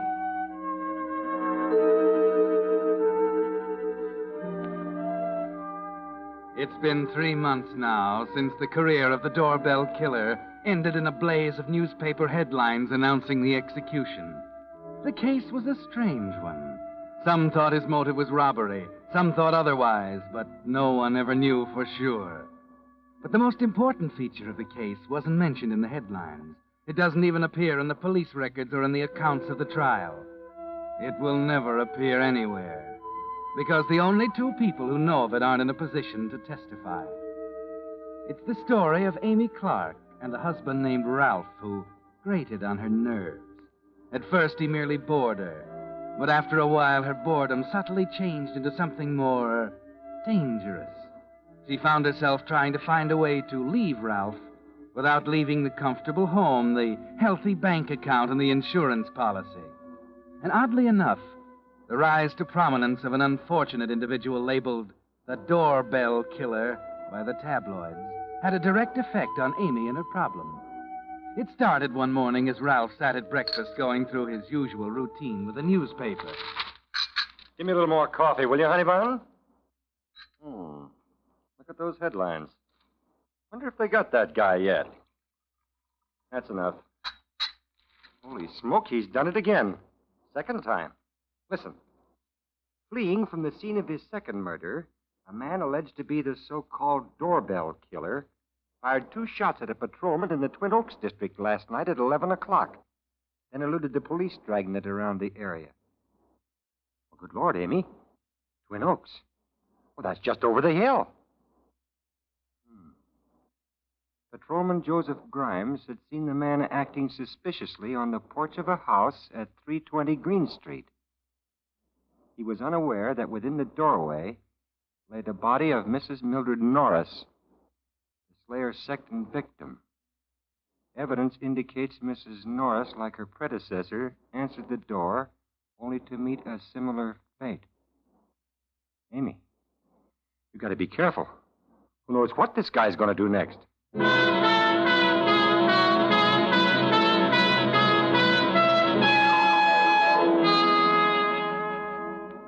So you tell him you'll be careful, Amy. And he gives you the usual dutiful peck on the cheek. Turns in the hallway at the exact spot he always turns, and you wait for it. Well, so long, honey bun. Don't take any wooden nickels. See you in the funny papers. How many times have you heard that one, Amy? And how many times must you hear it again? You think about it all day as you go through your routine. And finally, in the afternoon, you get a chance to relax by the radio. Patrolman Grimes reported that all he could see of the killer was a dim shape, a heavy-set man about 6 feet tall vaulting over a low stone wall in the distance. A small metal tie clasp bearing the initial R found near the scene is a possible clue to the criminal's identity. Chief of Police Henderson suspects the killer is a familiar figure, possibly a resident of the Twin Oaks neighborhood, since in both cases he was apparently recognized and accepted by the victim who opened the door.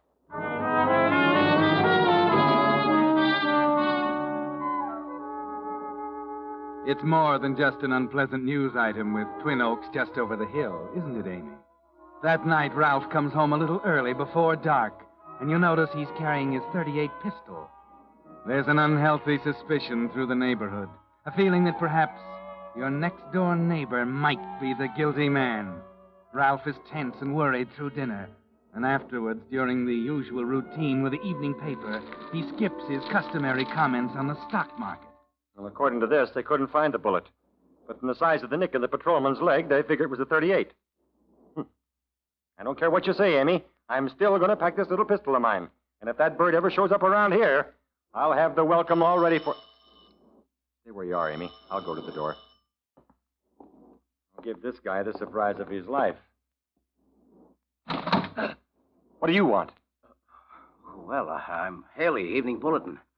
Working with Chief Police Henderson on the doorbell case. Just checking the neighborhood. Oh, well, it's good to know the police are on the job. You seem to be on the job, too. Hmm? That .38. Yeah. Well, I'm not taking chances. Yes, I understand. Got a permit, I suppose? Sure. What's your name? Ralph Clark. Oh, Clark. How long have you been in this neighborhood? 3 years. Wife? Yeah, Amy. She's back in the kitchen. Okay. Look, have you seen anyone acting suspicious around here last night or tonight? No. Where were you at 9 o'clock last night? Now, wait a minute, Mr. Haley. Did you say you were a reporter or a police investigator? I told you I'm working with Henderson. Isn't that good enough? No. You better run along, Haley. I've answered enough questions. If the chief of police has any more in mind, tell him to send one of his men in uniform. Any particular reason, Mr. Clark? Yeah. One reason, and a good one. I have no intention of standing at the front door telling my life history to any reporter who happens to come along. Okay, Mr. Clark. Keep your door locked and be careful when you open it. That's all.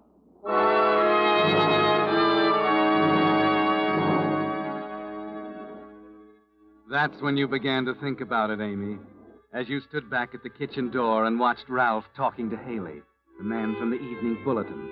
Ralph was jittery, almost suspiciously jittery, wasn't he? Standing there answering questions, the gun in his hand. And later that evening, when the doorbell rings again... Stay here. I'll go.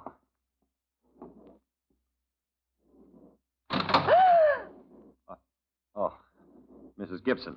That gun. What are you... Well, anything wrong with the gun? No, but I... All right. Maybe if more people had guns, these things wouldn't happen. What are you doing out this time of the night? Well, I just came to borrow a cup of sugar from Amy. Come on in. Well, just a minute. George! It's all right, George. I had Mr. Gibson watch from the window. Funny time to be borrowing sugar, if you ask me. Is Amy... She's in the kitchen. Oh. Well? Aren't you going to get your sugar? Oh. Of course, Mr. Clark. I'll only be a minute. I'm sorry. It's all right. Get your sugar.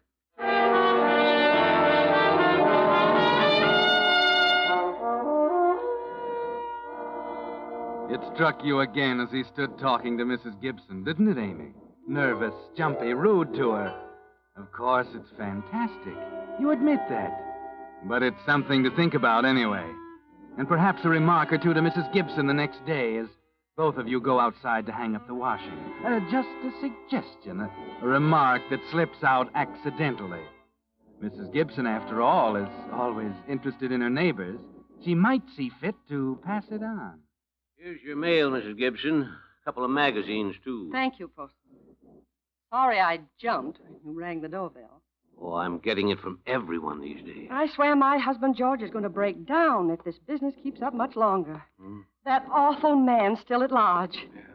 Oh, hello, Mr. Clark. How are you, Mrs. Gibson? Very well, thank you. I say, I wanted to apologize for the way I acted last night. I was sort of on edge and...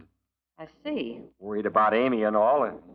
You know how it is with this doorbell man running around the neighborhood. Well, I better be getting home to Amy.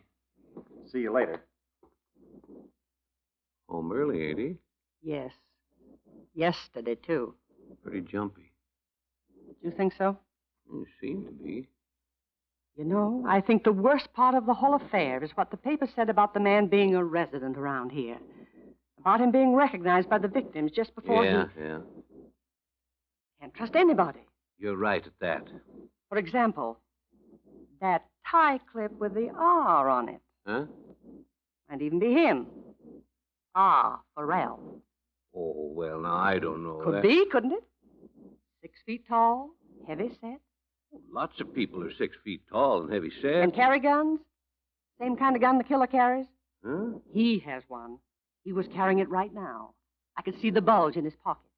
Oh, now, Mrs. Gibson, it might have been something else. It's a gun. Amy told me this morning. You don't say. A 38? Yes. Says he's carrying it on account of the knifer. You won't mention this to anyone. Oh, no, you can trust me. Amy said he began acting queer just before the first one happened. Yeah? Says that lately it's gotten so he scares her. Told me so just this morning.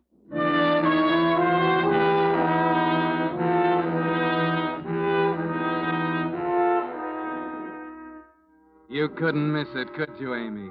A heavy-set man, 6 feet tall. The initial R, the .38 pistol. The announcement by the police that they would shoot on sight. But even so, it's still an experiment. There's nothing solid enough to count on yet. But 3 nights later, after the gossip has had a chance to circulate around the neighborhood, something happens that is solid. That's the night you and Ralph go over the hill to Twin Oaks, to the Walkers for bridge. At 10 o'clock, Harry Walker comes in from the kitchen. Sorry, folks, the bartender's up a stump. Yeah, out of ice. The old refrigerator ain't what she used to be, and guess we'll have to take 'em warm. Oh, gosh, that's a darn shame, Harry. Supposing I go home and get some, huh? You mean they got refrigerators in your neck of the woods? Why not? No, forget it, Ralph, old boy. In another hour, you won't care whether they're hot or cold. Right, Amy? Hey, wait a minute, Harry. Isn't there an ice machine down the street a couple of blocks? Hey, there is at that. Forget all about it. I'll go down there. No, let me, Harry. I've been wanting to get some air.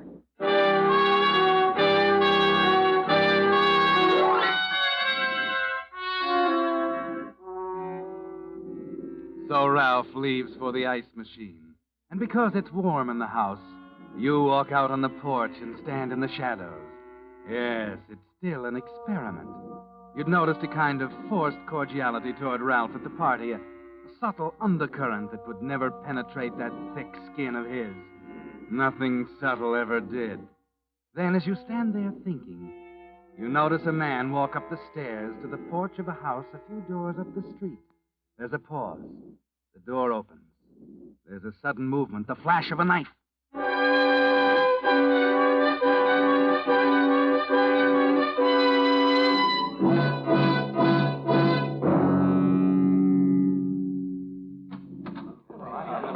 Wait a minute, everybody. Wait.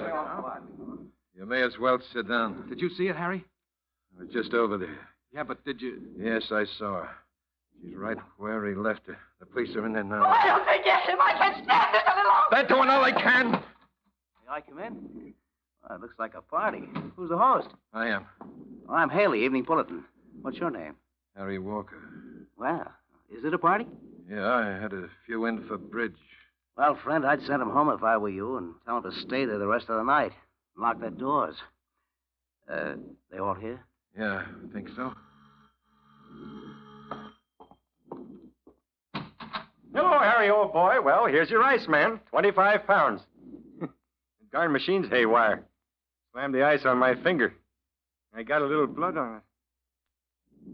Hey, what's the matter with everybody?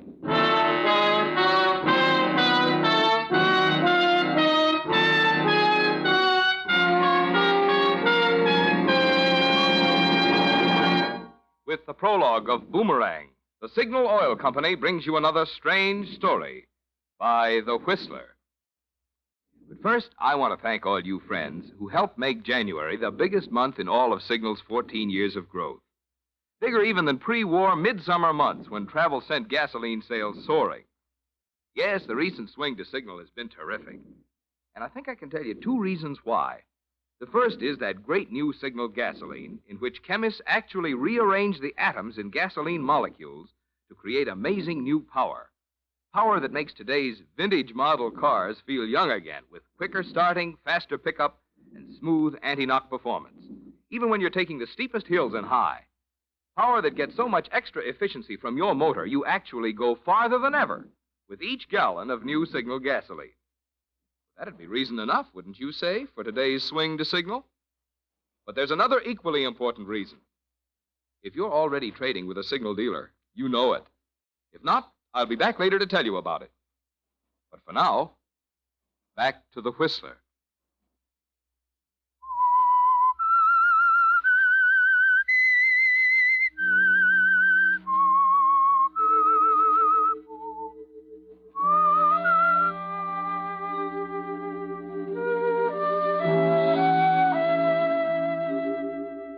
Well, Amy, that did the trick, didn't it? Changed it from a vague idea in the back of your head, from an experiment in creating suspicion, to a solid plan to end your marriage in such a way that you'll manage to hold on to Ralph's house, his bank account, and the insurance policy. Somehow, Ralph manages to explain it to the police, shows them the defective ice machine, convinces them he actually did cut his finger when the ice dropped down. But the suspicion remains, much stronger than before, and the town is aroused to such a pitch by the third killing in Twin Oaks that the police and the people are ready for anything. The next day, after Ralph has left, you visit Chief of Police Henderson, and a few minutes later... See her, Chief? Yeah, Haley, I saw her. She's out there now. What about it? I don't know. Sometimes I think she knows what she's talking about. Sometimes I think she's just a dizzy dame who's got the jitters like everybody else. What are you going to do? I don't know. I checked the neighbors. They seem to think she's on the beam. The papers are screaming for an arrest. Mayor called me this morning. I think you've got a case. I don't. You know, it's funny. I had a feeling Mrs. Clark was holding something out on me. Yeah? Something she was afraid to spill. Like what? Well, that's just it. I don't know. She told me after they got home last night she saw her husband go into the kitchen and boil a knife in caustic soda after he thought she'd gone to bed. What? What do you mean? That's it, so help me. You think the guy could be that stupid? He leaves a party in a house full of witnesses, kills a lady 3 doors away, comes back with blood in his hands and a nutty story about an ice machine, takes his wife home and goes into the kitchen to boil out the knife. What's wrong with that? Well, would you do it that way, Haley? No. Neither would the killer. I still think Clark is your man. Well, you've been right before. The guy's jumpy as a cat. I thought he was going to pull the trigger the other night, so help me. Well, you're going to get a chance to find out tonight. You going to run him in? Yeah, just for questioning. But if his wife is right, he'll come out fighting. He's still carrying that gun, you know. Yes, I checked the license. For some reason, she's afraid he'll try to kill her tonight. Oh? Yeah, now here's the plot. Sergeant Ransom's taking her home, letting her out a block away from the house. Now, she'll go in and try to get his gun. If she gets it, she'll raise the front window shade. But if she doesn't, she'll open the front door. That's pretty game of her. She says it'll be easier that way. I think she's right. What if she can't get the gun? Then Ransom goes in shooting. Well, there's a story in that for me. I think I better be out there, Chief. That's fine with me. We need all the help we can get on this case.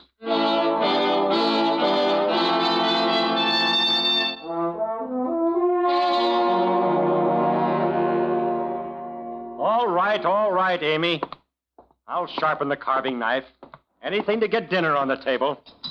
I'm just saying there's no excuse for you staying at a hen party till after dark, especially now. Check that front door, Amy.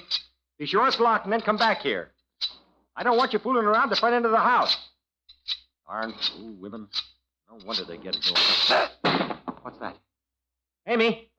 Amy, are you all right? Amy, I'm coming. I'm coming. What did I do with that gun? The drawer. Here it is. I'm coming, Amy. Okay, brother, Well,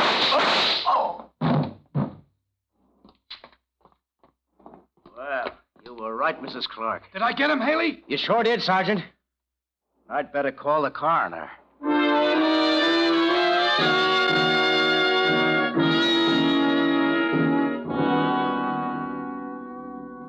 So, you think we can close this case, Haley? I don't know why not, Chief. The guy came out shooting just like she said he would. Yeah, with a knife and a sharpening stone on the floor of the kitchen. Yes, he was sharpening it when she got there. Heavy-set man, dark suit, initial R. The gun, knife, and sharpening stone. It all adds up. Yeah, that's the trouble. Huh? It adds up too well. Comes out even. I've never been on a case in my life that came out exactly even. Oh, now, wait a minute, Chief. She was holding something out of me, Haley. What makes you so sure? Are you sure she isn't? I think so. I hope you're right.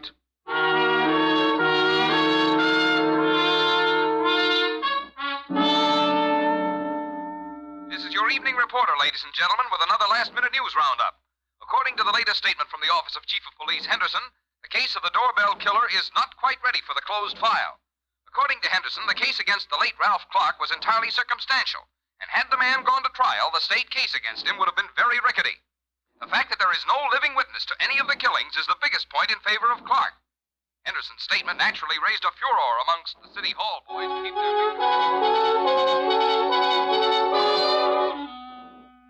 Well, Amy, it came off almost perfectly. The house is yours now, and the bank account and the insurance policy. You're proud of yourself, aren't you? You chuckle at Mrs. Gibson's sympathetic understanding, and chuckle harder at Mrs. Gray down the street, who snubs you as the wife of a murderer. It won't make any difference in a week or two, will it, Amy? you'll be relaxing in Miami, forgetting all about the dull little city and the dull little people in it. Meanwhile, the case is still a little unsettled, and you decide to settle it once and for all. So you make another visit to Chief of Police Henderson's office. Now that Ralph is gone, it won't make any difference. I saw her again today, Haley. Who? Mrs. Clark. Yeah? Yeah. Yeah, we can send the case to closed file. Well, how come, Chief? Oh, I'll give you a statement for your paper in 10 minutes. I'm satisfied now that we got the right man. You see, the case against Clark is no longer circumstantial. What do you mean? There was an eyewitness to the third killing. Wait a minute. An eyewitness? Yeah, I knew she was holding out on me. She was standing on the porch of the Walker house during the bridge party. She saw the killer walk up to the front door 3 houses away. Hey, that is something. Do you think she could identify him at night at that distance? She says so, and I believe her. She says it was her husband. Why did she hold out? Afraid. Oh? Satisfied? I don't know. Maybe.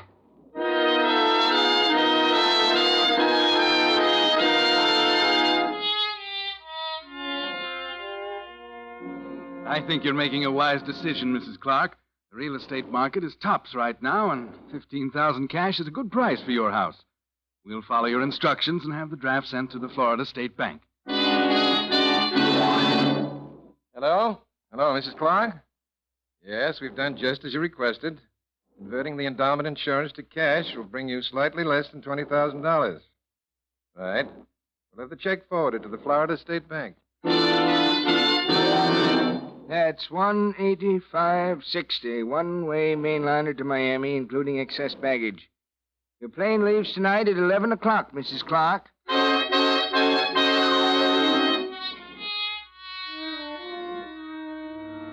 So you're all ready to go, aren't you, Amy? Your bags are packed in the living room. The house is sold. The airline tickets are in your purse.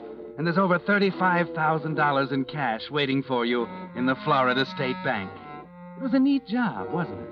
There wasn't a hole in it, not a loose end. You're waiting now for the taxi that will take you to the airport. And then promptly, at 10:30.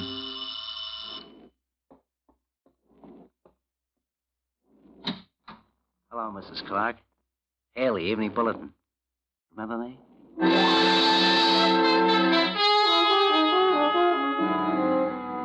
There was a loose end, wasn't there, Amy? And a million questions hit you at once as Haley comes in and closes the door, smiling confidently. Haley, ace crime reporter. The man who cracked the Jenkins case almost single-handed. And he knows. You can tell it by the look on his face. You made a mistake, Mrs. Clark, a big mistake. You never should have said you were on that porch watching the guy that night at Walker's. It was a dumb trick, Mrs. Clark. You should have been sitting pretty if you hadn't opened your mouth once too often. Just try to wrangle out of this one.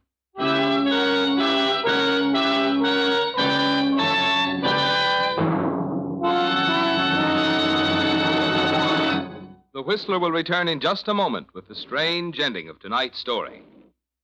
Meantime, here's that second reason for today's amazing swing to Signal. The first, you'll recall, is that great new Signal gasoline. But equally important is the more thorough, more conscientious service your car gets at independently operated Signal stations. Typical of this is Signal's double-check lubrication service. And why is it called double-check? Because each part is checked not just once, but twice against Signal's lubrication chart, which shows every lubrication point and specifies which of Signal's 9 specialized oils and greases each part should have. That's Signal's way of making doubly sure that not a single lubrication point on your car is ever overlooked. No wonder Signal serviced cars stay so happy and last so long. Wouldn't you say these are two mighty good reasons for today's swing to Signal? More conscientious Signal service geared to keep today's aging cars in the running. And that great new Signal gasoline that helps you enjoy peak performance from your car while you go farther than ever per gallon. And now, back to the Whistler.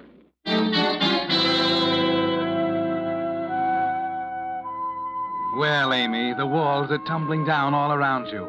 You forget about the money in the Florida bank. Forget about the 11 o'clock plane. All you can think of is the slip you must have made somewhere.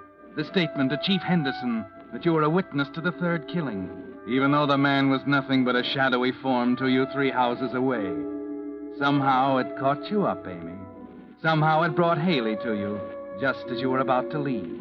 You stand there petrified, wondering, then suddenly you see something in Haley's eyes you never noticed before as he slowly walks toward you. You were going to leave town. You were going to take a powder, weren't you? Well, that'd never do, Mrs. Clark.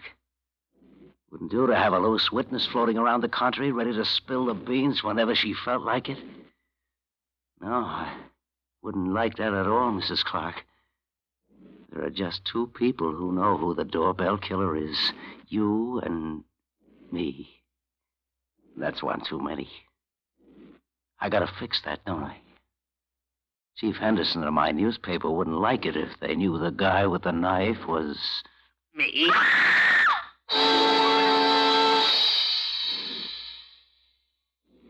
Yes. It's been 3 months now since Richard Haley, the doorbell killer, was executed for the murder of Amy Clark. But the most important feature of the case wasn't even mentioned in the headlines. It's the story of a vicious, conniving woman and a husband named Ralph who grated on her nerves.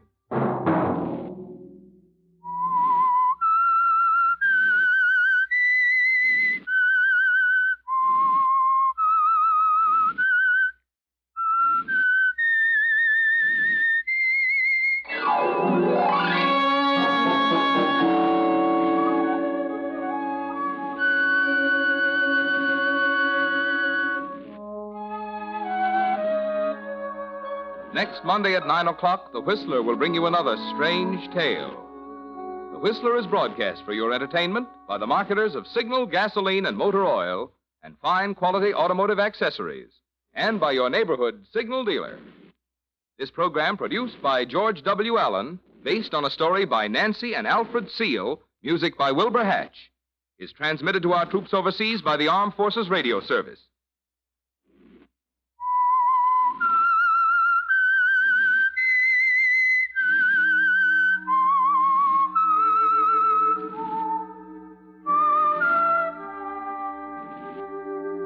That whistle is your signal for the Signal Oil program, The Whistler. This is Marvin Miller speaking, reminding you to look for those familiar yellow and black circle signs that identify those popular Signal Oil stations in 7 western states from Canada to Mexico. This is CBS, the Columbia Broadcasting System.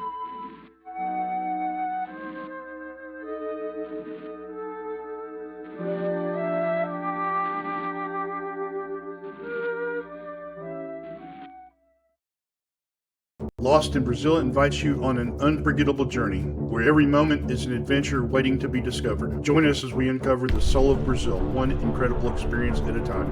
Click on the link in the description and embark on the ultimate Brazilian odyssey. Forces of evil. Millions have learned what wonders Chemtone, the miracle wall finish, can do. And those same homemakers are now discovering the modern way to new beauty for their floors, woodwork, and furniture. The 3 great Linux home brighteners. Linux self-polishing wax, which beautifies your floors. Linux cream polish, which cleans as it polishes, leaving no oily film on your furniture. And Linux clear gloss varnish, which protects all wood and linoleum in your home. You'll find the 3 great Linux home brighteners at your hardware, paint, or department store, your headquarters also for Chemtone, the miracle wall finish.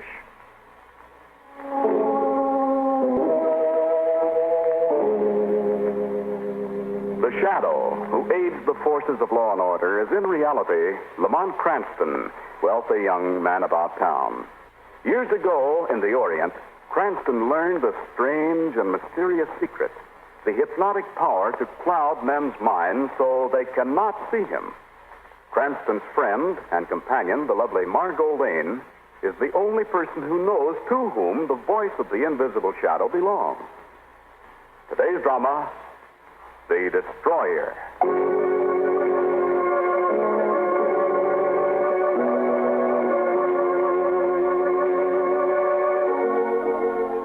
This is a bright spring day. The sun shines, a soft breeze blows through the city streets. There's a kindly little man out for a morning walk. He has graying hair, deep blue eyes, and a gentle expression on his face. As he walks and breathes the fresh, clean air, he's thinking. Listen. This is a lovely day. Beautiful day. And it's a curious thing, but days like this make one feel rather philosophic. You begin to think about life and about death, about the meaning of existence. That book I read last night, it made me think, too. I can't get it out of my head. Especially the passage about Herodotus, the ancient Hellenes. In 356 B.C., Herodotus deliberately set fire to the temple of Diana, the greatest of the 7 wonders of the world. He destroyed that wonder to make sure that his name would go down in history. And although the mention of his name was forbidden for centuries by the ancient Greeks, it is remembered to this day, while the name of the man who built the temple has long been forgotten. It is the destroyer who's remembered throughout history, and not the creator. Who were the famous men of the age? The destroyers. Alexander, Caesar, Genghis Khan, Adolf Hitler. These are the names no man will ever forget. The names of the destroyers. The man who smashed, burned, destroyed, ruined. I could do the same thing.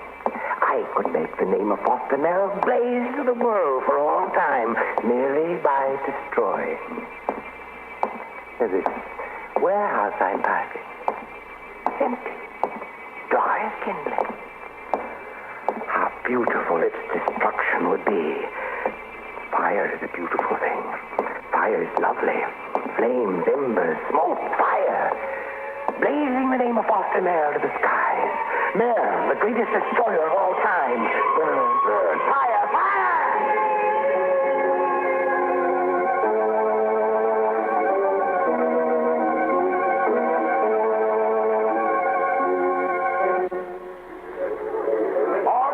Okay. Keep them back in the fire line, Shoeman. Nobody gets any closer. Hey, Commissioner, get us through. Lamont Cranston, am I going to Oh, pass Mr. Cranston, Miss Lane through. It's all right. Thanks a lot, Commissioner. This is a fine mess, isn't it? Fine mess. 5 stories of warehouse burned to the ground. Every fire engine in the city called out. Traffic jammed for hours, and all you can say is fine mess. Well, isn't it? Yeah.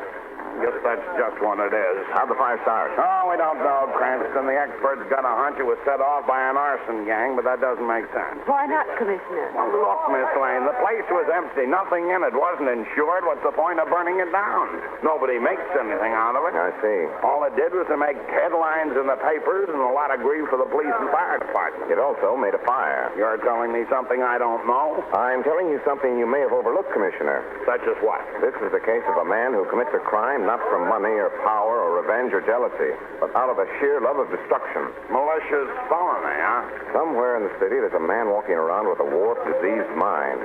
He's the most dangerous kind of criminal because he'll strike anywhere, anytime, without reason. His mind operates under a crazy logic that makes it impossible to trap him. And yet he's got to be caught. Look, let us dull, unimaginative police work about that, will you? You go home and write a book. You've got your worries cut out for you, Commissioner. How do you know where he'll strike next? How do you know who he is, where he is? That kind of criminal is the deadliest menace and the worst enigma. Lord, if we only knew what he's thinking now.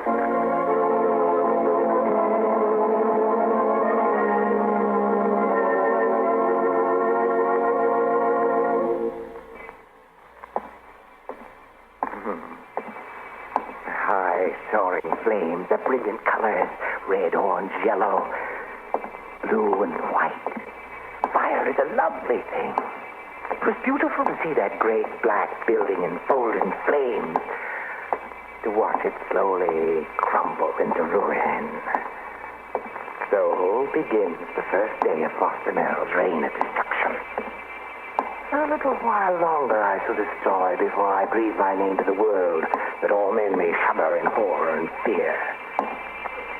fire was a lovely thing. But now I shall destroy it again. Another way. Now I shall destroy not only brick and wood and iron, but human lives, too. It would be a beautiful thing to watch that great hotel across the street spring upward to the skies in 1,000 twisting fragments. Explosions! So easy. So beautiful. Explosions! Let this proud, stately building fling itself upward out of the depths of the earth. Explosions! Catastrophe! Explosions! Destruction! Destruction!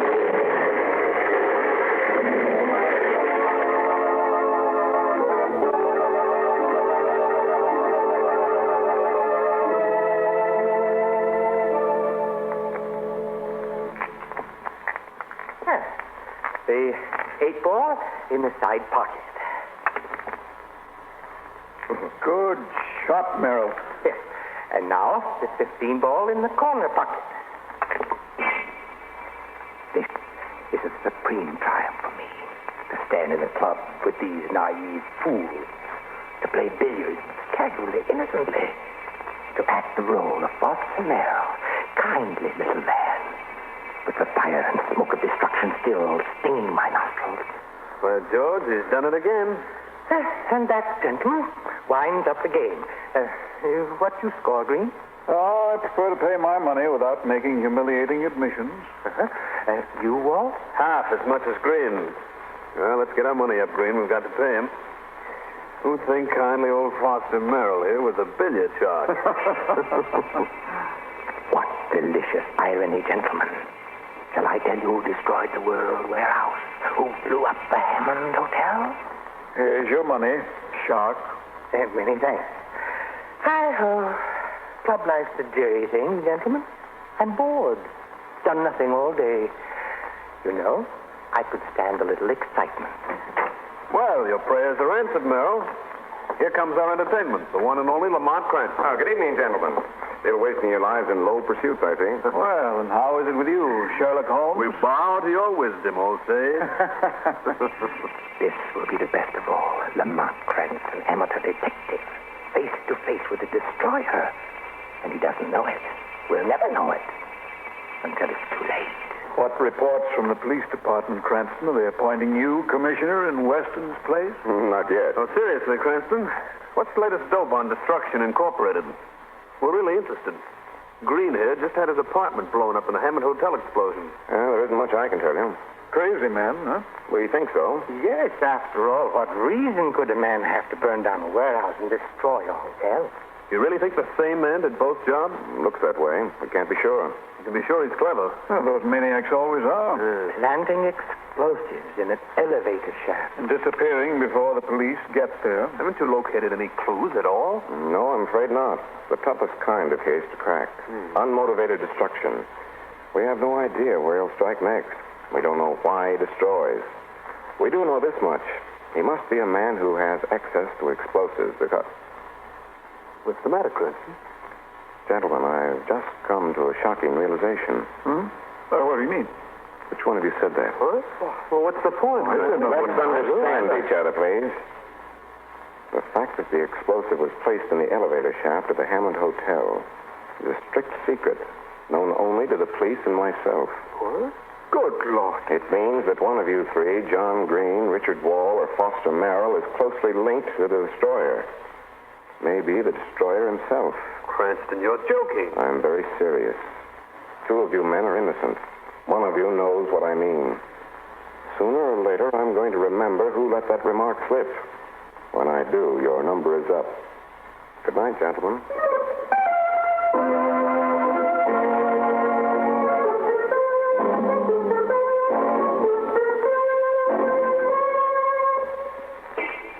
Oh, that was stupid of me, idiotic. To let the cat out of the bag. I must do something. Yes, I want the world to know my name, but not yet. I'm not ready yet. First must come destruction and still more destruction. Then they will know my name and never forget it. But now, Cranston's too close on the trail. Sooner or later he will remember and talk. Cranston must be silenced. Cranston must not talk. Huh. Midnight. The city's quiet. There's Cranston's apartment house. Everything is still and shadowy. Time is now. Yes, now.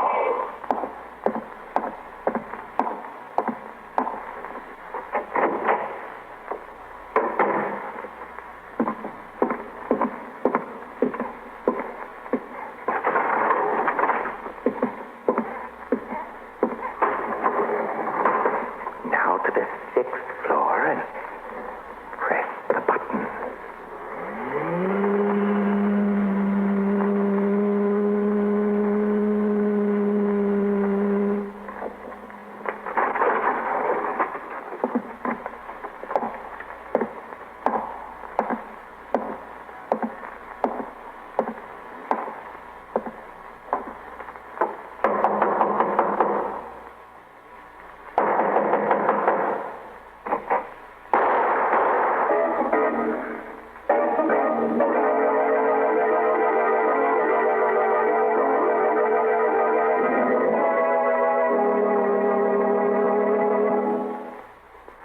Whatever your family's preference may be in home decoration, your home is bound to be more beautiful when its floors are well kept and shining. And with Linux self-polishing wax, floors always look their very best without tiresome rubbing or polishing. Yes, with Linux self-polishing wax, which is simply wiped on, your floors are handsome for a long time because Linux self-polishing wax dries to a rich, satiny finish that really lasts, thanks to its high content of genuine carnauba wax. And the finish may be renewed wherever and whenever you like without re-waxing the whole floor. What's more, Linux self-polishing wax is easy to keep lovely, for you whisk surface dirt away in a twinkling with a damp cloth. And Linux self-polishing wax is the anti-skid floor finish, for the underwriters' laboratories have proved by tests that wood, linoleum, and rubber tile floors are actually less slippery after Linux self-polishing wax has been applied. Depend on Linux self-polishing wax, the quick, skid-resistant finish, to give your floors beauty plus protection. Be sure to ask for Linux, Lin-X, Linux self-polishing wax. You'll find all 3 great Linux home brighteners and Chemtone at your hardware, paint, or department store. Are you sure you didn't bump this guy off yourself? Why, Commissioner? Now, take it easy, Miss Lane. I was just kidding. You had better not kid about murder with Margot, Commissioner. She's a little sensitive after our experience with Champ Stone 2 weeks ago. Oh, never mind 2 weeks ago. What about right now and Mr. John Green lying dead on your doorstep? It was the destroyer, Commissioner. I've already explained how I challenged him back at the club. Evidently, he came gunning for me and killed Green by mistake. But what was John Green doing in your apartment, wearing your pajamas? Green's place in the Hammond Hotel had been destroyed in the explosion. He asked me to put him up for the night. When the killer knocked on the door, I was in the next room, so Green opened for me. I heard 2 shots. When I got to the door, he was dead. So it was either Richard or the Foster-Merrill, eh? One of them is the destroyer, Commissioner. Oh, excuse me. Hello? Mr. Cranston, this is Cardona. Is the commissioner still there? Just a moment, Cardona. For you, Commissioner. Oh, thanks. Hello, Cardona. Hello, Commissioner. Say, we just got a message down at headquarters that ought to interest you. Okay, Cardona, let's have it. It was thrown through the window of the newspaper office, tied to a dynamite fuse. A dynamite fuse? Now, hold the phone away from your ear, Commissioner. Let us listen. Now, look, here's the message. Yeah. It says, to the people of the city, I am the man who struck twice today with fire and explosion. I am the destroyer. Destroyer? Tomorrow at noon, I will strike again. Listen and tremble, you millions.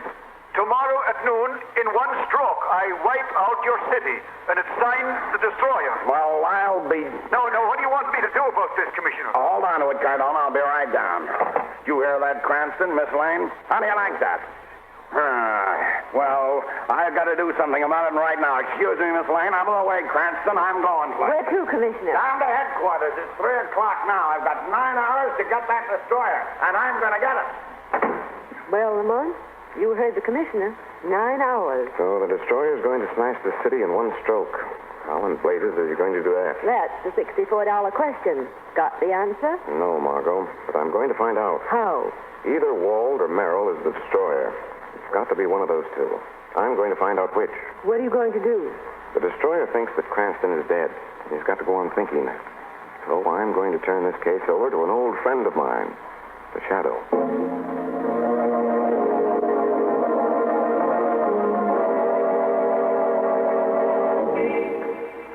Destruction is on the march, but my name shall not be known yet. Oh, no, it's not time.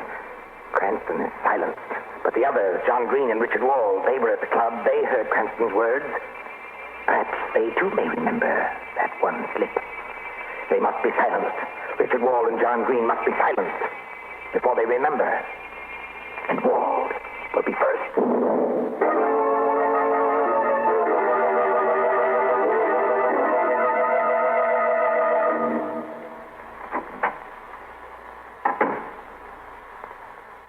Richard Wald. What?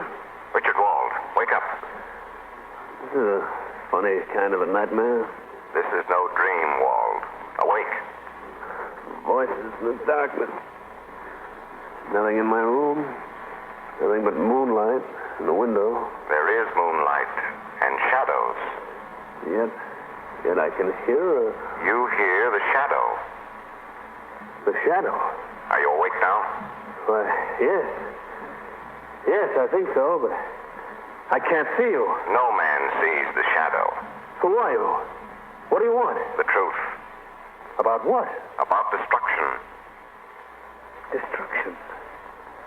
That's funny. That's very funny. Suddenly awakening from a sound sleep, suddenly I realized... You realized what? Shadow, listen. This evening in my club, I was there with Lamont Cranston, John Green, and Foster Merrill. Yes, the shadow knows. One of us made a damaging admission about the explosion that destroyed the Hammond Hotel. Yes? Cranston knew one of us had made it, but he couldn't remember which. Neither could I. You're sure it wasn't yourself? No, of course not. Go on.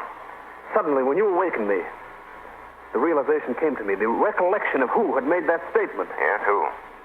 Someone had remarked that the explosive which destroyed the Hammond Hotel was placed in the elevator shaft. Go on. Now I remember who said it. Who? It was the... Someone fired from the door. Oh, Shadow. He's dead. Wherever you are, Wald, listen to me. The shadow knows your secret. By killing you, the destroyer has revealed himself and destroyed his secret. The shadow knows.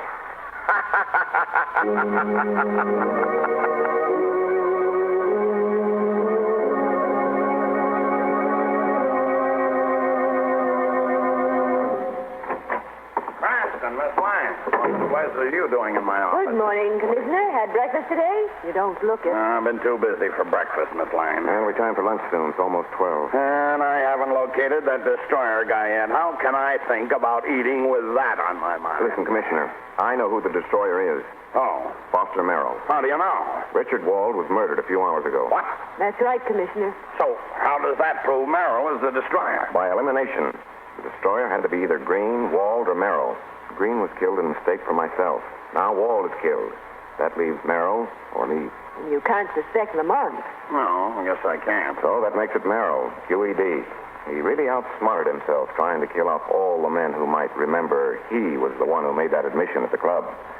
By doing that, he clearly pointed the finger to himself. So it's Merrill, eh? Mm-hmm. And we've got to get hold of him. We've got to get him before noon. No use, Commissioner. Lamont and I have been scouring the city trying to locate him. Yes, no soap. But that warning about destroying the city in one stroke. I don't know, Commissioner. Maybe he can do it.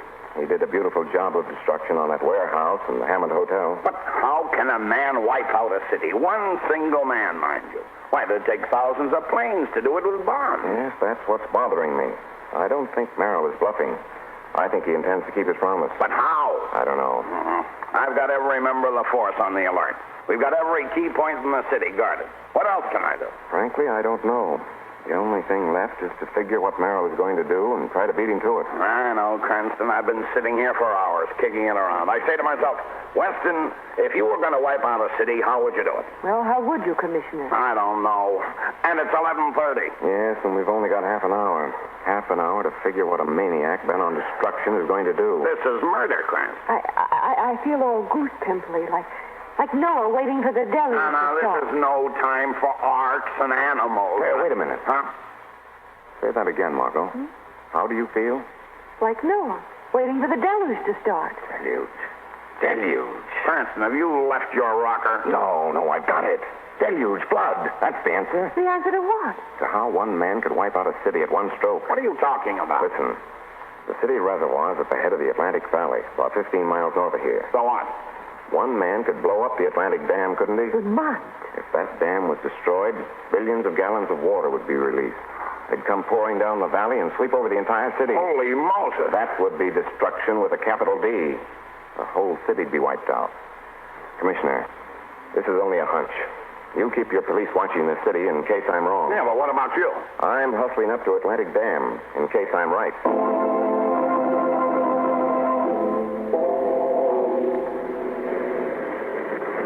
What time is it, Lamont? It's nearly 12. Are you sure we've come to the right place? I don't know, Margot. It's just a hunch. I'm playing it for all it's worth. Suppose he's planning something else. Suppose he doesn't come at all. I think he will. What are you going to do, Lamont? Turn Mr. Merrill over to the Shadow. What's the Shadow going to do? Something he's never done before. What's that? Appear before Merrill's eyes. You're going to let Merrill see the Shadow? No, I'm going to let Merrill see someone he never expected to see again. Merrill's a madman, Margot. He'll probably have pounds of explosive on him. I can't take any chances. I've got to paralyze him with a violent shock before he has a chance to use his dynamite. If he shows up. If he shows up. Right now, we just wait. That's all. Just wait and pray.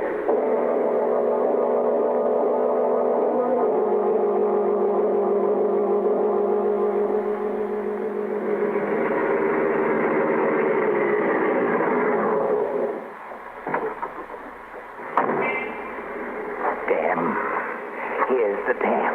This is the place in the hour. 12 o'clock, time for destruction. And the dynamite sticks. All safe in my pocket. Now is the time. It will be a beautiful thing to watch the giant flood sweep down through the valley, down over that proud, boastful city. This will be the first sign work of the artist of destruction. This will be the first act that will immortalize my name. Foster Merrill, destroyer of the city. And after that, who knows? The state, the country, the world. Who's that? I give you good day, destroyer. Who speaks? You should know, Merrill. Who should know better than you? But there is no one, nothing. Nothing but the bright sun. The sun and shadows. Laugh again. You recognize my laugh, Merrill? No. You hear the laughter of a man you thought to destroy. The laughter of Lamont Cranston. Impossible. He's dead. He's dead, I tell you. I killed him last night, 2 bullets into his heart. He cannot live. You fool, you blind, destroying fool. There's no such thing as destruction. You can destroy nothing. That is a lie. I am Lord of Devastation. I destroy everything. You destroy nothing but your own illusions. You have smashed nothing, Merrill. That warehouse still stands. The Hammond Hotel still stands. Richard Wall still lives. Lamont Cranston still lives. No! No! Look here. Look closely. Open your eyes in the bright sun and see the man you thought you killed. Here is Lamont Cranston. No, impossible. This is impossible. I saw him die. I killed him and watched him fall. Get back, you. Stand back. Merrill, watch out. Go away. No! Blood. Water from me. Choking. I can't breathe. I see fire. And I drove long to that roaring sound. Dying as you should. Destruction.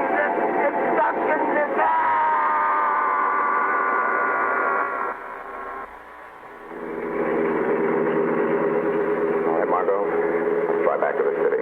Have to tell Commissioner Weston the news. But not the truth, Lamont. No, I'm afraid he can't know the Shadow spoke to Foster Merrill and then appeared to him as Lamont Cranston. Golly, it was awful when he saw you. He just staggered back and fell. Straight into the spillway. He might have had a chance, but all that explosive in his pockets, pounds and pounds of dynamite, sucked him under. What was the matter with Merrill, Lamont? You seemed such a nice little man. I don't know, Margot. No one knows what makes people go insane. Perhaps one tiny cell in his brain became short-circuited. Perhaps his whole mind was warped and distorted. I wish I knew what he was thinking when he did all those terrible things. Perhaps it all seemed terribly logical to him. For all we know, everything Merrill did made sense to him. I wish that we could cure every twisted, warped mind in the world, Lamont. If we could, you'd lose a very dear friend, Margot. What do you mean? On that day, the shadow would retire forever. You'd have to be content with dull old Lamont Cranston. That would be okay by me. God, crooks have been keeping you so busy, I never get to see you. What do I have to do to get a date with you? Commit murder?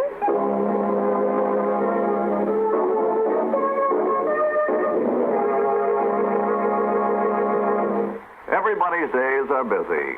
We've all filled our daily schedules full to overflowing, doing our own home front jobs and helping with the all-out effort toward victory in every way we know how.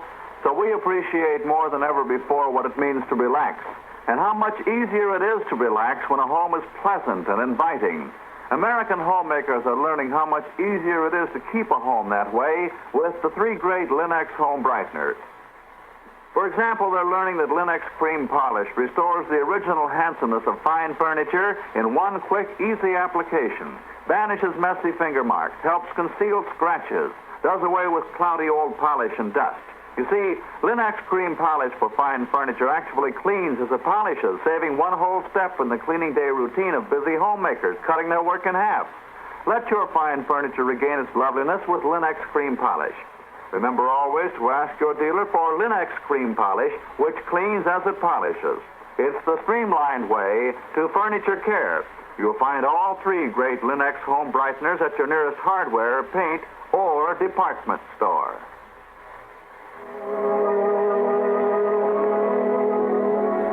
The Shadow program is based on a story copyrighted by Street and Smith Publications. The characters, names, places, and plots are fictitious. Any similarity to persons living or dead is purely coincidental. Again next week, the Shadow will demonstrate that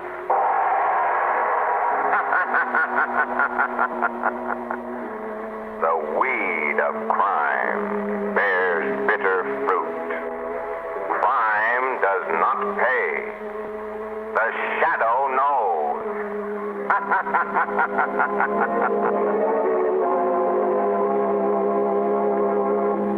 Listen again next week, same time, same station, for another strange and thrilling adventure in the Shadow's daring fight against the forces of evil. The Shadow is brought to you by the three great Linux home brighteners, Linux Clear Gloss Varnish, Linux Cream Polish, and Linux Self-Polishing Wax, created by Acme. Thank you for visiting Golden Age Radio, rumble.com/C/GAR. Please support our veterans by visiting veteransradioministry.com. Together we can honor their great sacrifice. Thank you.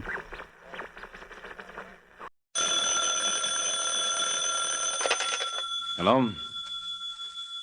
Yes, this is the Falcon speaking. Oh, Cora. Thanks for the call, but I can't make it tonight, Angel. I'm working on a case. Seems a fellow was disturbed in the middle of the night and didn't get any sleep. So by the next morning, he was dead tired.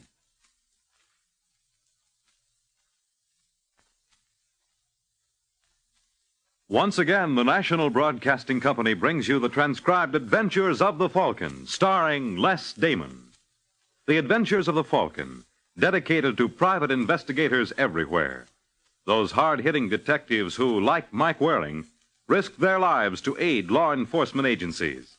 So join him now when the Falcon solves the case of the missing patient.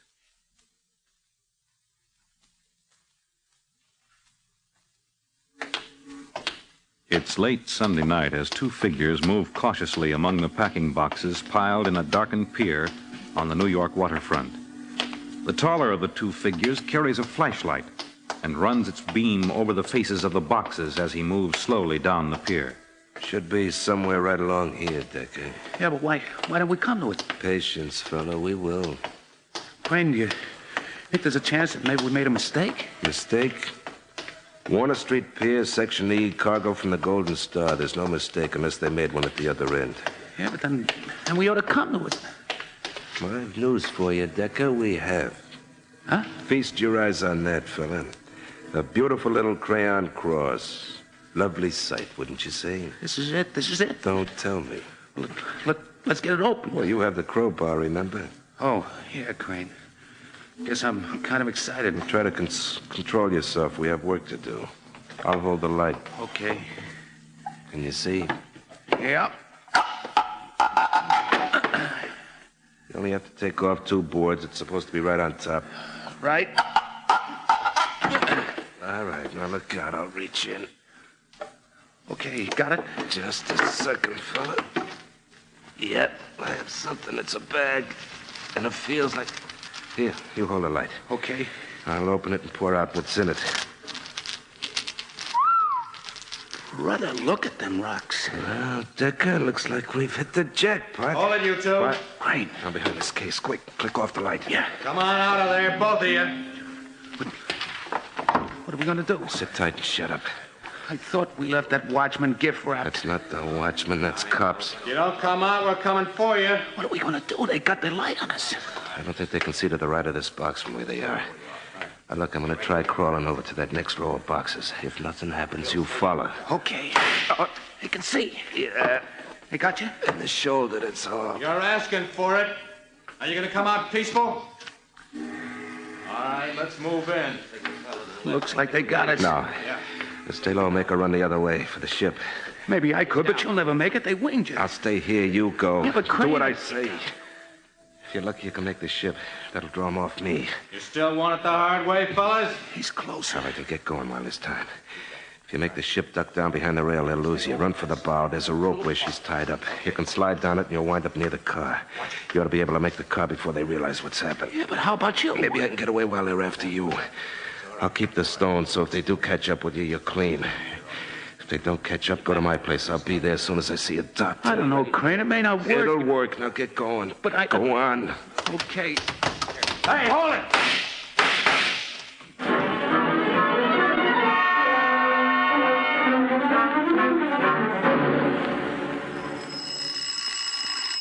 Oh, Carl, the door. Yes, I hear it.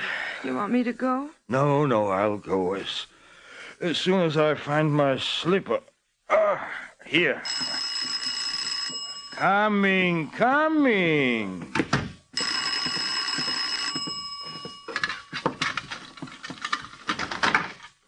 Yeah? You the doctor? Yeah. Good, I'm the patient. Huh. So I see all that blood. Come right in here. Yeah. Sorry to disturb you this time of night, but it was an emergency. Well, those things happen. Accident? Not exactly. This was intended for me. A bullet. Oh. Well, sit right here. Right. Now, if we can get off this jacket, or you can't lift the arm. No. Well, here, I'll help you. Now, easy. We slip the jacket down. All right? Yeah, I'm all right, thanks. Now we see. Well, I have to tear the shirt. Go ahead. Yeah. Mm-hmm. Is it very bad? Not too bad. I think I can, with not too much difficulty, get it out. Yeah. Well, I'll get Elsa to help with anesthetic. Oh, no, doctor. No anesthetic. What? I want to know what's going on. Oh, it will hurt. An occupational hazard. I'm prepared for it. Well, as you wish. But I don't like to hurt. Shot of schnapps, perhaps. Thanks. If you let me watch you open a bottle, I don't want anything in it. You're a very suspicious man. I have to be. I gathered that. You've already guessed how this happened to me? I haven't given it much thought. It's my job to cure people, not to judge them. I know it also happens to be your job to report any shooting. Formality. The law requires... I know what the law requires. We'll dispense with the formality. That's why I'm not going to be put to sleep. I want to be sure. Who's that? Elsa, my wife. Tell her to stay out of here. She could Tell her to stay out. 1 minute, Elsa. It's all right, Elsa. The patient. I can take care of it. But don't you want me to help? No. Go back to bed. Well, I'll put on some coffee. It'll be on the stove. All right. Thank you, Elsa. Oh, you shouldn't be so alarmed of Elsa. She wouldn't harm anyone. I told you I have to be careful. Yeah. Is it worth it? I wonder. Worth what? Worry, fear, pain. I'm not complaining. Now, come on, how about getting to work? Yeah. Now we get to work.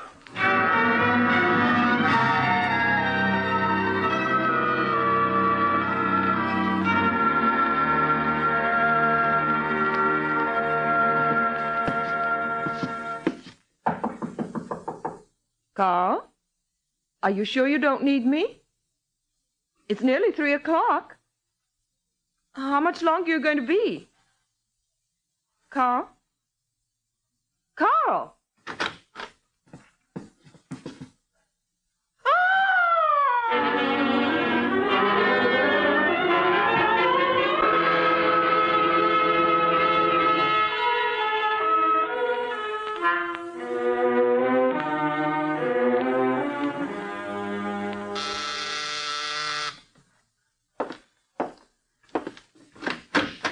Yes? Hello. Do I have the right apartment? Well, I don't know. What apartment do you want? Oh, excuse me. I'm looking for Michael Waring. He's a detective, sometimes called the Falcon. You have the right apartment. Come in. Oh, thank you. Now, what can I do for you? Are you the Falcon? Now, who did you think I am? Well, I wasn't sure. A friend, perhaps a secretary or something. I guess I expected someone, well, not quite so polished. Well, the polish is only skin deep, believe me. Underneath is a perfect example of a private eye. Nerves of steel, muscles of iron, and rocks in my head. I suppose you tell me your name, and we'll go on from there. Oh, yes. I'm Mrs. Carl Eberhardt. Mm-hmm. And just why do you want a detective, Mrs. Eberhardt? My husband has been murdered. Oh, I'm sorry. That comes easy, doesn't it? What? I'm sorry. Like good day or how are you? Figure of speech. You didn't even know Carl. What do you want me to say? I'm being difficult, aren't I? You'll have to forgive me, Mr. Waring. It's been such a shock. You were so happy. Carl was a good man, kind. Oh, don't worry, Mr. Waring. I'm not going to break down. That's all right. Go ahead if it'll make you feel any better. No, I've been through all that. I want you to find out who did this thing. Why not leave it to the police? They seem to have an idea I did it. They were quite unpleasant. Well, at least they didn't lock you up. Not yet.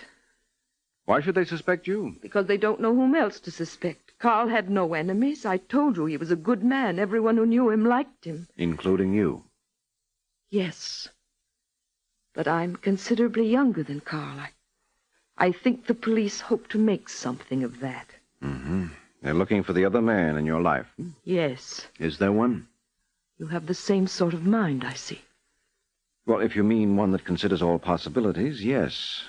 If I'm going to help you, I have to have the facts. You have them. I've told you the truth. All right. Then there's no triangle, and your husband had no enemies. That's right. And you have no idea who might have killed him. Oh, but I do. What? I thought you said you didn't. Well, I don't know his name, but a man came in the middle of the night. Carl said it was a patient. Did you see him? No. He took him in the office. Well, after more than an hour, when Carl didn't come back to bed, I went in the office. Patient was gone. Carl was dead. Could it have been one of the regular patients? I don't think so, or Carl would have mentioned his name. Total stranger, no connection with your husband, nobody saw him. I guess I'm asking the impossible, aren't I? Maybe I'd better forget the whole thing and let the police think what they want. No, Mrs. Eberhardt. I'll find the man for you. You really think you can? Yes, sure. Now, don't you worry. Everything is going to be all right, I promise.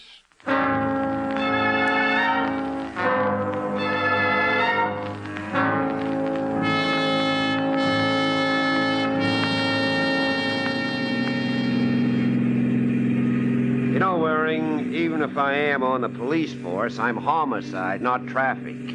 So if you get a ticket, don't expect me to fix it. All right, Corbett, you don't like the way I drive? Get out. Well, aren't you a little ray of sunshine today? I offered to give you a lift to headquarters. Yes, Waring, so you could pump me about the Eberhardt case. Well, a lot of good it did me. I told you all we know, Waring. Which adds up to a big fat zero. You haven't any more on the missing patient than I have. If there is a missing patient. There is, Sergeant. You know there is. Oh, no, Waring. Just because you stuck your neck out, don't expect me to follow. Look, I said I'd find that character for her, Corbett, and I will. More power to you. After all, there are only 10 million people in New York. That's right. So why couldn't at least one of them have seen this guy? Still assuming there is such a guy. Or why couldn't he have left a clue? Why isn't there something, one measly lead to his identity? Or why can't I keep my big mouth shut? That, Waring, is the question. Promising Mrs. Eberhardt I'd find the guy when there's not a single thing to go on. Oh, don't worry. Just leave it to me. Everything is going to be all right. You know something, Corbett? I must be nuts. Waring, for the first time in my life, I'm inclined to agree with you.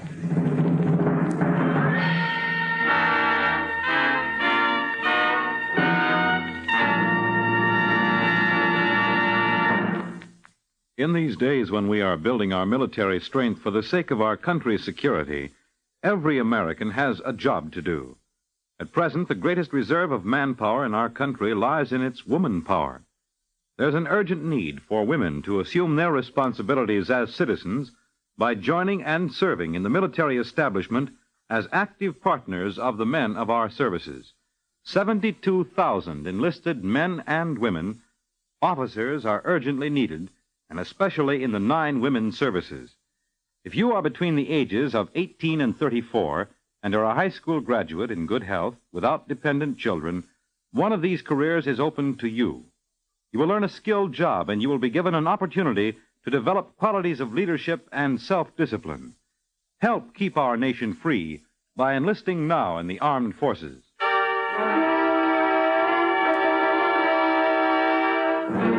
And now, back to the adventures of the Falcon. A few days have passed since Mike Waring promised to pick a man out of nowhere.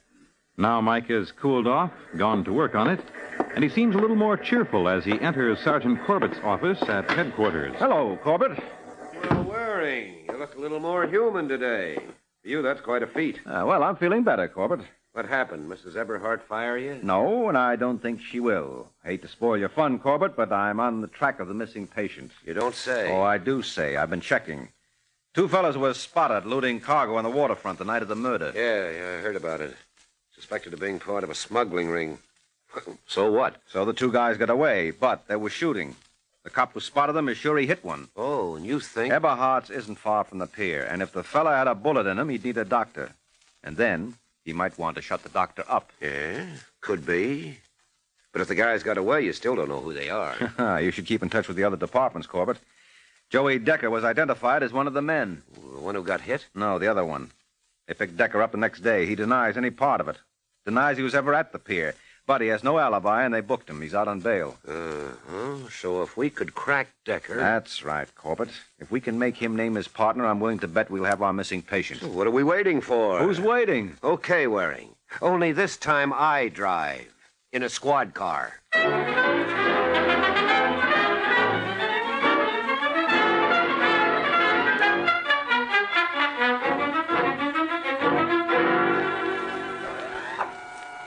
Hope Decker's in.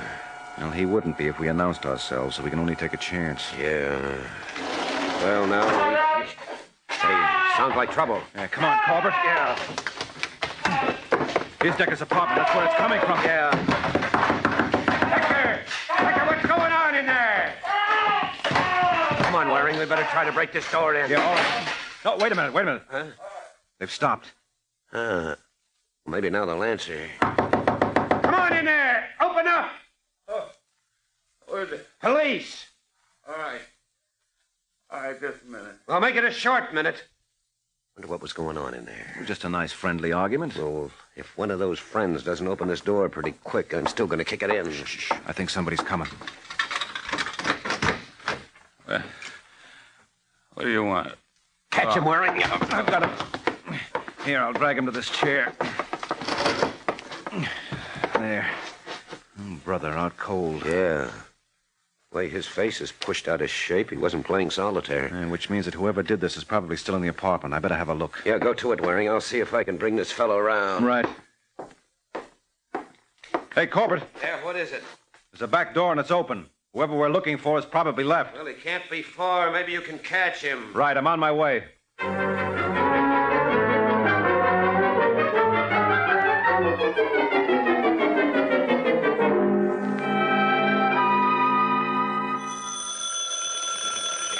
Homicide, Sergeant Corbett.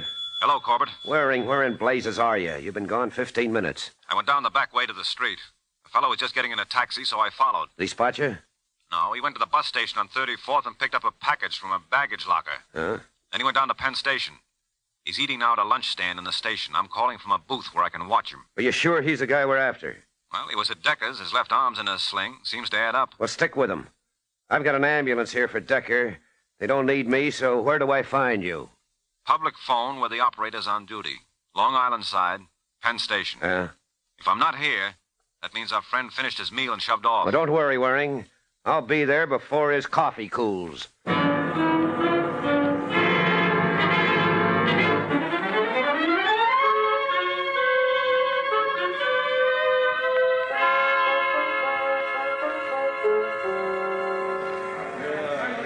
Hello, Waring. Is he still here? Hey, Corbett, you made it just in time. He left the stand. He's headed for the subway. Come on. Right. There he is. Passing the newsstand. The tall guy in the tan topcoat. Oh, yeah. Yeah, I see the sling. What gets me, though, Waring, is how he could do the job on Decker with one arm out of commission. Well, I guess he can still hold a gun in his hand. That way he could keep Decker from fighting back, and he could slap him around with his good arm. Hey, going through the turnstile. Yeah, I thought he might. It's all right, I've got dimes ready. Let's hurry it up. We don't want him to hop a train that we can't catch. Right. All right, I'll put the dime in. Corbett, go on through. Okay. Over here, Waring. These are the stairs he took. Yeah. Hey, there's a train on the platform. Come on, quick. You see him, Corbett? Yes, he's getting in the last car. Hurry it up, Waring. The doors are closing. All right. Come on. All right, Waring, I've got the door. Come on, get in, quick. Get in. Oh, that was close. Oh. Hey, now I see his face. I know that guy. Yeah? He's Ernie Crane. I questioned him on another case. Uh-oh, he sees me. And he knows me. Look, he's pushing toward the back. That's all right. The doors are closed. He can't get out. He can get out the back door to the tracks. Oh, yeah. He's opening it. Come on. Excuse me, please. Let me through here, please. Pardon me, please. Doggone it, he jumped at the train starting. Well, keep going before it picks up too much speed. I'm sorry, lady. I have to get through. Pardon me. Well, let's do Here we are, Waring, but we're going pretty fast. Well, I made Mr. Everhart a promise, so I'm keeping it. So long, Corbett. Waring!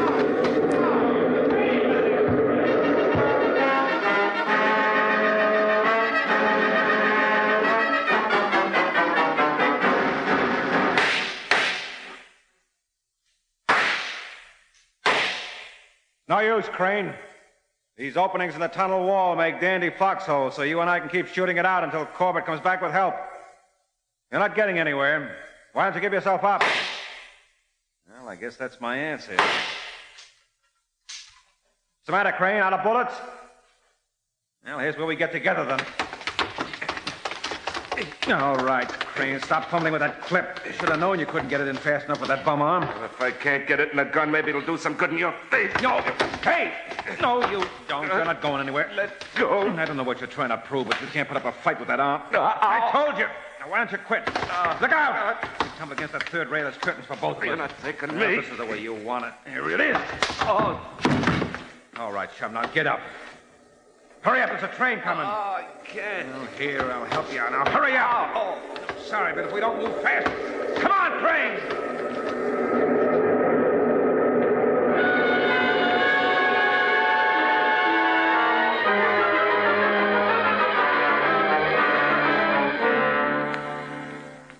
And I just managed to drag him out of the way in time, Corbett. Yeah, good that you did, Waring. Treasury boys hoped to pump him about the smuggling outfit, and they couldn't very well if he was mangled. And I don't know how far they'll get. He doesn't seem to want to talk. He'll talk. And that package of rocks he had with him would do a lot of talking for him. A couple of diamonds in there the size of golf balls. Well, the main thing, as far as I'm concerned, is that I've proved Mrs. Eberhardt's story about the midnight visitor. Oh? Yeah, I'm calling her now to tell her the good news. Uh-huh. Hello? May I speak to Mrs. Eberhardt, please? What? When? I see. All right, thanks. No, goodbye. Well, how do you like that? Well, seeing as how I'm not a mind reader, I wouldn't know. How do I like what wearing? That was a nurse. Mrs. Eberhardt is unconscious. Huh? Yeah, seems she was beaten up this afternoon, too.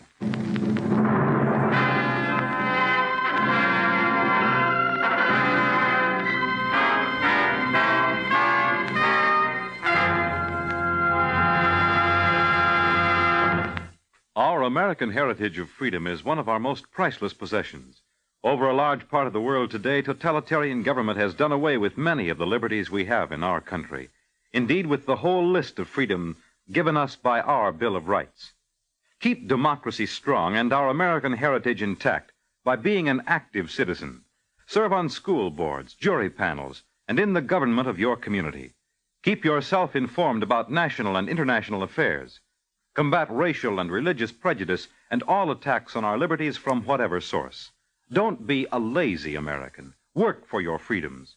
It's the only way to keep them working for you.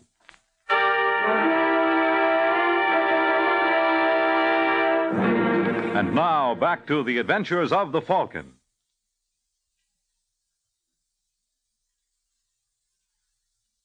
Half an hour has passed since Mike Waring learned that Mrs. Eberhardt was beaten unconscious. He's gone to see her, and now she opens her swollen eyes. Is that you, Mr. Waring? Yes, Mrs. Eberhardt. Now, don't try to talk yet. Oh, I want to talk. I saw the man this time. I can give a description. Well, good. I hope it fits the man we caught. Oh, you've caught him? Mm-hmm. Oh, we caught somebody. Now, if we can tie him to you, the whole thing will fit together.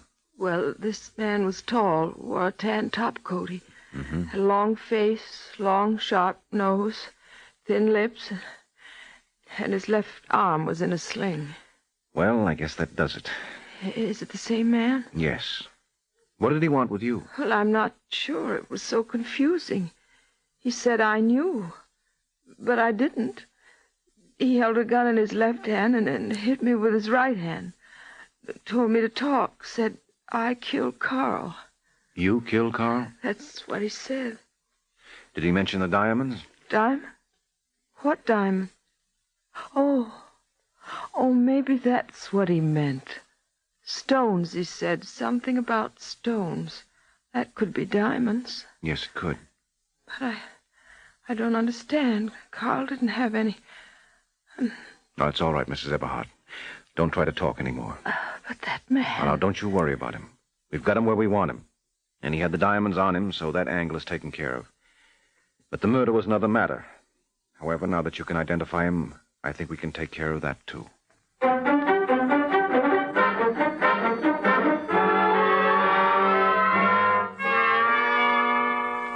right now, Crane, are you going to talk or aren't you? I hate to disappoint you, Sergeant, but I can't think of a thing to say. Waring, I'd like to give this character a dose of his own medicine. He likes to rough up people. I don't think it's necessary, Corbett. The diamonds on him definitely tie him to the smuggling mob. That's right. And Mrs. Eberhardt's identification will tie him to Eberhardt. Uh-huh. And finally, his beating up Decker... Who's Decker? As if you don't know. Oh, you'd be surprised how many things I don't know, Sergeant. You're too modest, Crane. Rizzo. Yes, Sergeant. Send Decker in. Right. All right, Decker, inside. Okay. What do you want with me, Sergeant? We have a friend of yours here. Huh? Him? Yeah? I don't know him. You don't know Crane? I never saw him before in my life. You mean he's not the guy who did that job on your face this afternoon? I told you, I never saw him before. Keep it up, Sergeant. You're doing fine. Well, you might have expected this, Corbett. Decker's been denying any part in the jewel smuggling. Naturally, he's going to deny any tie-up with Crane. Yeah. Still, I don't see why he's so worried about a smuggling charge when we've got a murder rap to hang on him. What's that, Waring? You heard me, Decker. You're the one who killed Dr. Eberhard. I never even heard of a Doc Eberhard. He's the doctor Crane went to after the shooting on the pier. You must have followed him there. I didn't. I wasn't on the pier. I didn't go to the doctor's. Well, Crane must have passed out while the doctor was working on him. The doctor was going to phone the police. That's when you showed up. You killed him to keep him from calling the police. Well, you're crazy. Crane had the rocks. Crane went to the doctor's. Why do you try to drag me in? How do you know Crane had the rocks unless you were with him on the pier? Well, I mean, All right, so I was on the pier. Crane got me into it, but he took the rocks, and him and me split up. I didn't even see him again until this afternoon when he tried to scare me into shutting up about him. That's why he beat up on me. You little rat. Wait! That's enough, Crane. Lay off. All right, Warren, hang on a minute. I've got Decker. Right. Hold on, you. Now that Decker's talking, Corbett, I think you can wrap up the case.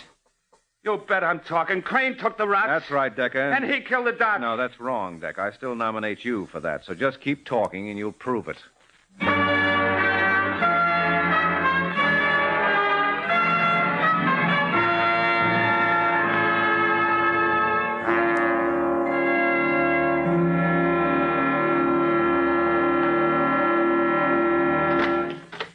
Well, hello. Oh, hello, Mr. Waring. Come in. Thank you. Now, how do you feel today? Better, thanks. I hear you solved the case. Uh-huh. And I understand the man who attacked me wasn't the murderer. That's right. It wasn't Crane. It was his partner, Decker. But how did you know? Well, I was sure the murderer had the diamonds. Since Crane was looking for them, he obviously wasn't the murderer. I see. He thought you might have them, but you couldn't tell him anything, or he wouldn't have had to try Decker. That meant you weren't the murderer. And that leaves Decker. That's right. Crane was able to go directly to the diamonds when he left Decker, so Decker must have told him where they were. Mm-hmm. Well, I don't know how to thank you for clearing this up, Mr. Waring. Yeah, you hired me to do a job. I did it, that's all. And risked your life doing it. Don't minimize it. Would have been a bigger risk if I hadn't. What do you mean? If I hadn't cleared things up after the promises I made, Sergeant Corbett would have razzed the life out of me. Good night, Mrs. Eberhard.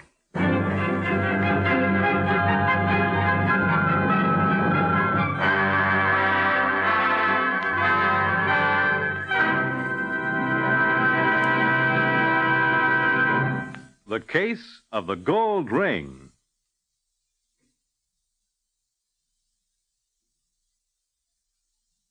The Case of the Gold Ring. That's the title of next week's adventure of the Falcon, when Mike Waring learns that those who deal in junk are sometimes paid off in lead.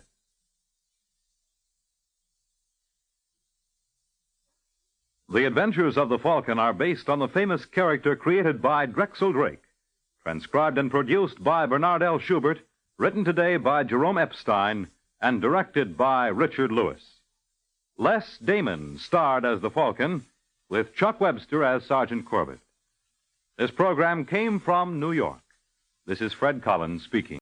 Lost in Brazil invites you on an unforgettable journey, where every moment is an adventure waiting to be discovered. Join us as we uncover the soul of Brazil, one incredible experience at a time. Click on the link in the description and embark on the ultimate Brazilian odyssey. The Adventures of Sam Spade, Detective. Brought to you by Wild Root Cream Oil Hair Tonic, the non-alcoholic hair tonic that contains lanolin. Wild Root Cream Oil, again and again, the choice of men who put good grooming first. Sam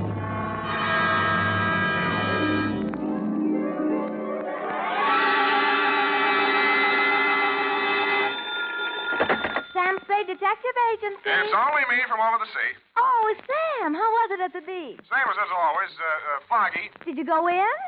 Well, I was up to my neck from the first rumble. If you mean did I go in the water, I did. Was it cold? I didn't notice. I was too busy landing a corpse. Oh, Sam, what a coincidence.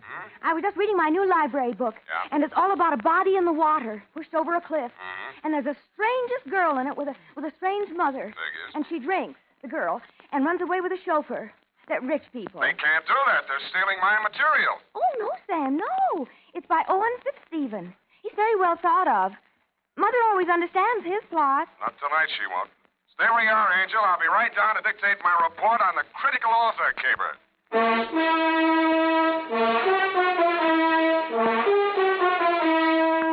Dashiell Hammett, America's leading detective fiction writer and creator of Sam Spade, the hard-boiled private eye, and William Spear, radio's outstanding producer-director of mystery and crime drama, join their talents to make your hair stand on end with the adventures of Sam Spade.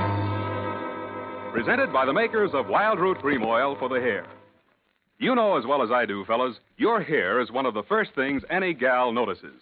So it's really important to keep your hair spruced up right all the time. The answer? Why, of course. Wild Root Cream Oil Hair Tonic. Wild Root Cream Oil grooms your hair neatly and naturally, relieves dryness, and removes loose, ugly dandruff. I have a hunch, fellas, she'll help herself to another look if you're using Wild Root. Get Wild Root Cream Oil Hair Tonic in bottles or the handy new tube. It's again and again the choice of men who put good grooming first. Later in this program, we'll have an important announcement. Listen for it. And now, with Howard Duff starring as Spade, Wild Root brings to the air the greatest private detective of them all in the adventures of Sam Spade.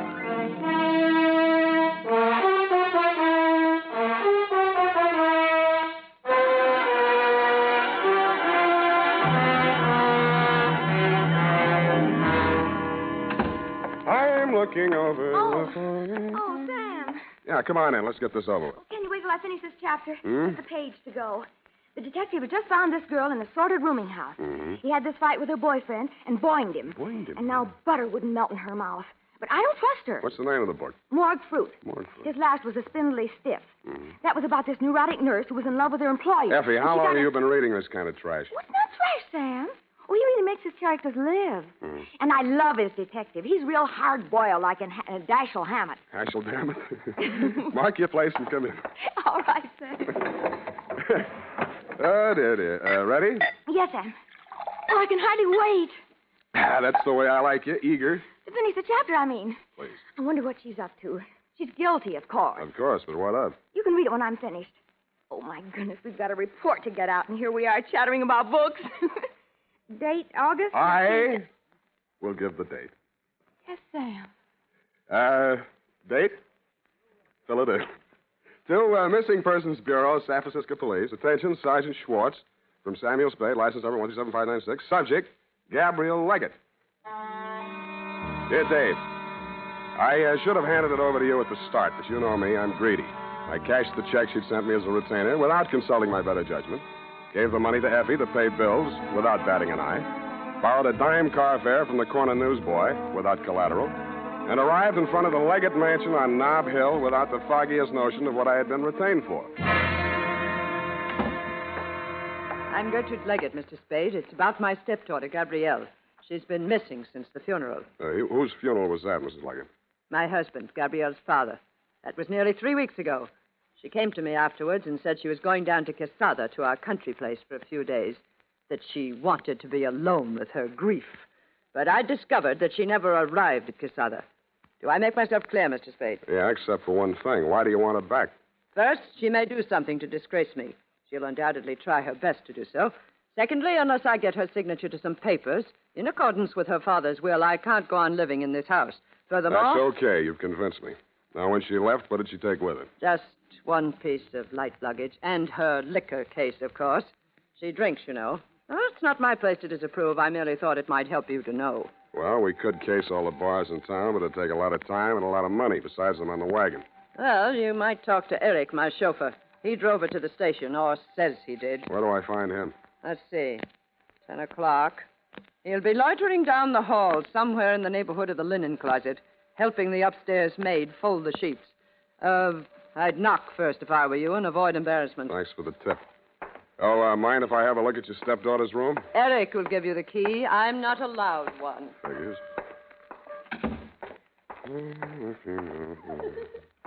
Larry. Oh, baby.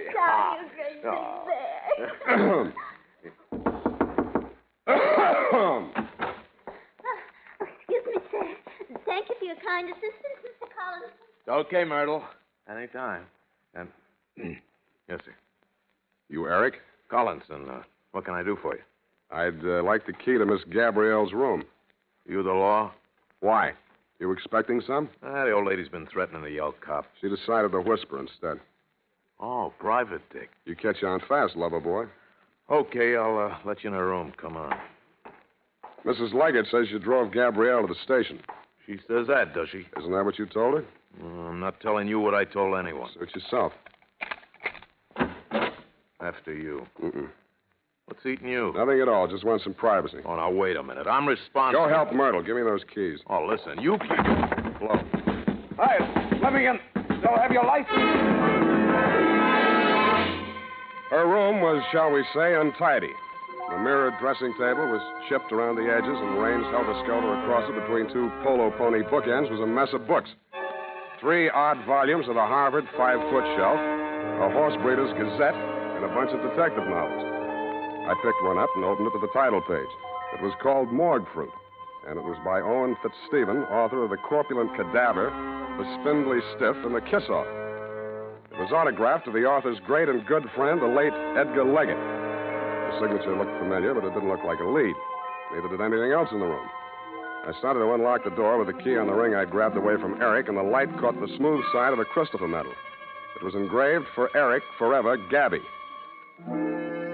When Forever Eric went off duty that night, he went across town. The trail ended at a crummy, broken-down rooming house out in the Fillmore. He let himself in with a key and climbed the stairs. I waited until he was out of sight. In more time than it takes to tell, the door cracked open, and a nose that could only belong to a landlady raised it out at me. She was gumming a sensen. What do you want? They get settled in all right? Nobody's settling in on me. Never touched me. You got me wrong, Mom. I meant the newlyweds. Did they raise the rent money all right? Oh, them. Raise it and spend it. He's a Dick Smither. Dick Smither. Stocks it up all day and throws the dead soldiers out the window. And they call it a honeymoon. Who are you? I'm her ex-husband, darling. I came to pay her the back alimony I owe her. Well, give it to me. I'll see she gets... Oh, no, you don't. No, don't you come pushing in here. Quiet. It's after hours. Don't allow callers in here after 10 o'clock. House rule. Shut up. Well, I don't... What's their room number? Now, give it to me or I'll shake it out of you, darling. 212. 212. And if it weren't for these new uppers, I'd let you try it. Oh, is that what those are? Thank you, Grand Duchess Marie. Smart Alec. No wonder you can't hang on to a woman. You're so right. You drove her to drink. I did not. Alimony's so good for you, young whippersnapper. Who is it? Western Union. All right, let me... I told you to stay away. Now beat it. Eric, what is it? Look, Eric, I don't want any trouble, but I'm coming in. Over my dead body. Eric? Get back in the room, Gabby. Now, look, I won't let you hurt her, so... Now, look, Collinson, don't make me do it. I don't want to. Okay, I'm sorry. Eric! What have you done to him? Nothing a bucket of cold water can't cure. Sit down. I want to talk to you. Who are you? Sam Spade. I'm a private detective. Your stepmother hired me to find you. Oh? You know why she wants to find me? Do you? She wants to kill me. She killed my father, now she'll kill me. Can you prove that? My father never had a day's illness in his life. He could drink 3 quarts of brandy in any evening. Do you believe a man like that could die of heart failure? Frankly, I could. Now she's starting the same kind of talk about me. She wants to railroad me to the insane asylum. Do I seem crazy to you? No. A little nervous, maybe. This idea you have about your father's death. Talk some more, will you? All right. I'll tell you the whole thing. But I gotta have a drink first. Hey, I can't get the top off. Give me a hand, will you? Sure. You need a corkscrew for this one. Yeah, I think there's one down there in the cupboard. I don't see one. Back in the corner. A little farther. There. No, there's nothing. Hey! Oh. I dreamed I was a character in a detective story. The title of the story was Morgue Fruit, and the author, a man named Fitzstephen, was trying to figure out a way to turn me into a red herring before knocking off his number 1 suspect. I tried to tell him it's against the rules to make your detective a red herring, but he said it was a new kind of murder yarn, and it didn't matter anyway because there wasn't even a victim. That's what he thought.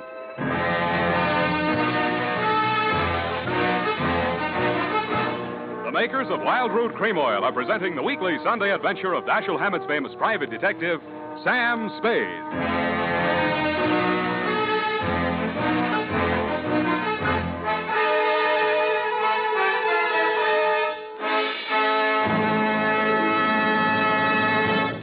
Now, here's important news on good grooming. If you want the well-groomed look that helps you get ahead socially and on the job, listen. Recently, thousands of people from coast to coast who bought Wild Root Cream Oil for the first time were asked, how does Wild Root Cream Oil compare with the hair tonic you previously used? The results were amazing. Better than 4 out of 5 who replied said they preferred Wild Root Cream Oil. Remember, non-alcoholic Wild Root Cream Oil contains lanolin. And here's the announcement we promised you. Now you can get Wild Root Cream Oil, America's leading hair tonic, in a generous new 25-cent size on sale at all drug and toilet goods counters. It's also available in larger economy bottles and the handy new tube. Get Wild Root Cream Oil again and again, the choice of men who put good grooming first. By the way, smart girls use Wild Root Cream Oil, too, and mothers say it's grand for training children's hair.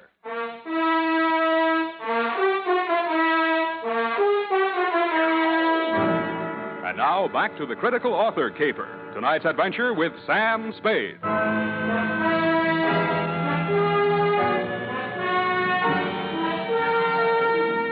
When I came to, it had came the dawn, and I was still a character in a detective story, and I felt more like a red herring than I had in my dream.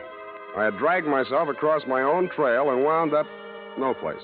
My quarry had fled, leaving nothing behind but empty bottles with fingerprints on them. I lifted the few and hustled over to the Bureau of Identification. Half an hour later, I got the report. They were mine. All mine. I wondered what a detective novelist would make of that. I decided to find out. I had met Owen Fitzstevens several years back in Seattle when I was digging dirt on a chain of fake mediums. He was plowing the same field for literary material, and we pooled forces. I got more out of the combination than he did since he knew the spook racket inside out. I cleaned up my job in a couple of weeks, and we parted friends. His San Francisco apartment was on the 6th floor of the St. Mark. He was standing at its door, holding out a lean hand to greet me when I got there. Well, you're looking fit, Sam. Little red in the face. Yeah, it's the red herring I ate last night. How's the literary grift go? You haven't been reading me? No, where'd you get that funny idea? Oh, there was something in your tone, as in the voice of one who has bought an author for a couple of dollars. I suppose you're still hounding the unfortunate evildoer? Yeah, that's how I happened to look you up. You autographed a book for Edgar Leggett. Oh, yes. Morgue fruit. Distressingly prophetic. What do you know about that family? Oh, what have they been up to now? How well you know the girl, Gabrielle? Well, quite well, since she's a duplicate of her father. She has brains, but there's something black in her. Something she doesn't want to think about but can't forget. She's a neurotic who keeps her body sensitive and ready. I don't know what for. While she drugs her mind with drink and lunatic notions. Yet she's cold and she's sane. If I had something I wanted to forget, I'd anesthetize my mind directly, leave my body stay strong and ready. I hope you don't think any of this stuff means anything to me. Oh, yes. I remember you now. You were always like that. Tell me what's up while I try to find one-syllable words for you. You know the fellow that drives for him? Eric? Mm-hmm. Well, he was released from Folsom and Leggett's custody when he was 18 years old. Murdered his father. Nice kid. What about him? Mrs. Leggett hired me to find Gabrielle. I found her with Eric in a rooming house out in the Fillmore. She begged me to save her from her stepmother's murderous schemes, then she knocked me cold. Well, that's trivial, dull. I've been thinking of the Leggett family in terms of Dumas, and you bring me a piece of Jim Crackery out of O. Henry. If I were writing this, Gabrielle would kill her stepmother, or dupe Eric into doing it for her. Or, no, that won't do. Not sufficient motive. Murder has to have a motive, you know. Why? She's insane, isn't she? I wonder. Are you saying that carelessly, or do you really think she's off? Well, I don't know. She's got a kind of a wild look about her. Her eyes shift from green to brown and back without ever settling on one color. How much have you turned up on her in your snooping around, Owen? Are you who make your living snooping, sneering at my curiosity about people and my attempts to satisfy it? No, we're different, Owen. I do mine with the object of putting people in jail, and I get paid for it, though not as much as I should. But I do mine with the object of putting people in books, and I get paid for it, though not as much as I should. Yeah, but what good does that do? Well, what good does putting them in jail do? Well, it relieves congestion. You put enough people in jail, and cities wouldn't have any traffic problems, n'est-ce pas? Well, then all you have to do is to wait till one of them kills the other and put the survivor in jail. It's simple. Yeah, but who's going to kill who? Perhaps they both have plans, both Gabrielle and her stepmother. Looks as if you'd have to guard both of them. I think I'll settle for my client. As far as Gabrielle's concerned, her husband ought to be able to watch out for her. Her what? Husband. She and Eric got married. Oh. Well, now there you are. You didn't tell me anything about that. Lord knows how much else there is you haven't told me. Pardon me. Don't go away. Telegram, sign here. Oh, thank you. There you are. Thank you, sir. Now, I wonder what... Good Lord, this is positively corny. Listen to this, Spade. I appeal to you as a friend of my dead husband. Come immediately, Sunset Hotel, Quesada. Trouble, danger. Do not communicate. Gabrielle must not know. Signed, Gertrude Leggett. Spade. Yeah? Did you have this wire sent to me as a prank? I was just going to ask you if you sent it to yourself as a prank. I have it. The key to the whole thing. It's a red herring.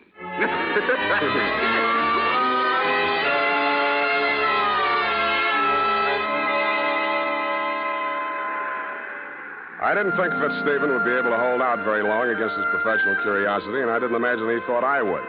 I caught the next bus for Quesada.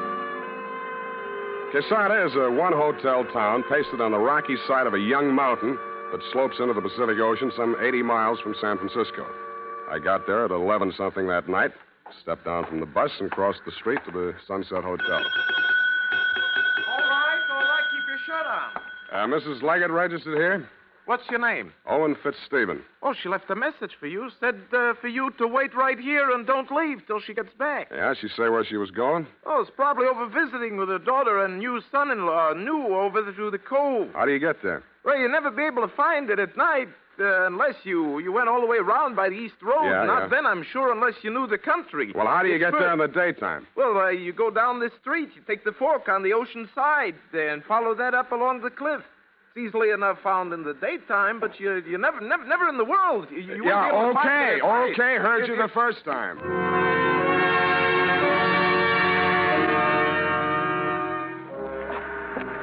So I waited until morning.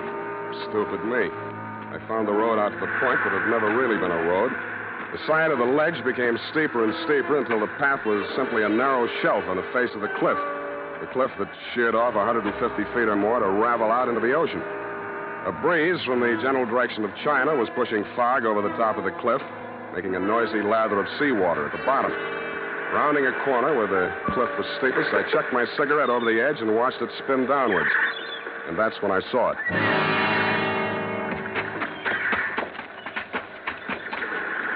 I had to go waist deep into the Pacific to lift the body. I got my hands under the armpits, found solid ground for my feet, and dragged it up beyond the high tide mark. It was Gertrude Leggett. Somebody came staggering down the beach to meet us. She dead? Yeah, Gabrielle, she's dead. Oh, the witch is dead. Hey, take me back to town, will you? Buy me a drink, huh? Sit down there. Sit down. What's the big idea? Don't you know I'm sick? Somehow I don't think you're that sick. I think you could make some sense. Sense? That's a laugh. You don't know me. I've never been able to think clearly the way other people do. No matter what I try to think about, there's a fog that tries to get between me and it. You understand how horrible I can become?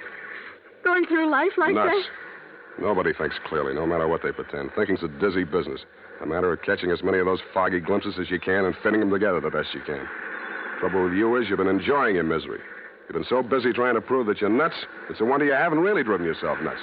How do you know I haven't? Because you're too anxious to admit it. All right, I'm sane if you want it that way. I'm just evil. There's something black inside me. What was that again? Something black. Everybody knows that about my family. My father, too. Who told you that? I always knew it. They say my real mother killed herself. But I know better. I know how to open the drawer where she keeps the gun. Every day, Gertrude lies on Mother's bed, and we play killing the witch. Yeah? And she comes in the night and bends over my crib. And she's changed herself so she looks like Mother instead of the witch. But I know better, and I hold up the gun with both hands. Very hard to pull with both hands. It's very hard to pull the trigger. But I must do it or the witch will eat me up. And then there's a big noise and red all over. And I can't get out. I can't get out.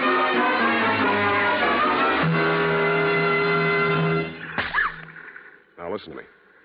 You were beginning to make some sense. Now, don't run away from it. Gertrude was lying on your mother's bed. That's your stepmother? Yeah. She was my nurse. She married Father. Not so fast. How old were you when your mother died? 4 and a half. Did your father know about the game with the gun? No, I don't think so. Did anybody? Gertrude said I must never tell anyone, because they'd send me away. And I never did. Not till I grew up. I was with Owen Fitzstephen. I had a lot to drink. I told him. After that, he began seeing Gertrude. When finally my father died. But it didn't do her any good, because Owen really loved me. Now, watch it. Now, let's get this straight. You'll have to straighten it out again later on with a doctor to help you. This is to help me. When you were a little child, Gertrude taught you that killing the witch game to use you as a murder weapon against your mother. Then she filled you full of ideas of guilt and fear so you'd keep quiet about it. When you told the story to Owen, he blackmailed your stepmother into knocking off your father. That made you feel responsible for his death, too, so you ran away. Now, Gertrude's dead. I killed her, too. You might, but I doubt it. Now, try and remember. Was Owen up here tonight? I thought I heard his voice. But I hear voices sometimes. I'm hearing it again. Listen. Do you hear anything?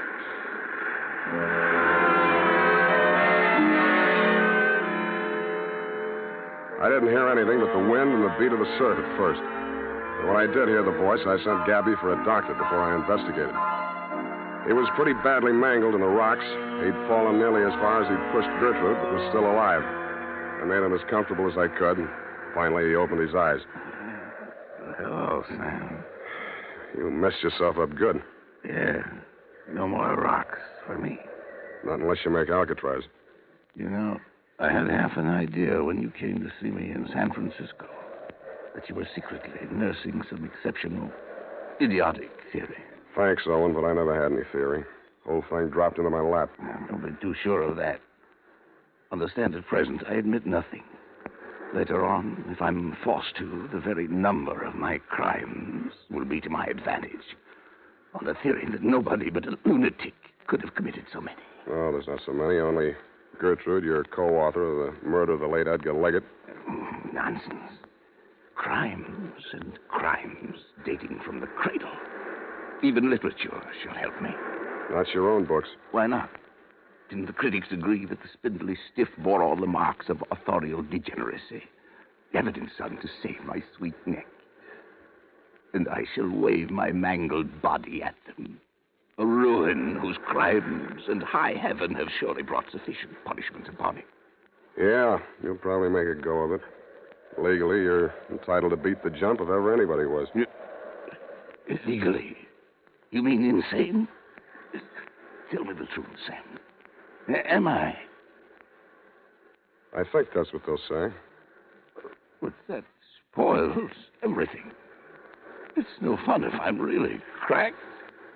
No fun at all.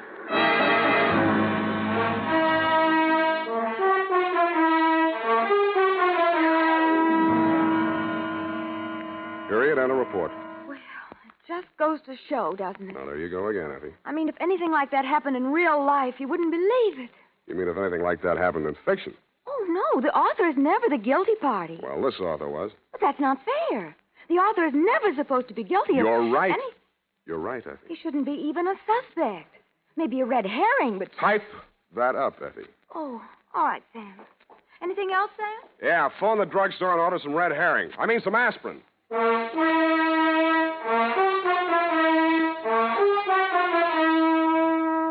More and more folks are turning to famous Wild Root Cream Oil every day.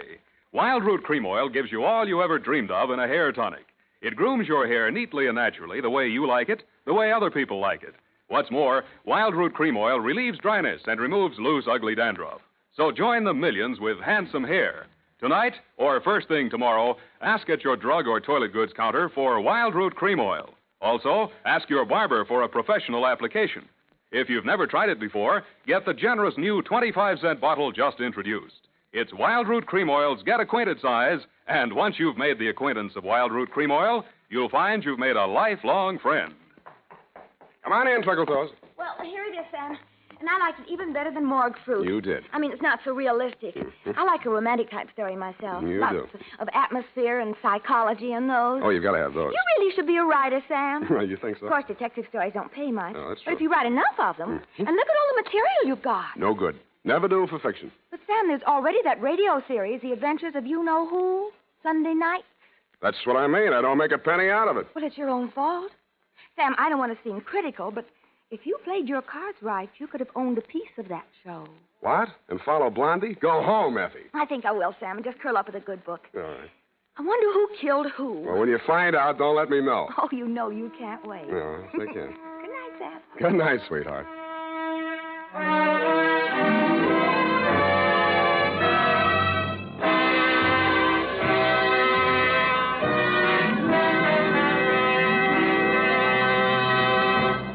The Adventures of Sam Spade, Dashiell Hammett's famous private detective, are produced and directed by William Spear. Sam Spade is played by Howard Duff. Lorene Tuttle is Effie.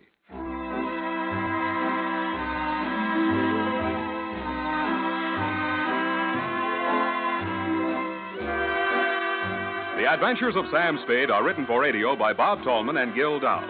Musical direction is by Lud Gluskin, with score composed by Renee Garrigang. Join us again next Sunday when author Dashiell Hammett and producer William Spear join forces for another adventure with Sam Spade, brought to you by Wild Root Cream Oil. Again and again, the choice of men who put good grooming first. This is Dick Joy reminding you to Get Wild Root Cream Oil, Charlie. It keeps your hair in trim.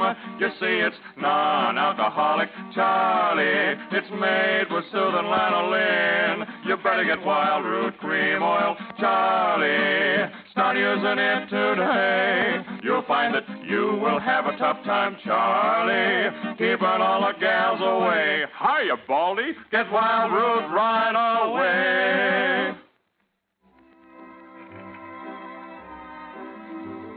This is CBS, the Columbia Broadcasting System.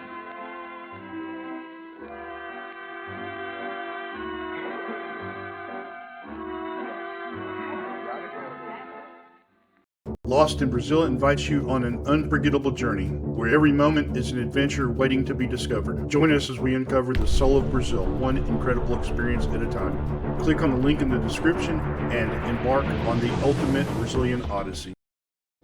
Well, anyway, I learned the answer to the question, what does a doctor do when a doctor needs a doctor?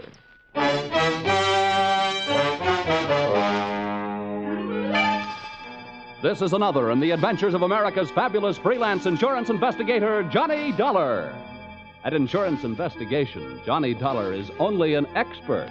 At making out his expense account, he's an absolute genius.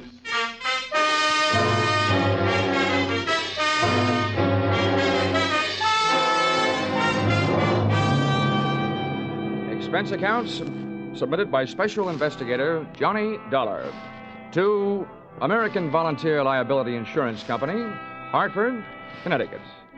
Attention, Homer Shalley, General Manager. The following is an accounting of my expenditures during my investigation of one of your policyholders, Dr. Otto Schmedlick.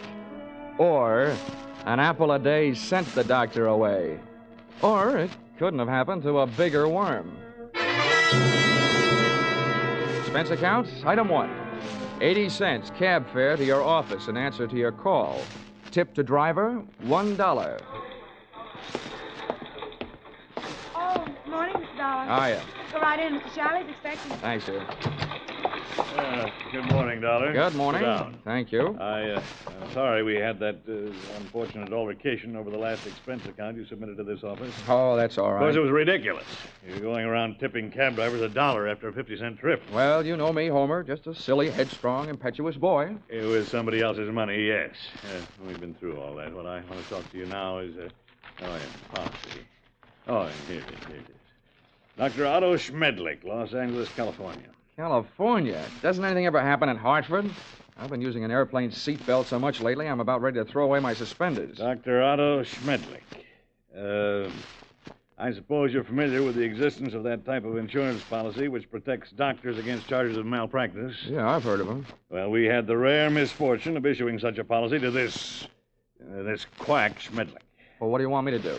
Go out and take his temperature? Dollar, when I want to laugh, I tune in Jack Benny. Now, this is serious. The policy we issued to Dr. Schmedlick only covers him up to the extent of what is construed as accidental malpractice. If we can prove criminal malpractice, we can cancel the scoundrel's policy. Do you have a good reason to think it's criminal, or are you just toying with a happy thought? Look, our company has already paid off on 2 claims. Recently, we've heard rumors about this man. It seems the Medical Association is watching him very closely. But so far, no one can prove anything. Now, Dollar, do you want the assignment? No, but I'll take it.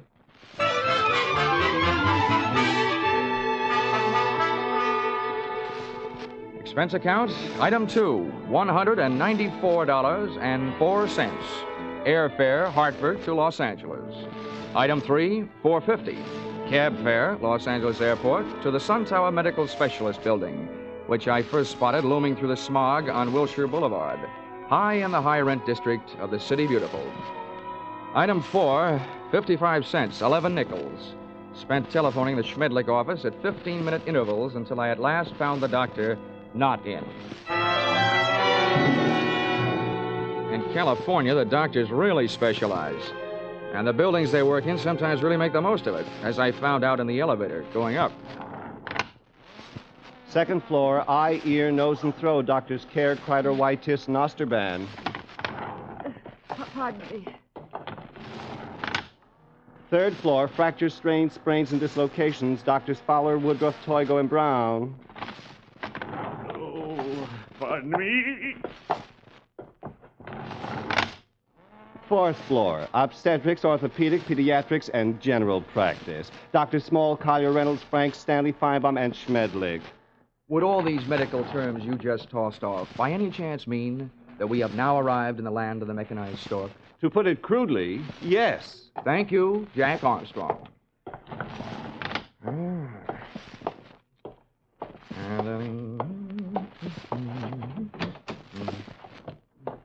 Good afternoon. Hello. Dr. Schmedlick in? Well, no, I'm sorry, he isn't. Oh, good. I mean, that's too bad. Just what do you mean?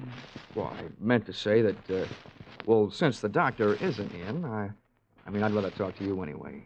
You're prettier. I should be. I'm a girl. Now, is there something I can help you with? Yes, as a matter of fact, you can. I have a sort of empty feeling around my heart. What would you prescribe? Bicarbonate of soda. Is that all? Touché. Now I have an empty feeling around my head. Please, will you state your business? Oh, now, honey, you should know that anybody who walks into a doctor's office wants to live. And after seeing you, I really want to live. What are you doing tonight? Well, I am not in the habit of making dates with strange men. Who's strange? And furthermore, you are perhaps the most insufferable, egotistical Now, if you just person. give me a chance, darling, I'm sure I'll be able to prove you're right. Why, I wouldn't be caught dead with you.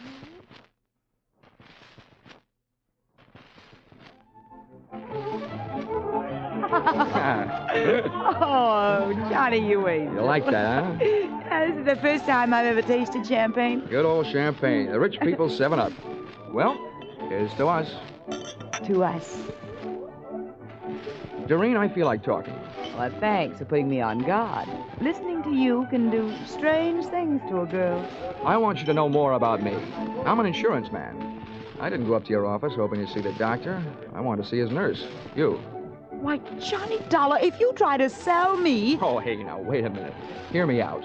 You can probably guess it's getting pretty tough trying to sell insurance these days. More than anything else, a guy needs a new angle, and I've got one.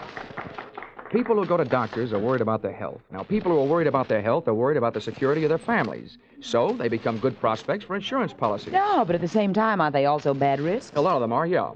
But they can't pass the insurance physical. But there are plenty of others. You should know the figures prove that as many healthy people go to doctors as do unhealthy. Perhaps the most popular disease in America is hypochondria. And the national headquarters seems to be located right here in Los Angeles. I see. And from me, you want a list of Dr. Schmedlick's patients? Smart girl. Smart boy.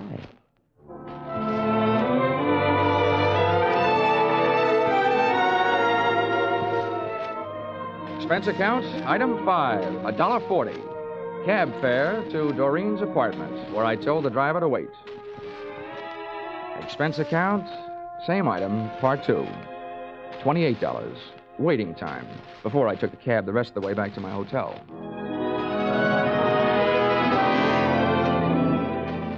Expense account, item 6. Breakfast the next morning. 2 hard-earned dollars for 2 soft-boiled eggs. The hen that laid them must do barnyard bits in the movies. At least at those prices, she could have autographed them. At 9:30, I was right on time for my morning appointment with Doreen to pick up the list of Dr. Schmedlick's patients, a half hour before the doctor was due to arrive. Well, Johnny, for a man who stayed up so late, you're very punctual. Oh, that's me. The early worm who so often gets the bird. You got a copy of the list? Yeah, got here at 8 to type it for you. Oh, fine. Here it is. So this is wonderful. You're a doll. Yeah. A. Aarons. You'd make the top of any alphabetical list. Look, this is a selfish way of saying thanks because I'll enjoy it more than you will, but dinner at Romanoff's tonight? I love it. Good. Good morning, Miss Smith. Oh, good morning, Dr. Schmedlick. Oh, his patients already? Oh, yes, Doctor. This is Mr. Dollar. He's out of town. Good morning. Well, all right. What's the matter with you? Oh, it's really nothing. Well, let me be the judge of that. I will make the diagnosis. I will see you in a moment. Johnny, I don't know what happened. He's never come in this early before. I don't mind that, but I wish you hadn't made a patient out of Well, it. I just had to say something. He wants to know about everybody who comes in here. Johnny, you'll just have to go through with it. We can't let him know about the list. Okay. But what's this going to cost me? What does the old squarehead get for a checkup? $50 a consultation. Oh. Honey, instead of Romanoff's for dinner tonight, we better make it a drive-in. Sorry, Johnny, I am. You can come in now, Mr. Lawler. Oh, well, with a D, Doctor. The name is Dollar. Oh, yes, I forget. I have so many cases on my mind. Now, if you will be so good to slip off your jacket and your shirt while I talk. All right. Now, what is the nature of your complaint? Well, my back. See, I was in a small automobile crank-up driving out here. No, that's a dangerous, complicated area, the back. Now, if you'd be so good to get up on the table and lie down. Oh, all right. Now, on your stomach. Yeah. The feet down here, please. That's good. Now, I tap your back. When I reach the painful area, please tell me. Yes, Doctor. Mm-hmm. Oh, very well muscled, Mr. Dollar. No bruises, strange. There it is. Aha. Well, not dangerously near the spine, but very interesting. Here, I think this will help. Oh! At first, it felt like a big bee sting about a quarter of the way up my back. Then came the buzzing inside my head. Whatever kind of liquid lullaby the good doctor sunk into my spine had really rocked me to sleep. I had time to move my head and watch Schmedlick put down the hypodermic, walk across the room to my coat, and take from it the list of his patients, plus my wallet containing my identification. But I didn't give it a second thought. I didn't have time to. For me, the lights went out.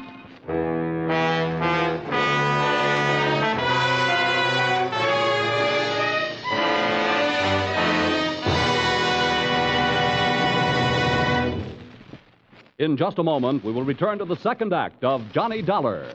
But first, assets, 1 block of wood. Liabilities, more trouble than the legendary paper hanger with the hives. It sounds as though Edgar Bergen had a pretty bad bank balance, doesn't it? But luckily for you, he comes back week after week to the CBS studios with his block of wood named Charlie and lets himself in for more trouble. As for you, you're really in the chips when you take in the Edgar Bergen Charlie McCarthy show, heard over most of these stations every Sunday. Don't miss their brightest, gayest show tomorrow night on CBS, where this fall you hear them all. Tune in this fall for the shows that you love best of all. Listen carefully, here's the address. It's CBS. Now, with our star, Charles Russell, we return to the second act of yours truly, Johnny Dollar.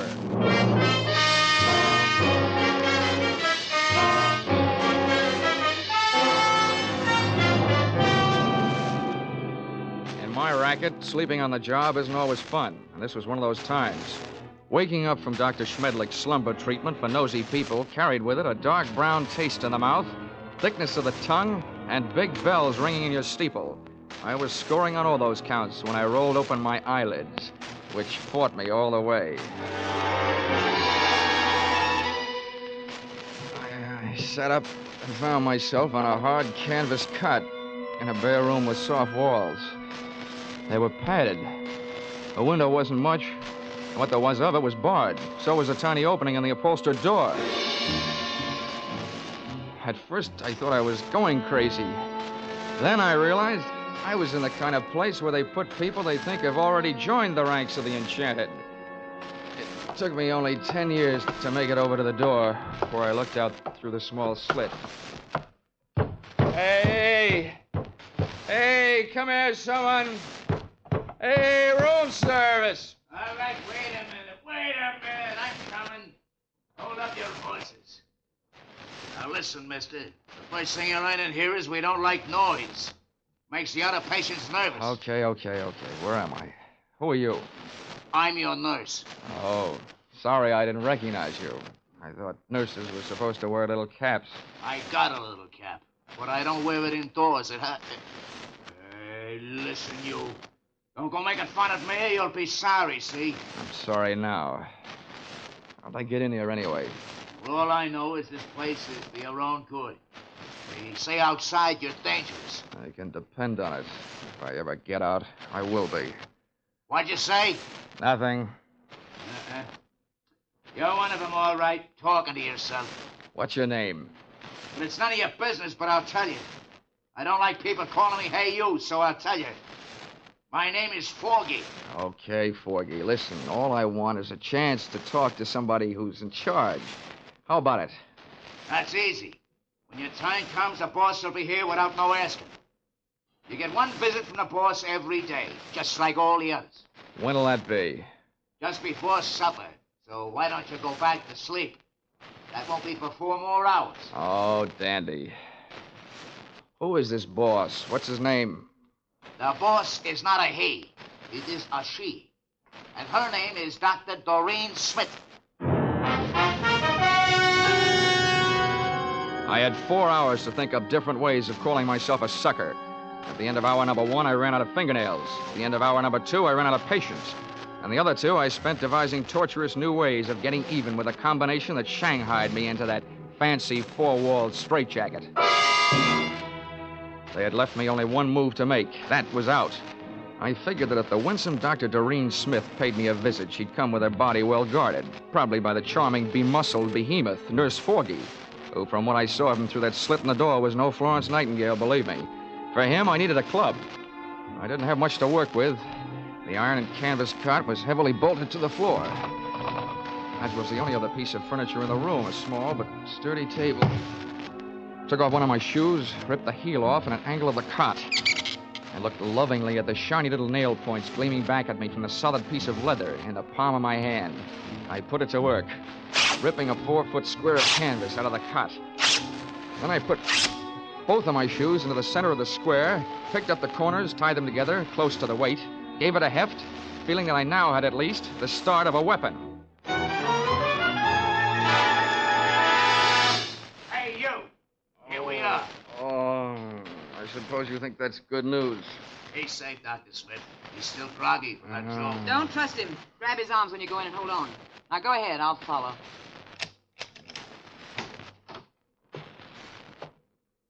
Don't try any tricks and we won't hurt you, see? Thanks, Nursey. I wouldn't think of it. Hey, Come here, you. Back in here, sweetheart. Oh, dropped your hypodermic. Planning on rocking me to sleep again, huh? Get that go of me. Sure, but let me tell you something. This is one squirrel that's going to get out of this cage. Don't rub my fur the wrong way. My head aches. I'm seeing double. My nerve ends are whipping me to death. And for 2 cents, I'd punch you square in the nose. Because one thing for sure, you ain't no lady. Now, sit down. Stay there while I put on what's left of my shoes. You better go back to Hartford, little boy. This is too big for you. Being around you will make anybody grow old in a hurry. What do you think you're gonna do? Right now, I'm going to take your keys, lock you in here with Sleeping Beauty there, and then I'm going out for a breath of fresh air. Have fun, the two of you. You can make a peach of a pair. I stumbled through the rest of the building, which turned out to be nothing more than a country house. There were no other rooms like the one I had just vacated. For that matter, there were no other so-called patients. It could have been a place maintained for the purpose of making people talk, or keeping them from talking. There was no telephone. I couldn't call out, but neither could anybody call in to find out that something was going wrong. This little crime crib was apparently located well out in the country.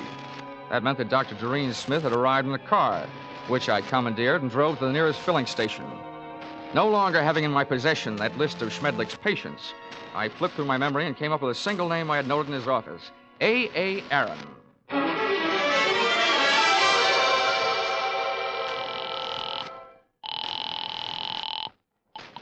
Hello? Hello, is Mr. A.A. Aaron in, please?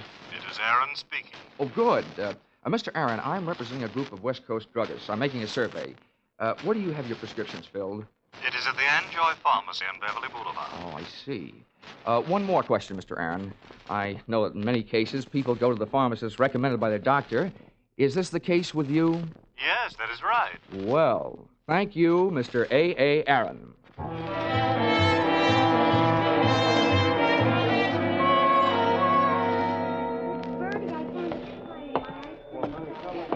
Pardon me, Mr. Anjoy. The clerk up front told me where I could find you. My name is Dollar. I'd like to have a word with you if you have the time. On the basis of ethics, the state of California should have picked up the gentleman's pharmaceutical license and issued him a barber's permit. Mr. Anjoy loved to talk. From the few thousand words he threw at me during the ensuing half hour, I managed to sift the following information. Dr. Schmedlick's prescriptions were usually refillable, dangerous, and habit-forming. I also managed to memorize the names of a few of his patients from the narcotics book. With these tucked into a lonely corner of my cerebral cortex, I limped out into the newborn night.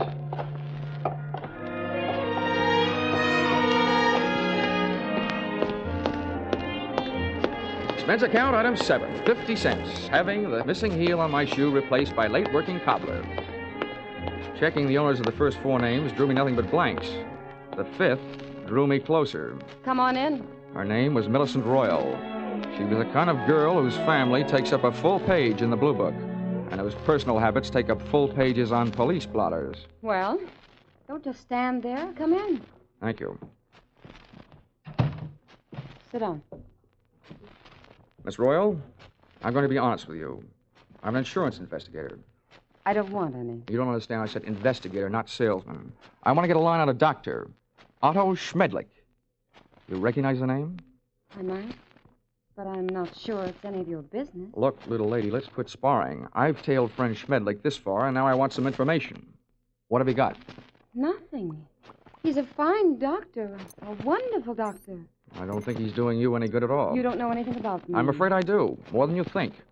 I know enough about Dr. Schmedlick to know that he's doing a lot of people a lot of trouble. I want to put him out of business, and you can help me. Oh, look, honey, Schmedlick isn't the one that needs protection. You do. You and the other people on the same spot you're on. Why don't you do yourself some good? I think you better leave now. Okay. Perhaps I'd better drop around to the home of Quincy P. Royal, Bel Air. My father? No, don't do that. And give me some answers. You can't make me. Nobody can. Anything that passes between a doctor and his patient is a secret. Nobody can make me say it, not even a judge. Whoa. Wait a minute. All right. If you change your mind, I'm staying at the Park Beverly Hotel. I'll trip them up sooner or later. If I have to, I'm turning it over to the federal men. Narcotics department. Why did I ever let you in here? Get out. Leave me alone. Go away. Please. You can't make me do anything. Well. Is my estranged wife having a lover's quarrel? Bill, get this man out of here. Make him leave me alone. I don't see why I should rescue you from anybody's clutches. But you, I don't like your look, so get out before I bust you in half. You know, you look like just the guy who might be able to do it. Happy honeymoon.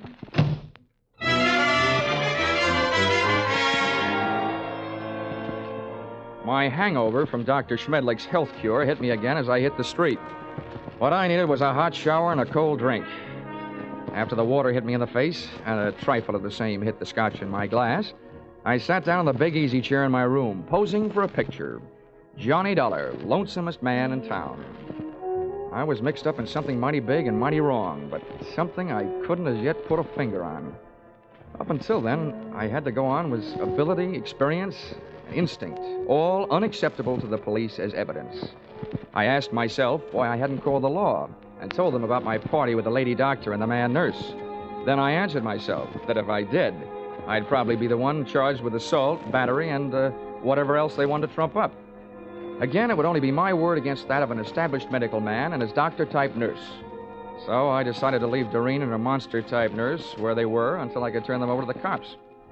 4 drinks later, I was beginning to realize that those kind of troubles don't drown easily.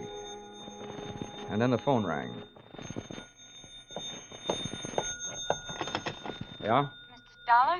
Yes, this is Dollar. This is Millicent Royal. I want you to come over right away. Right away. Wait a minute, what's the matter? I changed my mind. I'll tell you everything.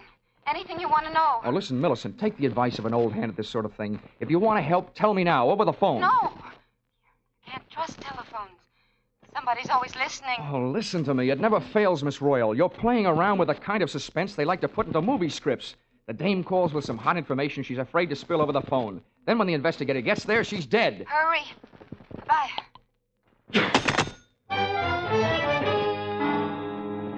I went there. I was right. She was dead.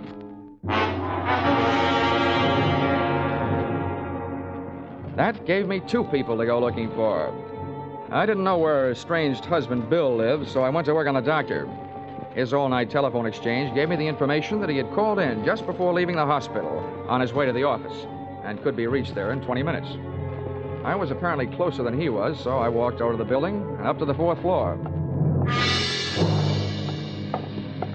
There were lights on in the Schmedlick office, so I walked in. What do you want? I came here to see the doctor, Bill, but I was going to get around to you eventually. I just came from your wife's apartment. So did I. That's what I mean. You've got some talking to do. I know who you are, but don't go getting any ideas. I didn't kill her. I loved her. It didn't sound like love when I met you in the apartment. We made up right after you left. I went out to get her something from the drugstore. When I came back, she was dead. That's what I'm doing here. I'm waiting here to kill the man who did it. How do you know it was Schmedlick? Because after you left her apartment, she called the doctor and told him if he didn't stop shaking her down, she was going to tell you the whole story. And he threatened her, and she called me. What was the grounds for blackmail? Narcotics? That's right. He got her started on it during a long illness she had. After she was well but still needed the drug, he told her he'd see that her family heard about it if she didn't pay him off. Nice guy. He wrecked us, wrecked our marriage, made a victim of her. And she wasn't the only one. There were others. He'd make drug addicts out of them and then threaten to blackmail them if they didn't pay off. Can you prove all this? I can't prove it. Nobody can. The cops, the medical association, they've tried, but Schmedlick is clever. Too clever. When I blast that monster out of the world, I'll be curing it of a big sickness. Now, hey, take it easy. Look, I know how you feel, but you haven't got the right answer. Why don't you let me take over? Stay out of it, Dollar. I never belonged to any Boy Scout troops. I'm not joining now. You know what they say, an apple a day? Well, I've got one here for the doctor. You see this? It's left over from Guadalcanal. Sure do see it. A pineapple. Army type. Hand grenade. Well, I'm gonna feed it to him. Oh, Bill, now look, I know you're upset, but don't forget, those things were designed to take care of more than one man. Have you thought of that? I've thought about it a lot, and it still all adds up. I haven't got a thing left to live for. Hey. That's him. Bill, you're off your rocker. Don't do it. Give me that thing. Shut up. Stand away. What is this? What are you two doing here? Come and get it, Schmedlick! A bomb!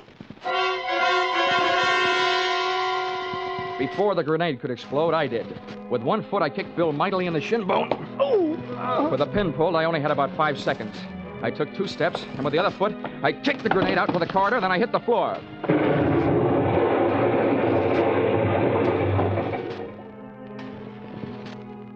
All right. I'll still take you to pieces, Schmedlick. I let Bill go to work on the doctor until he had socked him into a state of unconsciousness.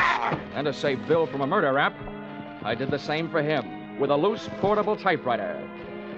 Sorry, but it's time to typewrite the tagline, William. P.S. Then I called the police.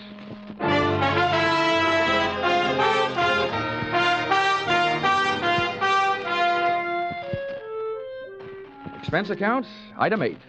$50, airplane rental, Burns Lee Charter Service for a flight to Palm Springs. Item 9, $62. Dinner at the Dunes, party of 3. Included in said party, me and Haig and Haig. Expense account, item 9, airfare Palm Springs to Los Angeles to Hartford, $244.04. Expense account total, $1,211.69. All that for getting rid of a doctor. And if you react the same way you reacted to my last expense account, it'll probably mean that you will be needing a doctor. Signed, yours, truly, Johnny Dollar.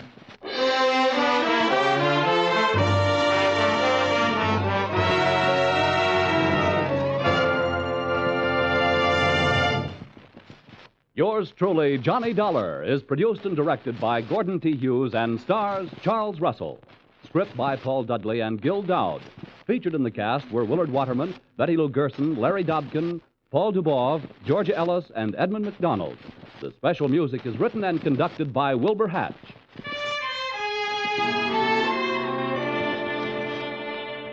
Be sure to be with us next week when another unusual expense account is handed in by yours truly, Johnny Dollar.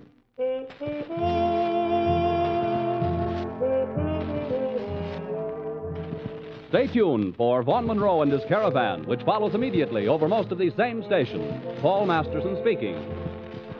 This is CBS, the Columbia Broadcasting System.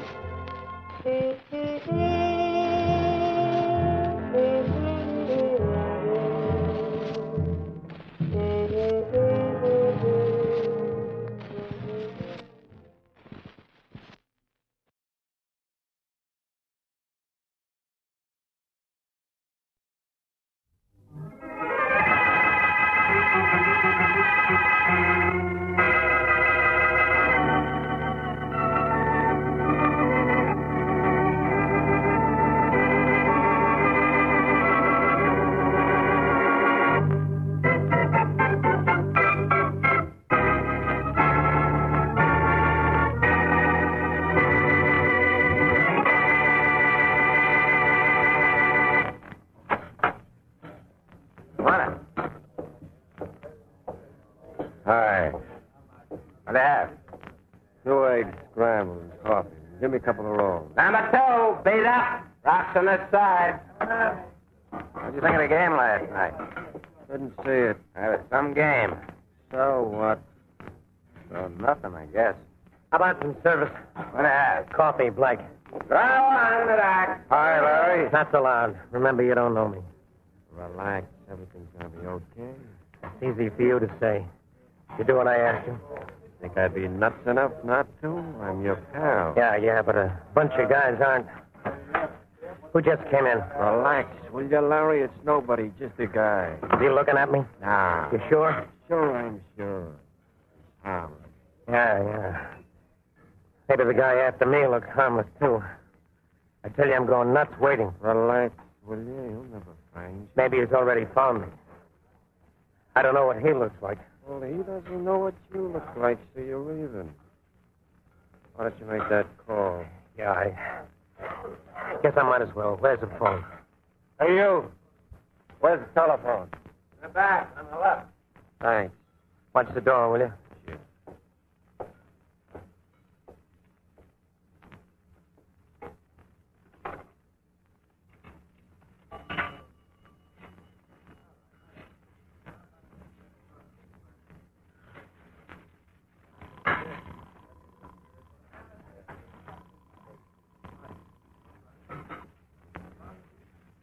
Hello? I want to talk to Boston Blackie. This is Boston, Blackie. Oh, this is Larry Brown. Remember me? Sure, $100 worth. You always worry quick with a joke, Blackie. But you aren't quick with paying your debts. Well, I got the whole $100 for you now, Blackie. In an envelope in my name at the Williams Hotel. The whole 100. What am I supposed to do about it? Well, pick it up anytime you want. All right, Larry, we're square. But what's the reason for the sudden payoff? I'm leaving town, Blackie. And, now that you mention it, it's the kind of payoff I like.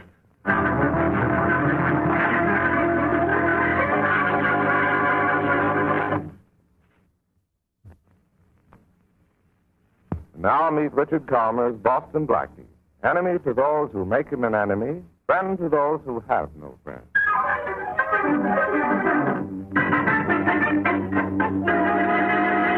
Hey, Monahan, if the commissioner calls, tell him I'm on my way to his office now.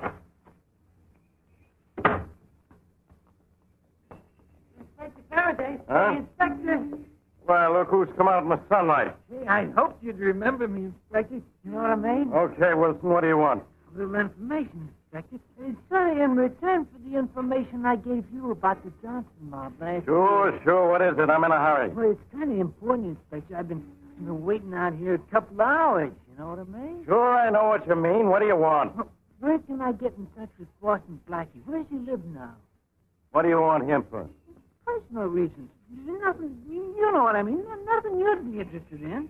Okay, it better not be.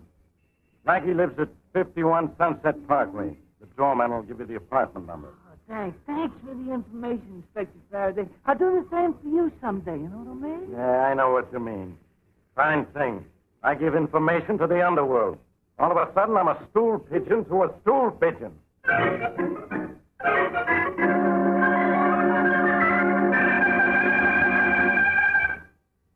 Who is it? Hey, Blackie. Shorty. Why all the sudden formality? Come on in. All right.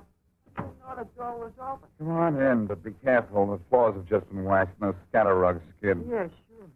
Hey, they sure look slick. Look, I'm sorry if it got so wrong, boss. Anything wrong? Oh, no, not exactly, boss. Would you go to the bank for me? Oh, sure, Blackie. I got to the bank all right, but not exactly soon enough. And by not exactly soon enough, you mean too late. Well, sort of. And by sort of, you mean yes. Shorty, can't I trust you with as simple a thing as going to the bank for me? You left 2 hours ago. I went straight to the bank, boss.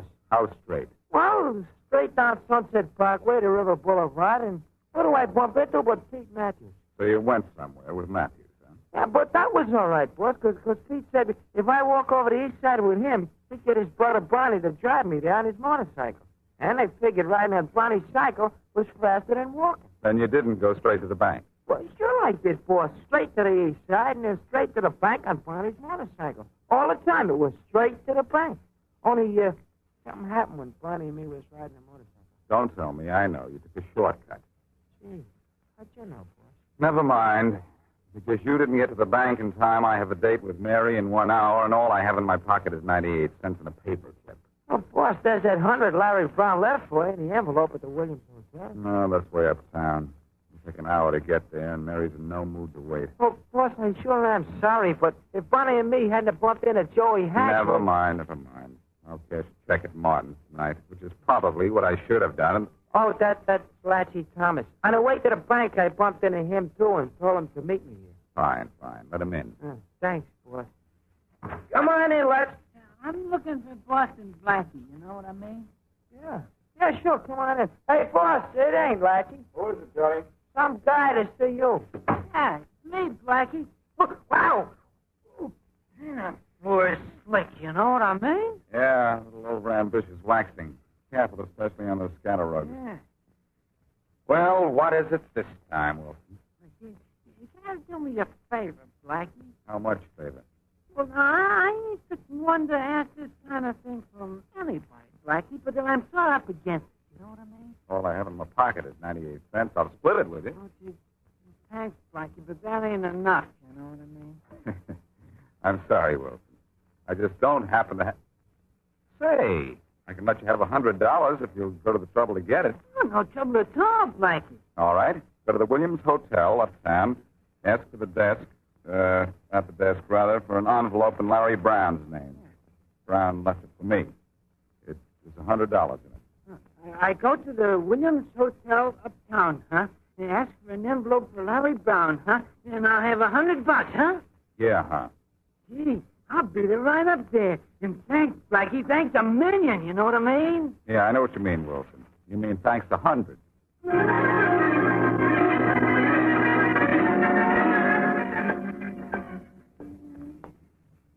Okay, you. Huh? Keep Huh? walking. Ain't no water pistol in your bag. Hey, you got the wrong guy, bud. The wrong guy, you know what I mean? I ain't done nothing. Walk. Sure. Look, I didn't rattle Johnson mob on purpose. I had her. Get in the car here. It was what I had to do about the Johnson mob. I was framed in the building the cops. You know what I mean? Get in the car. Now, look, put that gun away. Let's talk this over first. You know what I mean? Go on, get in. All right. Don't push. All right. But look, you got me all wrong, mister. Shut up. Step moving to the shack on a riverfront, Joe. Hey, now, wait a minute. And don't go through any red lights. Yeah, but hey, We don't want this guy picked up by the cops too soon.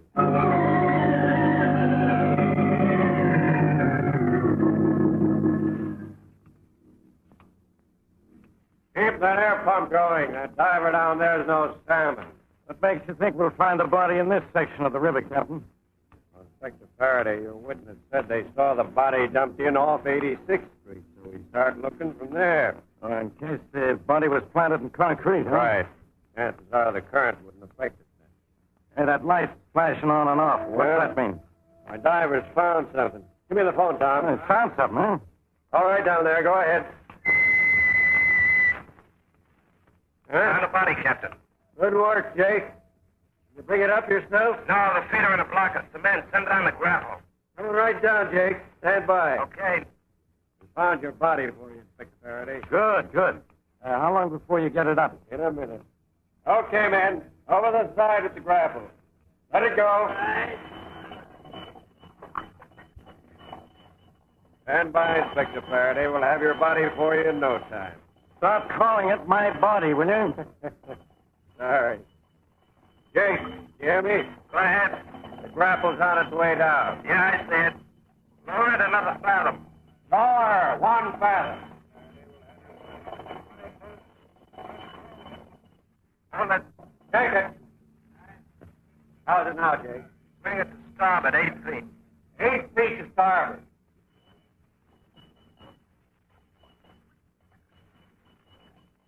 Hold it. Check it. Got it, Jake? Okay, Captain. She's hooked on. Haul her up. Draw in, boys. Draw in. Hey, fish me topside out of this mud hole, will you, Captain? I ain't nobody. Okay. Stand by. Thanks. Here comes your body, Inspector Faraday. Will you stop calling it my body? It isn't mine. Bring it over the deck, boys. Come on, hoist it clear of the gunwale. Bring it over the deck. Lower it to the deck. Come on, lower it. Well, that witness knew what he was talking about. It's the body of a man, all right. A little lower. A little lower. Okay, let her rest. Look for identification, Inspector. Yeah, I might as well stop now. Look at that block of cement he's wearing for shoes. Yeah, it's murder. Inspector, you look like you know him. Know him? Sure I know him. That's Pete Wilson, a stool pigeon. And this morning he asked me for the address of Boston Blackie. Think Boston Blackie killed him? How do I know? All I know is as soon as he found out where Blackie lived, he died.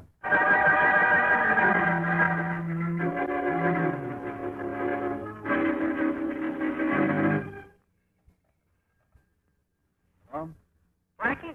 Yeah? That is Shorty. Yes, Shorty. Did Blackie Thomas get there yet? No, he hasn't. Well, look, boss, when he gets there, tell him to come over to Skate Latimer's place, will you?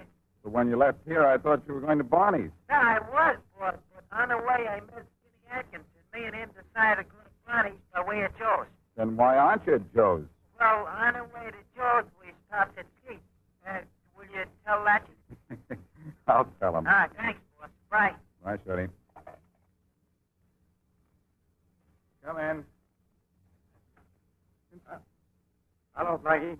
Inspector Faraday. What an unpleasant surprise. Too bad you can't stay. Yeah? Don't try to slam that door. Don't move another step, Blackie, till I say so. Your gun is showing. Blackie, I said don't move. All right, Inspector.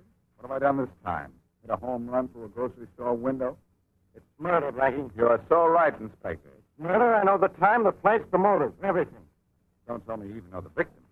Pete Wilson. Wilson? He came up here to see you this morning. I know that because I gave him your address.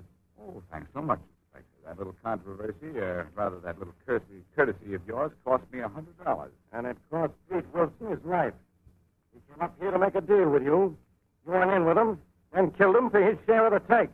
The take yesterday was $100. My $100. The take right now is you, down to headquarters. And I'm the guy who can do it. Did it ever occur to you that... I said, come on. And no tricks. You did say, come on, but you didn't say no tricks. Well, I'm saying it now. No tricks. Come on. Just a minute, Inspector. You're coming right now. As soon as I tie my shoe, do you mind? Leave it untied.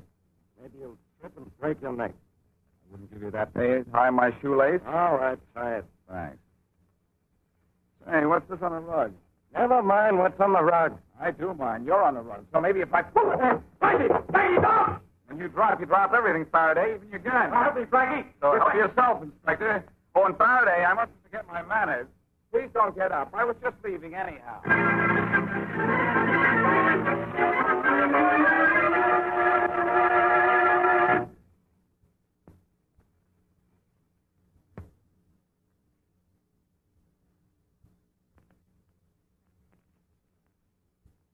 Now, back to Boston Blackie.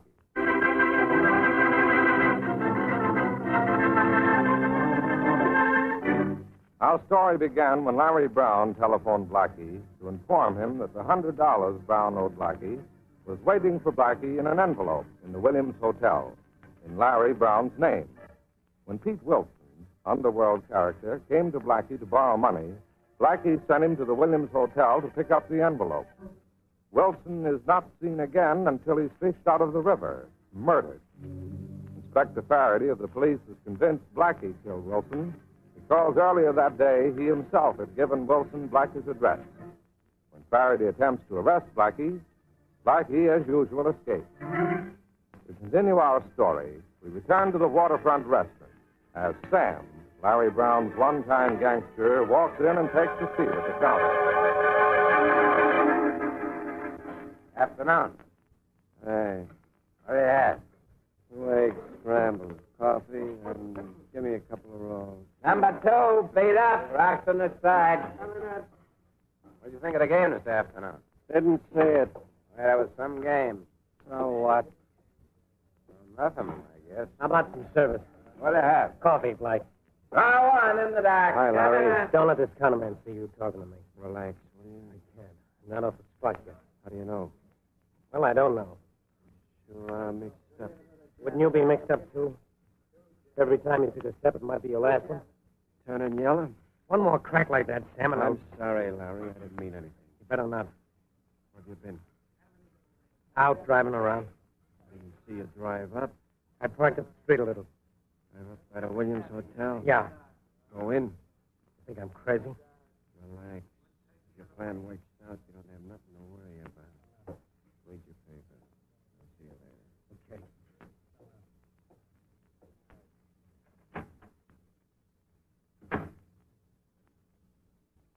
It's impolite to read when you have company, Larry. What? What's the matter? Nervous? No. No, nothing's the matter, Blackie. Now, how are you? I don't know. What are you doing down here? I'm just looking. Oh, Shorty. Yeah, boss. Watch down the street as well as up. I saw one of Faraday's cars in the neighborhood. Yeah, but it's in spotted. Just the same, be on the lookout. Okay. You in trouble with the cops, Blackie? No more than usual. It's the hideout you want. I haven't... I just want some information. I don't know anything. You know Pete Wilson? Wilson? Pete Wilson? No. You know he's been murdered? No. I've been making it my business not to know much of anything these days. Reason? Knowing things is no, it's healthy. Look, Larry, I'm not trying to involve you in anything. Yeah? Why should I? You mean everything between us is okay? In a manner of speaking. You got that envelope I left for you and everything? No, Larry, I didn't. But now that you mention it, Pete Wilson got it. Oh, Wilson got the letter. And he got everything, too. You sure this guy Wilson picked up that envelope? According to the clerk at the hotel, as far as I can find out, that's the last time he was seen alive. You making that crack for a reason? No, except that, well, I thought maybe you could tell me whether or not there's a possible connection between that envelope and Wilson's death. How should I know? I'll see you around, Blackie. Wait a minute, I'm not through. Oh, but I am. I got an appointment. Well, look, where can I get in touch with you? Who knows? I don't. I'll be moving around here and there. So long. Come on, Shorty. You might as well go, too. Okay, you say so. Come on. All Blackie, you know, we ain't no better off than we was before we found this guy, Brown. We may be, Shorty. It's possible that Brown engineered Wilson's killing. You think so, boy? I might as well think so. I haven't any other ideas. Come on, there's Brown getting into his car up the street. Let's get mine and follow him. Sure, boy. It's only a long shot, but I have an idea. Hey! Look, Shorty. Brown's car, correct. Correct? Looks like it's been Brown. It was, Shorty, when Brown stepped on the starter. Come on, let's have a look. Yeah. What? There ain't much left of anything. Nobody will ever be able to prove that a guy by the name of Larry Brown was in this car. Gosh, no. I think I know why this happened, too. This gives me an idea. Shorty, give me your wallet. Oh, sure, boy, sure. Okay. Hey, boss, well, what's the idea of throwing my wallet in the wreck? I'll tell you later. Let's go. Gosh, boss, when Faraday gets here and finds my wallet, he'll think I was knocked off in the blowout. Yeah, Shorty, I imagine Inspector Faraday will think you've gone all to pieces. Come on, we're going to your place.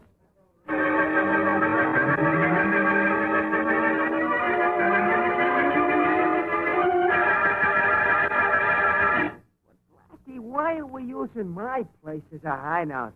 The inspector figures I'm dead, he'll come running down here for sure. That's what I want him to do, Shorty. Boss, either you're too smart or I'm too dumb for this kind of thing, and I don't know which. Look, Shorty, I think I know why Larry Brown was killed. It was no accident. You mean that explosion was supposed to bomb him? Mm-hmm. And I want his killers to think he escaped.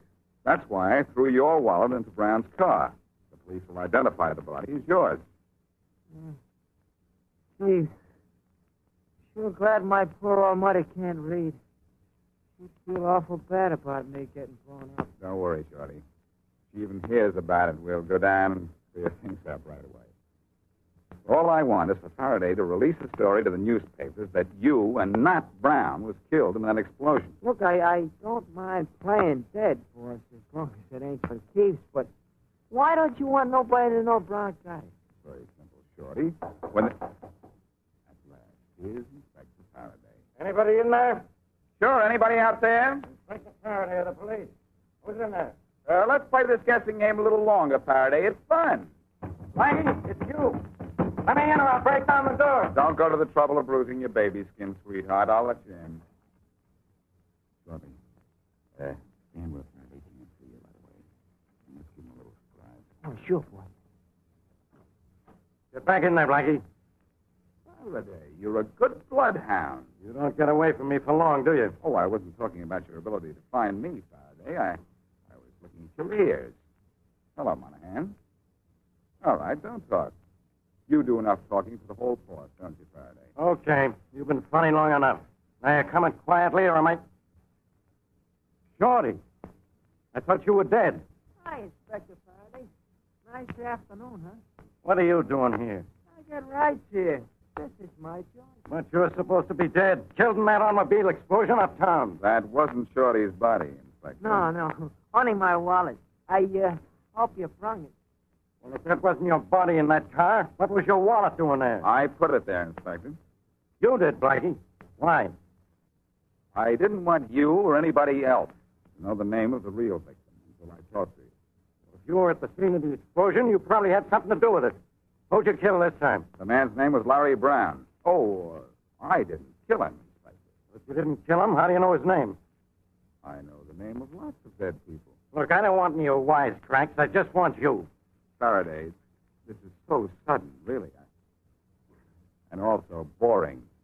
Put that gun away, will you? After I put you away. You're way ahead of yourself.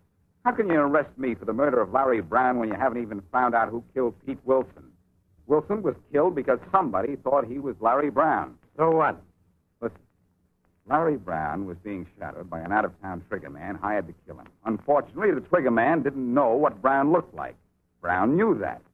Worked out a very clever scheme to duck his assassin. Yeah, this better be good now, and short. It is. Brown knew his only hope of getting away from the killer for good was to have the killer shoot someone else. Brown owed me money, so we put it in an envelope in his name at his hotel. He phoned me to come to the hotel and ask for it. If that's so, why aren't you dead? Because I sent Pete Wilson to that envelope. He went into the hotel, asked for an envelope for Larry Brown.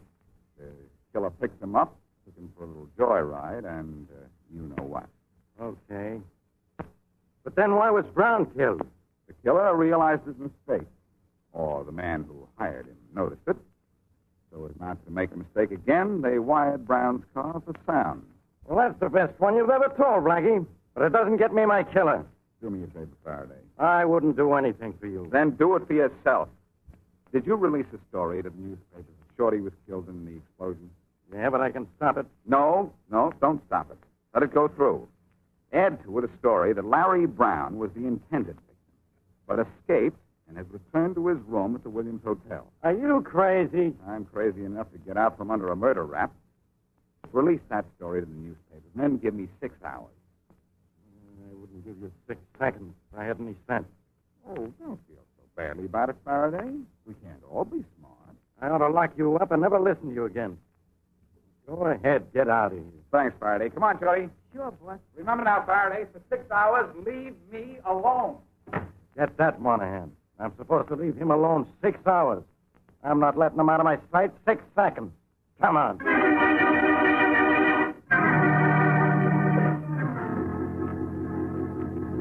This is room 511.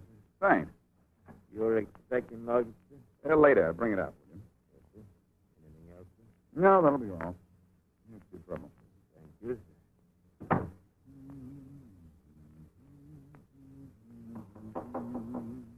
Come in. Hi, Blackie. Well, what took you so long this time, Shorty? Oh, look, boss, you gave me a tough job. I've been all over town. Did you do what I asked? Sure did, boss. My pals call every mug and trigger man. Yep. And now everyone in town thinks that Larry Brown got out of that explosion okay. And he's right here in room 511 of the Williams Hotel alone. Good work, Shorty.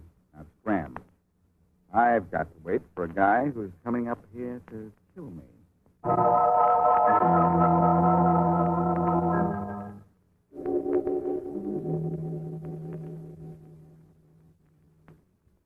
have to make so much noise. 4 o'clock in the morning. Yeah, but somebody in the hall might be awake.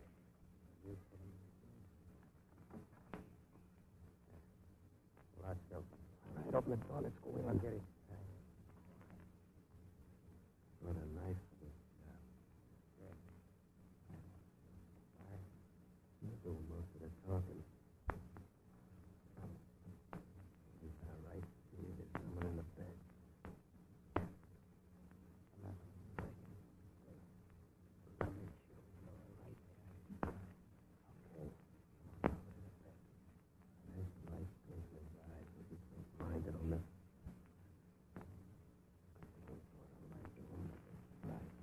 Maybe I'd better turn on the light. Huh? Drop it, boss. I'll get him. No, you don't. Don't bother to pick up your gun, pal. I think Inspector Faraday would like to do that himself. Hey, Faraday, come on in. You've been in the next room for hours. I know it. Okay, Blackie. So I didn't leave you alone. So you knew it. If you hadn't outshot this guy, maybe you'd have been glad. I'm glad anyhow, Faraday. You heard this guy here say he wasn't going to make a mistake and kill the wrong guy again. I heard everything. I've been in the next room for hours. Well, incidentally, on your way down to headquarters, we practically had a suite together, Faraday. Suppose you stop and pay the bill.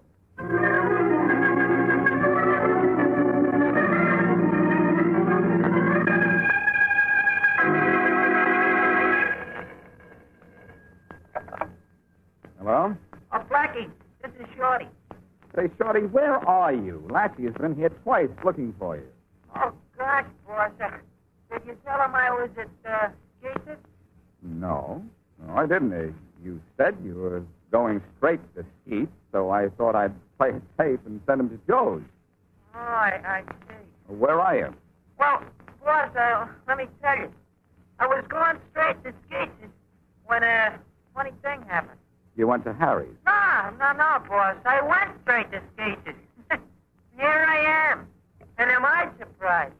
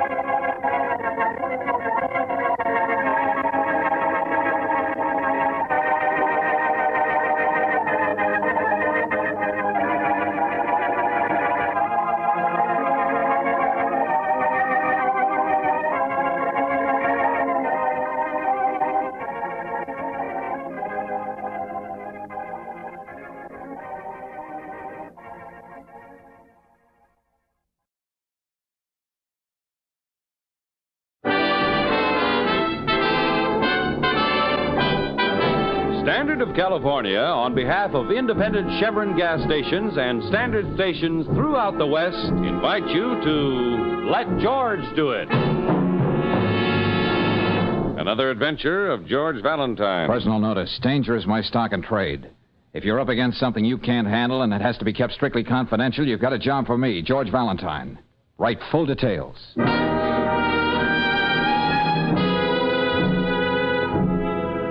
Dear Mr. Valentine, the day after tomorrow, a boy 16 is getting out of a work camp after a year. Instead of trying to get a new start, he swears he's going to do something that'll take him right back there again, or even worse. You've got to help him. You've got to save him from himself. I don't have much money. I'm only 16, too. Only 16, too. But I'll work the rest of my life paying you if you'll do everything you can to help Eddie. I'll be waiting for you tomorrow morning at 7 in front of the Lincoln statue in Chelsea Square Park. And it's just signed Emily, George. Yeah. Chelsea Square Park, huh?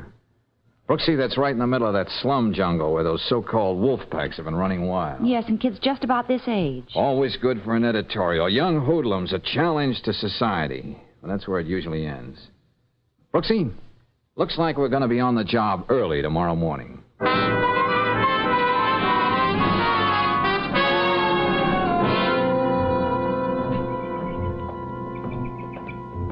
George, wait a minute. What is it, Brooksy?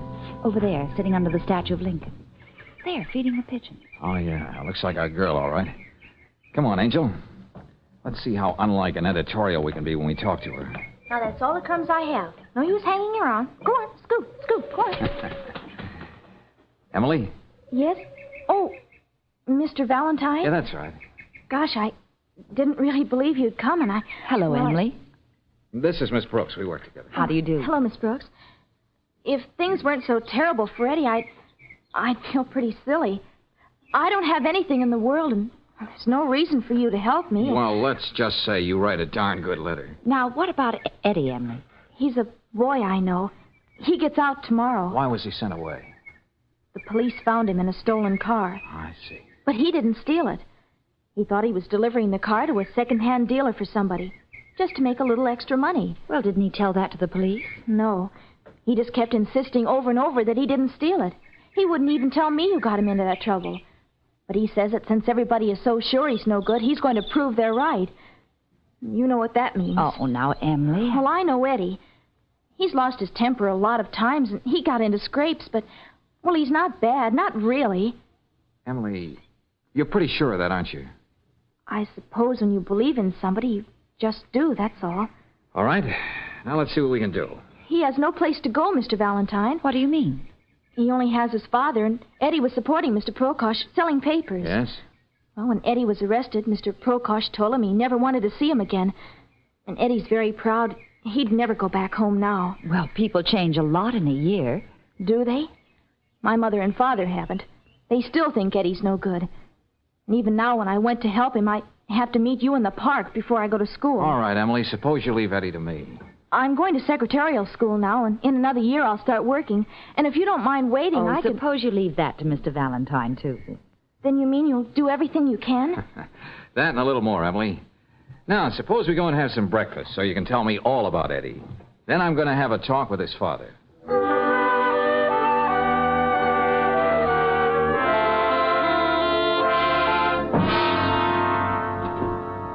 I don't care who you are. I want to hear nothing about my son. I got no son. Now get out of my house. Now, just take it easy, Mr. Prokosh. Look at me, mister. You see this crippled leg? I got that making honest living. Honest living. I know. That's dreadful, Mr. Prokosh.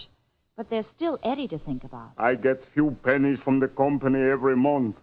I even bite my tongue and take charity from the Morrissey Association. But better I should hate myself than take one dirty penny my son steals. I don't need it. But maybe your son needs you. I told you, lady, I got no son. Okay, let's just call him another boy, age 16, a boy in trouble and headed for more. But not everybody's sold off in the way you are, his own father. You know, Mr. Prokosh, you can worry so much about being right that you can be wrong. Right? Such fancy talk I don't understand. Hey, Prokosh, I want... Oh. So you got company, huh? What you want in my house? Well, these characters are below. There's something I want you to tell me. Just who is this imitation Bogart? His name is Dan Lucas. He's the worst hoodlum of them all. Look, Pop, Eddie's time's about up. When's he getting out? I gotta know. I tell you nothing. You heard me. I gotta know. And you're gonna tell me all You what? Let go. That flashy tie you're wearing, you don't knot it half tight enough, so I'm gonna help you. And it's not good manners for a tough guy like you to be pushing helpless people around. Stop it, will you? Now, you see what I mean, Stanley? George, look out! I'll take that. See the kind knife he carries? Yeah. Not the kind you peel potatoes with. Why, I ought to... George, let go of him. I just got one thing to say to you, mister. Stay out of this neighborhood after dark if you want to live. Which way do you want to go downstairs, on your head or on your feet? I ain't through with you. You need a Prokop. Beat it.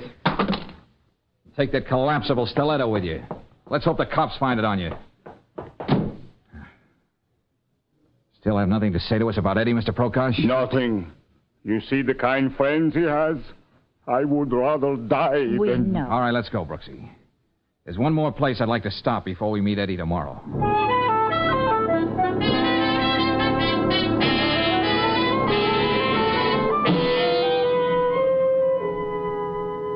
What do I know about Eddie Prokop? Just about everything, Mr. Valentine. Good. That's why we dropped in to see you, Mr. Morrissey. Mr. Prokop says you and the Chelsea Square Association have been helping him out every month. Well, Miss Brooks, we're sort of a political club, as you know. But we believe in really taking care of our own down here. So I understand. Naturally, we hope to win votes. But in a tough neighborhood like Chelsea Square, there are other things that are more important. Giving out turkeys come Thanksgiving and arranging a boat ride in the summer just aren't enough. Oh, we do much more than that. We cooperate with the police. Even get to the judge when one of our boys gets into trouble. We've been talking about putting up a playground, too. Well, I could get the bare facts of what happened at juvenile court. But I thought a man like you, whose business it is to know what's going on, could tell us more than that. We understand Eddie didn't even try to defend himself on that stolen car charge. Yeah, I know. But I'm afraid there was very little he could say. He was caught red-handed. Very unfortunate case. But I'm afraid not at all unusual. Say, tell me, Morrissey, why would a young hooligan like Stan Lucas be interested in knowing when Eddie gets out from the work camp? Lucas? Oh, that one. There's really a neighborhood problem. I can imagine. But Stan's almost a man now. I don't see what he could have had to do with Eddie Prokop. Apparently he had a lot to do with him, Morrissey. But it looks as though we won't get the real picture of Eddie till we talk to the boy himself.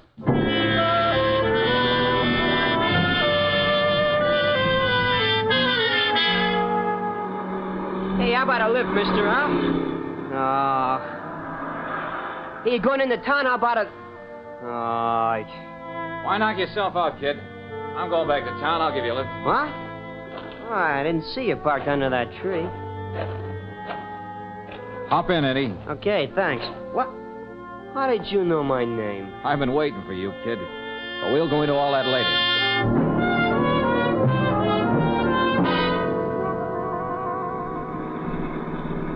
I don't listen to Emily. She's just a crazy kid. And I suppose you're a brainy old man. Yeah, well, I know what I'm doing. And you can let me off at the next cross and I can get a bus, you know. No, just keep your shirt on, Eddie. That kid gets crazy ideas. I know what I'm doing. I don't need anybody's help. Okay, so you're on your own. Well, let's set it up this way. Look, I live by myself. What do you say we go home and have some chow? You might decide to bunk over with me until you know what you want to do. I know what I want to do. Hey, mister, you sure you're not a cop? Well, some of them are my best friends, Eddie, but I don't happen to be one. No, it's just like I said. I had a little talk with Emily while she was feeding the pigeons in the park. You mean Emily still sits by that statue and... Well, okay, I guess there's no reason why I shouldn't eat your food. Thanks, Eddie.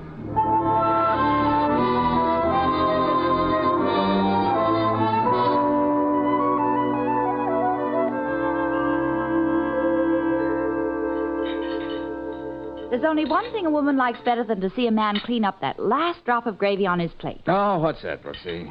Two men doing the same thing. Yeah, I sure packed away a lot, didn't I? That's why I was here, Eddie. Go on, rave some more about my cooking to Mr. Valentine. It may help. See you in the office in the morning, George. Glad to met you, Eddie. Yeah, me too, Miss Brooks. Well, thanks, Angel, for being chief cook and bottle washer. Wait till you see those dirty dishes in the sink. Good night, George. Oh, Mr. Valentine. Yeah, Eddie? Thanks a lot for the meal, but I gotta get going now. No, Eddie, no. You're going to stay right here tonight. Now, look, I said it. You're stewing about something. You can't wait to get it out of your system without thinking of the trouble it's going to cause everybody, including yourself. Will you stop preaching at me? You got no right just because you give me a meal. I'm getting out of here. Not tonight, you're not. Now, look, kid, give yourself a chance to sleep on it.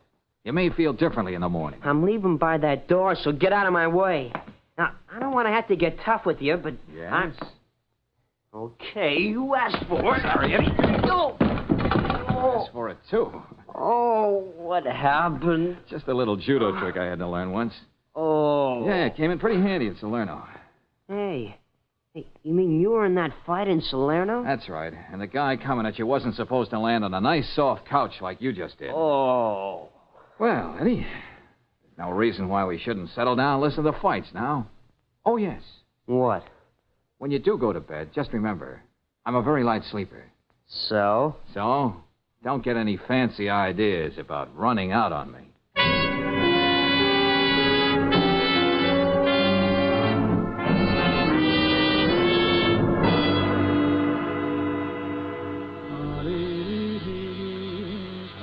Okay, Eddie, time to get up. Hey, Eddie, did you hear me? Rise and shine. Oh, that kid. Say, Eddie, if you want to try my new electric razor, you can... Why, that little... Now, wait. Oh, great. Well, he did leave me a note. That's something. I wasn't asleep like you thought when you went in to take your shower. I even washed the dishes to pay for my room and board. Now, you and Miss Brooks and Emily better stay away from me. You were so anxious to know what I was going to do. Now I can tell you. I'm going to take care of Stan Lucas.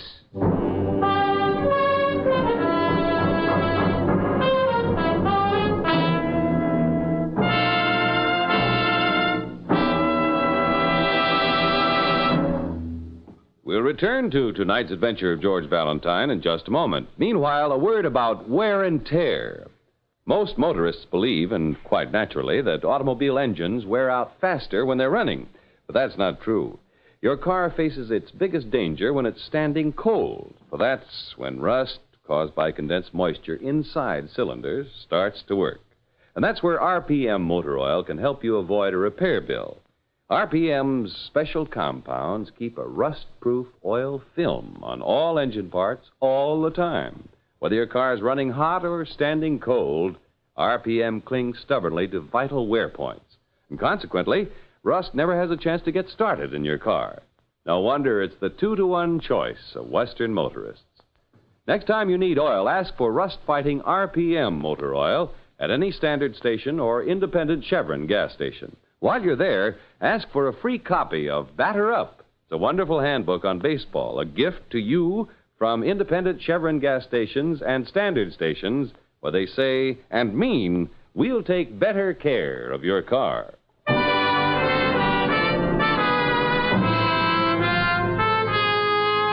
Now back to tonight's adventure of George Valentine and to Chelsea Square, a jungle of tenements in the middle of the city and a wolf pack of boys stalking the streets. That's the background for George's present job. The specific challenge to keep 16-year-old Eddie Prokosh from committing a serious crime as he promised. Good morning, George. Hey, you only shaved on one side of your face this morning. Okay, so that's the side you can kiss me on. But look, we're in trouble, Angel.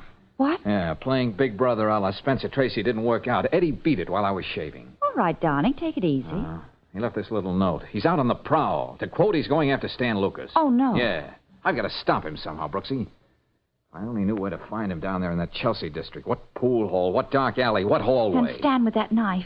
What can we do, George? Well, I'm going to have another talk with Eddie's father. Look, you find Emily. But where? Well, she gave us the name of the secretarial school. Call her. Get her to meet you in the park. Maybe she can give us a clue on how we can find Eddie. Okay, George. And remember, Brooksy, it's a race against time.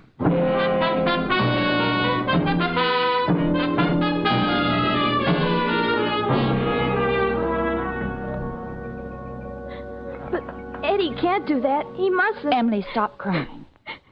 Yes, Miss Brooks. Emily, I'm not going to talk to you like a child. If you're old enough to fall in love with a boy, this is no time to let him down. I know. I know. You came to us for help. Now we need yours. Can you tell us some of the places where Eddie might be looking for Stan Lucas? It could be anywhere, but Yes, dear. I should have told you this before, but I couldn't. I mean about Stan. Stan? Did he have anything to do with that stolen car business? I'm not sure, but that's not what I meant. What did you mean? Miss Brooks, you said you weren't going to talk to me like a child. Well, I'm not going to talk to you like I was one either. All this year, Eddie was up in that work camp. I've been going around with Stan. Oh. But I had to. Everybody does what Stan tells them to. I wasn't afraid just for myself, but what he said he'd do to Eddie when he came out. Does Eddie know that? No, you know how men are. And I wouldn't want him to know. Oh, you poor kid. Well, what could I do, Miss Brooks? Stan said he could even stop the few dollars Mr. Prokosh gets from the association. And he needs that money to live on. Stan was just talking. But you don't have to worry about him anymore. Mr. Valentine knows how to take care of him. I'm only thinking of Eddie. If I could only talk to him. I've got to find him. Wait, Emily, I'll go with you. We'll both look for him.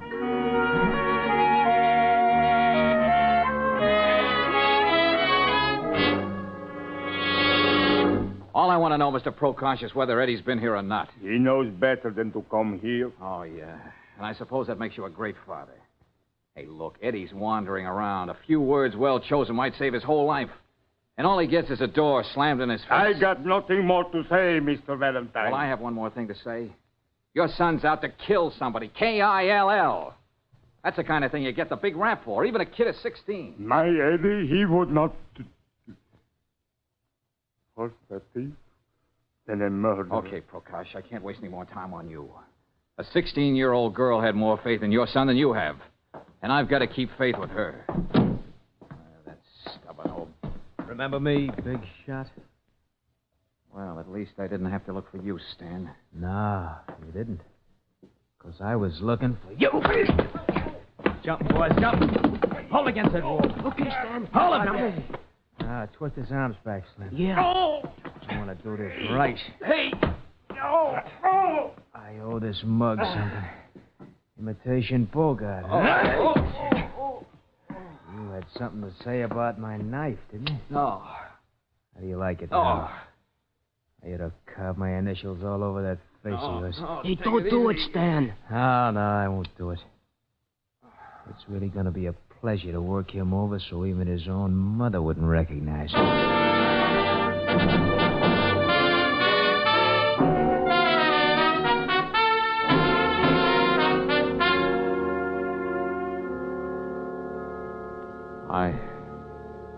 I know my diction isn't very good, Lieutenant Riley. Valentine, what's the matter with you? Where are you? Just about got to the hall phone. Look, you got to do me a favor. Yeah, sure. But what's wrong with you? I thought I could keep the police out of a boy's life, but it's way over my head now. I need your help, Lieutenant. Okay, shoot. Look, pick up two boys down on Chelsea Square fast. Eddie Prokosh, about 5'8", freckles on his nose, wears a leather jacket. And Stan Lucas, get it? Stan Lucas, yeah? He's a dirty, vicious little... Oh. Valentine, you stay where you are. Don't worry, Lieutenant. I can't help myself.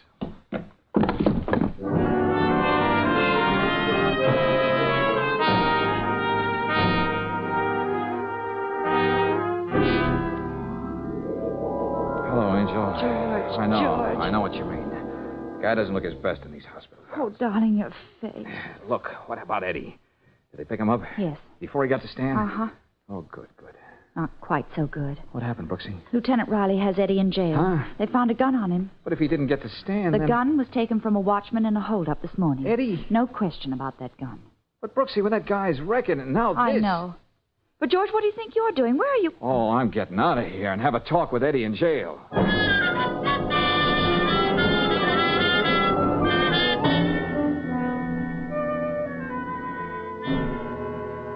Eddie, you gotta talk. What about you and that watchman? What difference does it make what I say? Nobody will believe me. Come on, Eddie, come on.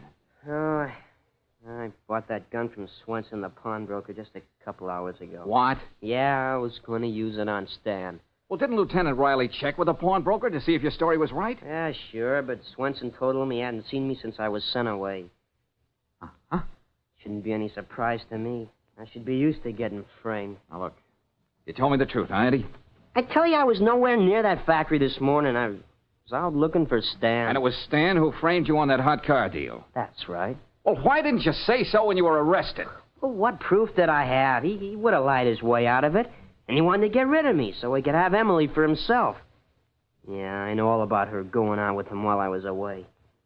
One of the kids up at camp told me. Oh, now, wait a minute, Eddie. You got Emily all wrong. Yeah, You know sure. why Emily was going out with Stan? She explained all that to Miss Brooks. I'm not interested. She was afraid of what Stan would do to you when you got out. And he said he could stop the allowance your father was getting every month. What? What's that? You heard me, Eddie. If Emily were giving you a runaround, she wouldn't come to me to keep you from making a darn fool of yourself. Yeah, but... nobody does anything for anybody unless there's a payoff in it somewhere. Nobody gives a good hoot about me anyway. Look at me, tough guy. My face, I mean. Stan and the gang did give you a good going over, didn't they? Oh, yeah. Very artistic job. You think I'd look like this if I didn't give a good hoot about you? Well, And I suppose the payoff in this for me is going to be $1 million.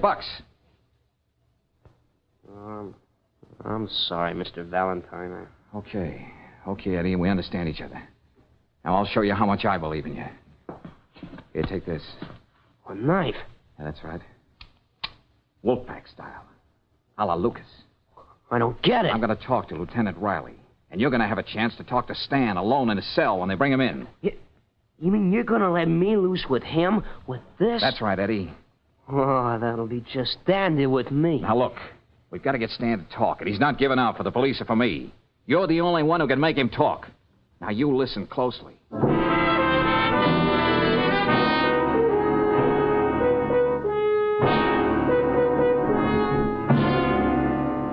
All right, I don't mind playing ball with you, Valentine. I'm all for helping the kid. Thanks, Lieutenant. But you realize the spot I'm putting myself in, letting Eddie have a knife when he talks to Stan? We'll be right next to the cell door.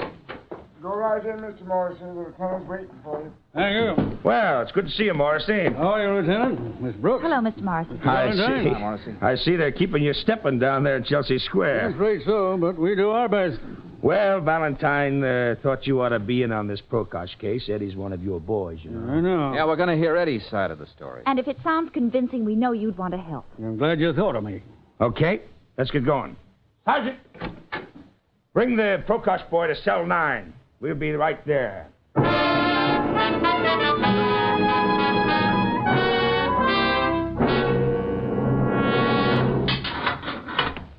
Okay, Eddie. The lieutenant said you can talk to this guy in 5 minutes. Thanks. Well. Where'd you get out, Prokosh? You didn't stay out very long, did you? No, you saw to that, Stan. Come on, you're talking through your head. Am I? You want me to give you regards to anybody when I get bailed out? Emily, for instance? You're not getting out of here. What are you doing? You ought to know this trick. How to hide a knife in your shoe so they don't find it when they search you. Hey, Eddie, put that thing away. I've been waiting to catch up with you, Stan. Look, stay away from me. You framed me, running those stolen cars. Well, now you're gonna pay for now, it. Look, kid, take it easy, will you? Didn't you? Look, I didn't mean to frame you, Eddie. It was all a mistake. Help! Somebody help! He's gonna...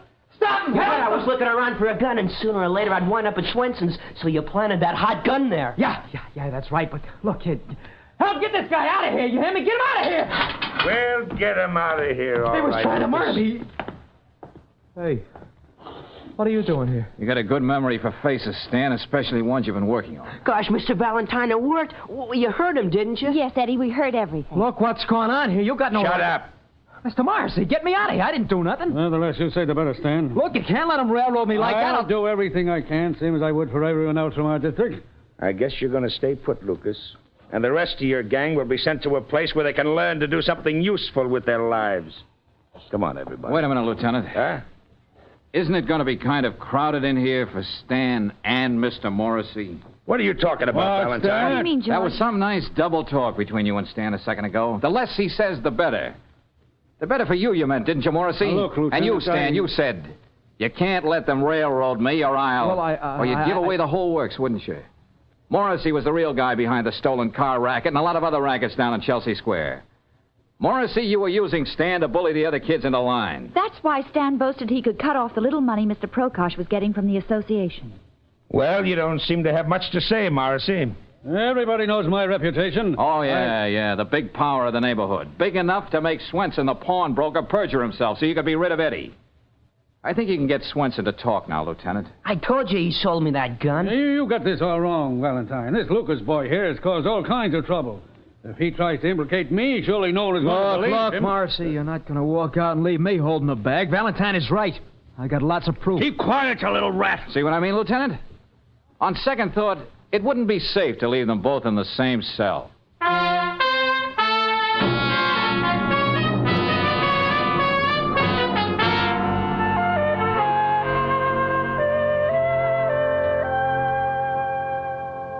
Mr. Valentine, what's that saying about an old fool? Well, I don't know about that saying, Mr. Prokosh. Why not settle for another one? Better late than never. Except for you, I would have made a terrible mistake. Thank you. George, come here. Oh, what is it, Brooksy? Look down there out of the window. Huh? There's Emily and Eddie sitting on the stoop. Oh, yeah. Offhand, I'd call that romance, Angel. And offhand, I remember a saying, too. Speak for yourself, John, if you know what I mean.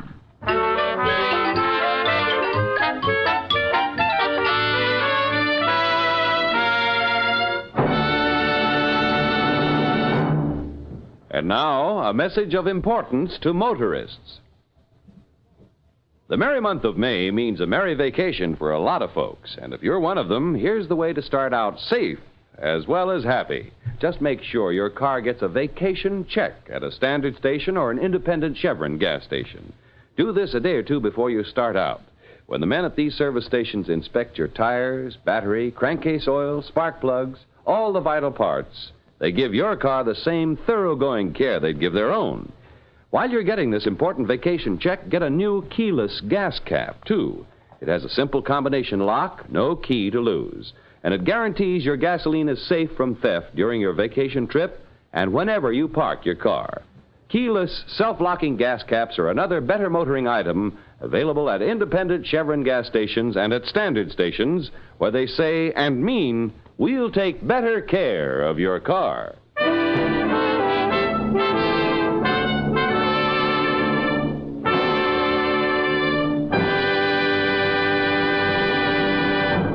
Next week, when you tune our way for another adventure of George Valentine, you'll hear... Oh, hello, Angel. Oh, darling, I thought you'd never open your eyes. Oh, why doesn't somebody turn that radiator off? It's hissing. We're back in the manlock at the tunnel, George. Oh, what happened? Well, you were down here this morning, and you must have come up too quickly, and you got the bend. Oh, yeah, I remember now. Then coming up, and then everything went blank. There was another accident in the tunnel. What? Oh, hey, I'm beginning to remember a few things now. And I'm pretty sure I know what causes these accidents. Brooksy, quick, help me over to that phone.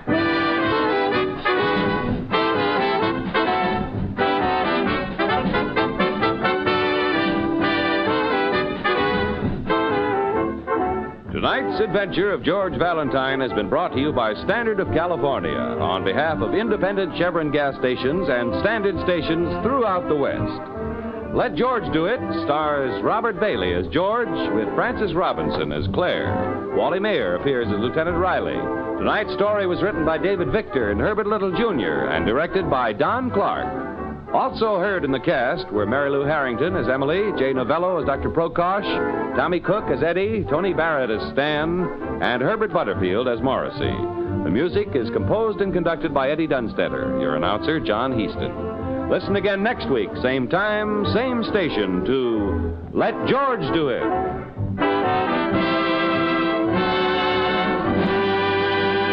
The Mutual Don Lee Broadcasting System.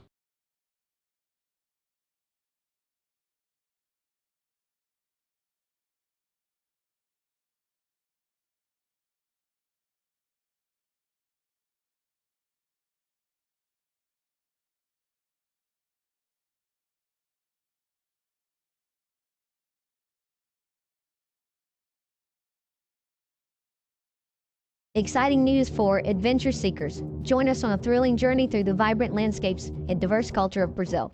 Lost in Brazil brings you to captivating videos showcasing heart-pounding adventures, mouth-watering cuisine, and hidden gems of this incredible country. From bustling cities to tranquil beaches, our videos capture the essence of Brazil's beauty. Experience the warmth of its people, the rhythm of its music, and the thrill of exploration. Click on the link in the description to find out more.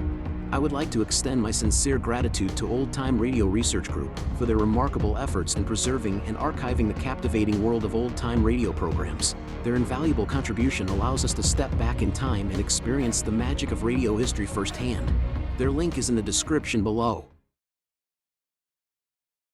This is Golden Age Radio signing off. Thanks for watching. If you're listening to rumble.com/c/GAR, we will continue in just a moment after the national anthem.